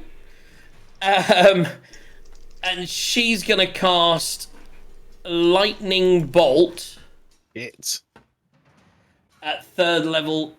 Ideally, she's kind of going to cast it. What is it? How big is it again? it's a 20 straight line, and it's very similar to It's Fireball. 20 feet, so it will definitely hit. I don't think it'll hit the hyena, but it'll hit the commoner and Quen and head down the stairs. Would that hit Arlo, do you think? It travels in a straight line, doesn't it? Yeah. Oh wait, this creature. Oh wait, this is that's fucking still on sleep. From myself, 100-foot line. It's 24 damage, dexterity 14. So certainly Quentin the commoner need to make dexterity saving throws. She fails. So she's down. Ah, crap. Did you fail? With a 3? Yeah, I think so. Oh, I don't want to do that. Okay, so then you take 24 points of damage. And the electric ozone, well, basically, the electric just sparks out. The people outside just see massive, like, sparks and bright lights because it's such a small area. It almost backfires down. It won't go through the ground down to Arlo, but it will hit everyone in that room for 24 points of damage. The hyena's hair is sticking up. You know what I mean? Like, but it hasn't taken any damage. And as it all fades, you just see the two of them disappear. I believe. You and up to 8 willing creatures are transported to another plane of existence. Pop. Plane shift. They're gone. Unless you have a counter spell, which no one does. So they weren't able to be killed. You nearly brought one down, which would have been very impressive. It would have been even better if the hyena did it. No, I know. That's why I said. That's why I wanted to check if it was magical. Because if it was magical, that'd have been great. Because it's got rampage, so if it actually takes someone down, it gets to move and make another attack. So it might have taken both of them down. No, the other one still had 40 odd hit points. Oh, okay, fine. There was a little range there where she got hit like 3 or 4 times, and then 2 of the attacks weren't half that. The woman outside was constantly half damage from you guys, except for the magic missiles. Whereas the woman inside, Quent got 2 hits on, and his hits. He's got that magical axe makes all the difference when they've got the resistances. Guys, so you're heading to a mine in the north, and you got waylaid by a couple of crazy hags. And suddenly you start to think, because you heard them say about sisters, you suddenly realise that the whole thing may well be a trap, and that actually there are no children. There's just hags, and there are maybe 3 of them, and the other one led you into the game. You know, not a single person insight checked the first woman. You were just, there's pies and women, let's go. I was like, oh my god, it's like lambs to the slaughter. It's hilarious. Well, except it almost became their slaughter. Yeah, no, it's good. The whole thing is they bring people in, they trap them, and you know who knows what they do with them and whether they make pies of them or what. But well, I can tell you what I'm going to do right now. Right, I've got a scroll of magic missile. I am learning that, and I'm replacing all my level 1 spells. Well, no, now you're doing that, but you then realise in 5 minutes that you did that whilst that's a dream that you had while sleeping. Yeah. No, so is it What we'll say is, obviously they've gone. The commoners now. Is anyone before we go? Is anyone going to wake up the commoner? We'll say the people on the outside. Yes, I'm also going to obviously wake up Arlo and take a short rest so I get some of my things back. So basically, we're gonna say this is the end of the session. By the way, we was running till 5. We're a little bit over. Taser wakes me up. I'm going to be Session's like, ended. Taser, I had the strangest dream, and you were there, and you were there, and you were there. So you're waking him up, and you're walking in as well, I imagine, Ash. Now, Quent, you see the girl in front of you that just went down with that electric spell. Do you have any way of getting her up? Or did you want to call someone, or do you have a potion? Well, I can go and, do the shaky thing. Wake up! But yeah. we do have Spare the Dying down here. So if you hear him saying, make a perception check quickly, Arlo. Okay, let's see what we can get. Oh, no. So you don't hear anything down there. So at the moment, you're trying to wake her up. Now, you can... What is it that you... She'll make one death saving throw, which she failed. Anything... So, Quen, anything else?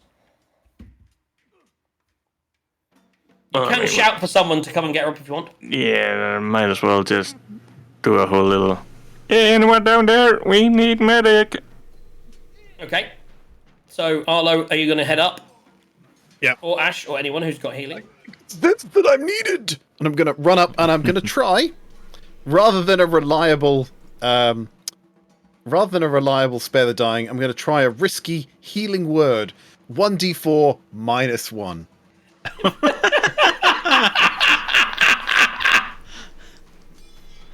And that didn't even land. There we go. 4! So she's back up with 3 hit points. So she's like, wakes up going, what happened? Did we kill those bitches? And that's where we'll end the session. Did we kill those bitches? Obviously, what I would say is sun is setting, because obviously... Oh, wait, you left in the... No, wait, this was the next morning, wasn't it? Mm-hmm. But you had the morning, you did the morning, then it was in the afternoon that you met the woman, then you got in another fight. So you're heading toward the latter part of the afternoon. This might not be a terrible place to set up camp, but you can decide that next session. You're on the way to the mountains, you know your goal, you know what you're going to do, maybe. There's a mine that you need to explore, and you have a few days to do it. One of those days has passed, and on that one day, on the plus side, you were able to, although not save the 3 commoners outside, you're able to save this lovely young lady. On top of that, the bat music really needs to end. Oh yeah.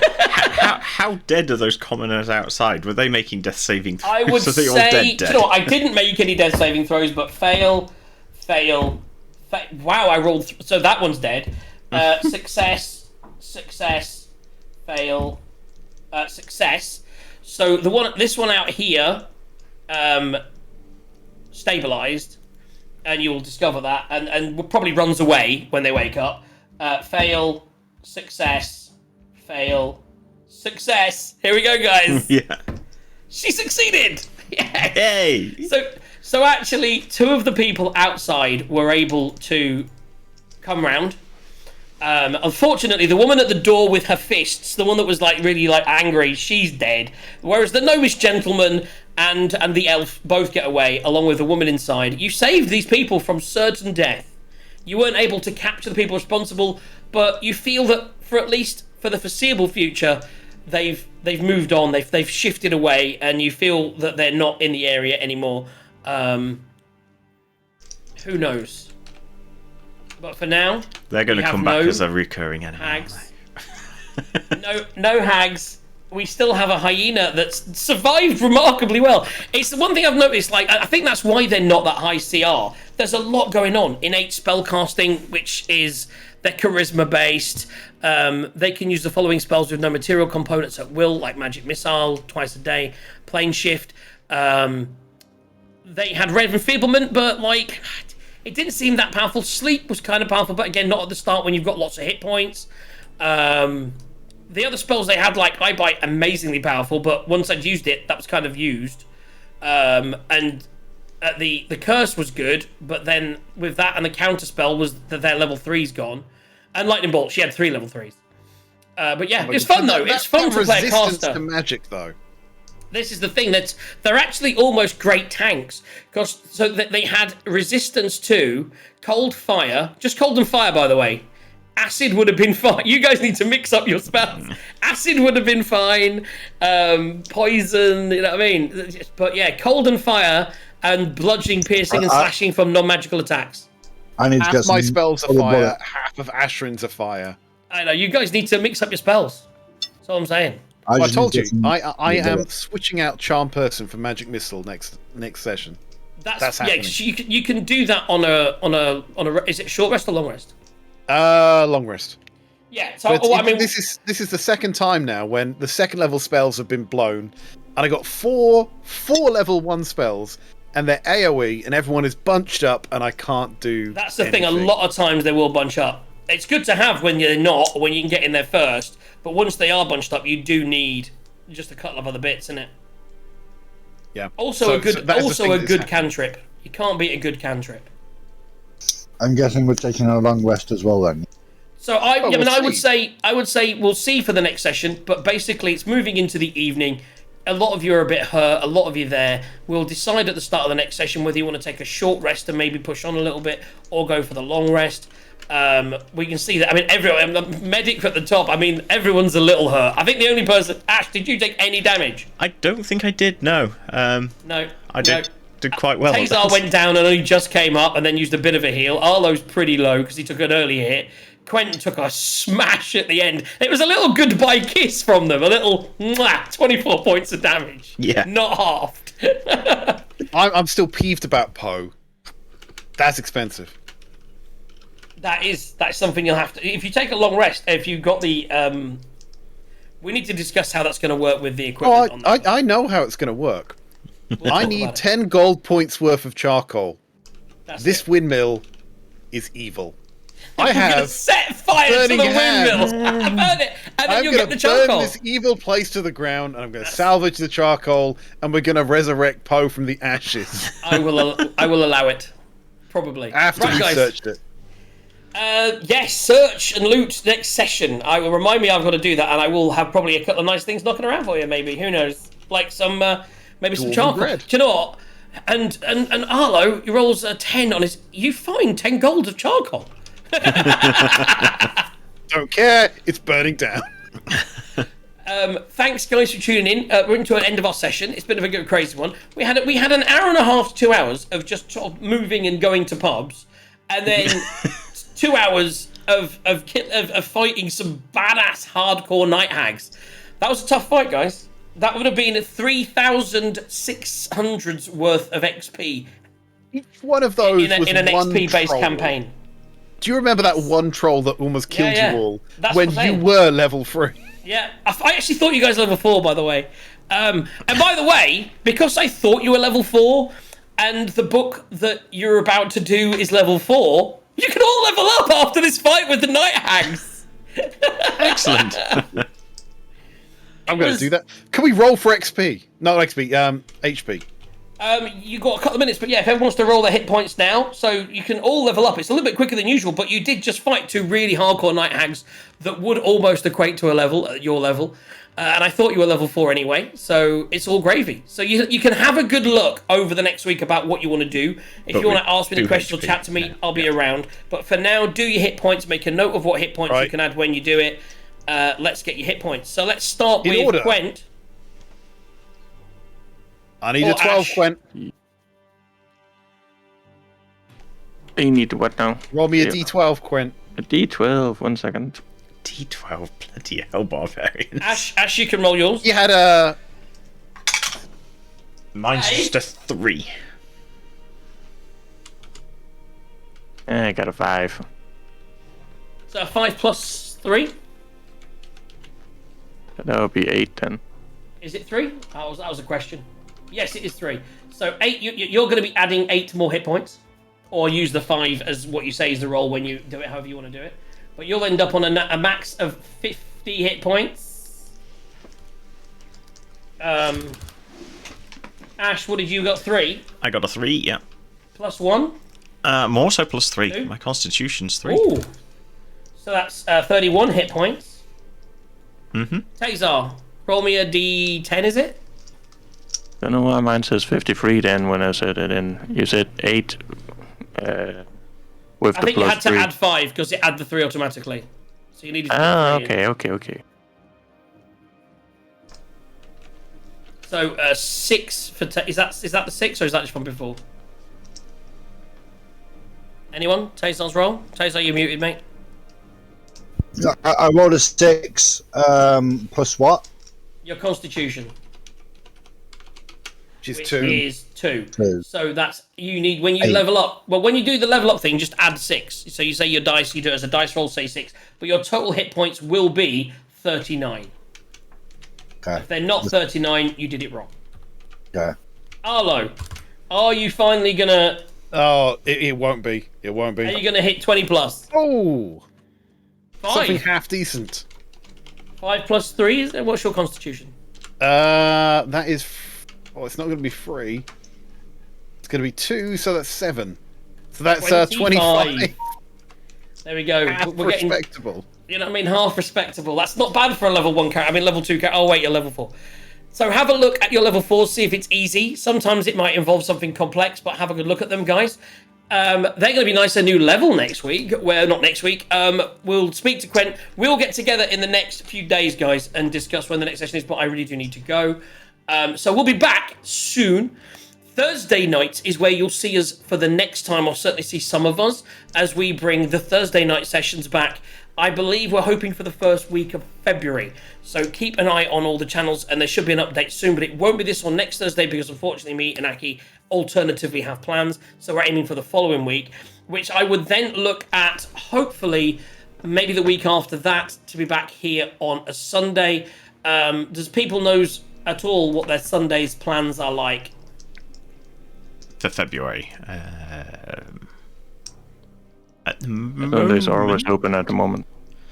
So to be the 2nd of Feb, maybe for the first Thursday session, and Sunday the 5th for the next to this.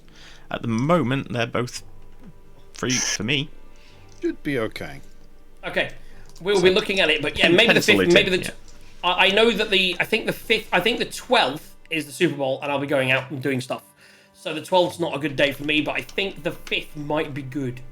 5th so is yeah, good. so we're looking at possibly the 2nd and the 5th for the next 2 times you'll see all of us in that week. We'll come back, we'll head to a mine and have some fun. Guys, thank you for tuning in this afternoon. Hopefully you had fun. Guys, thanks for being here with me this afternoon. It was great having you guys. It's great to be back. Whether we were shitting things, that listen then, hitting things, or just having drinks in a bar. It's always fun to hang out with my guys. Quentin, I love that Freakby was spotting that you were doing the odd shot when you were getting natural 20s, or when the natural 20s were there. What were you drinking this evening? I was drinking Louders. I'm still enjoying the wife that made me a fire whiskey herself, which is cinnamon whiskey. Oh, it's so good. I did a little shot of that when I rolled a natural 1 earlier. It's a shame we weren't doing the competition today because there were definitely more natural 20s than natural 1s. But hey ho. Guys, have a wonderful week. I will be back on Friday. Quent, I imagine everyone's going to be seeing you live on Saturday? Oh, yep. Quite possibly before. We'll see. Not almost certainly. And I imagine Ash will be seeing you maybe doing Dungeons and Dragons, but via the world of computers and computer games on Friday. And we'll touch base probably tomorrow and figure out what we're doing with that. Yeah. Guys, have a wonderful rest of your weekend, and we'll see you again on the other side. Well, on this channel, but you know. Yeah.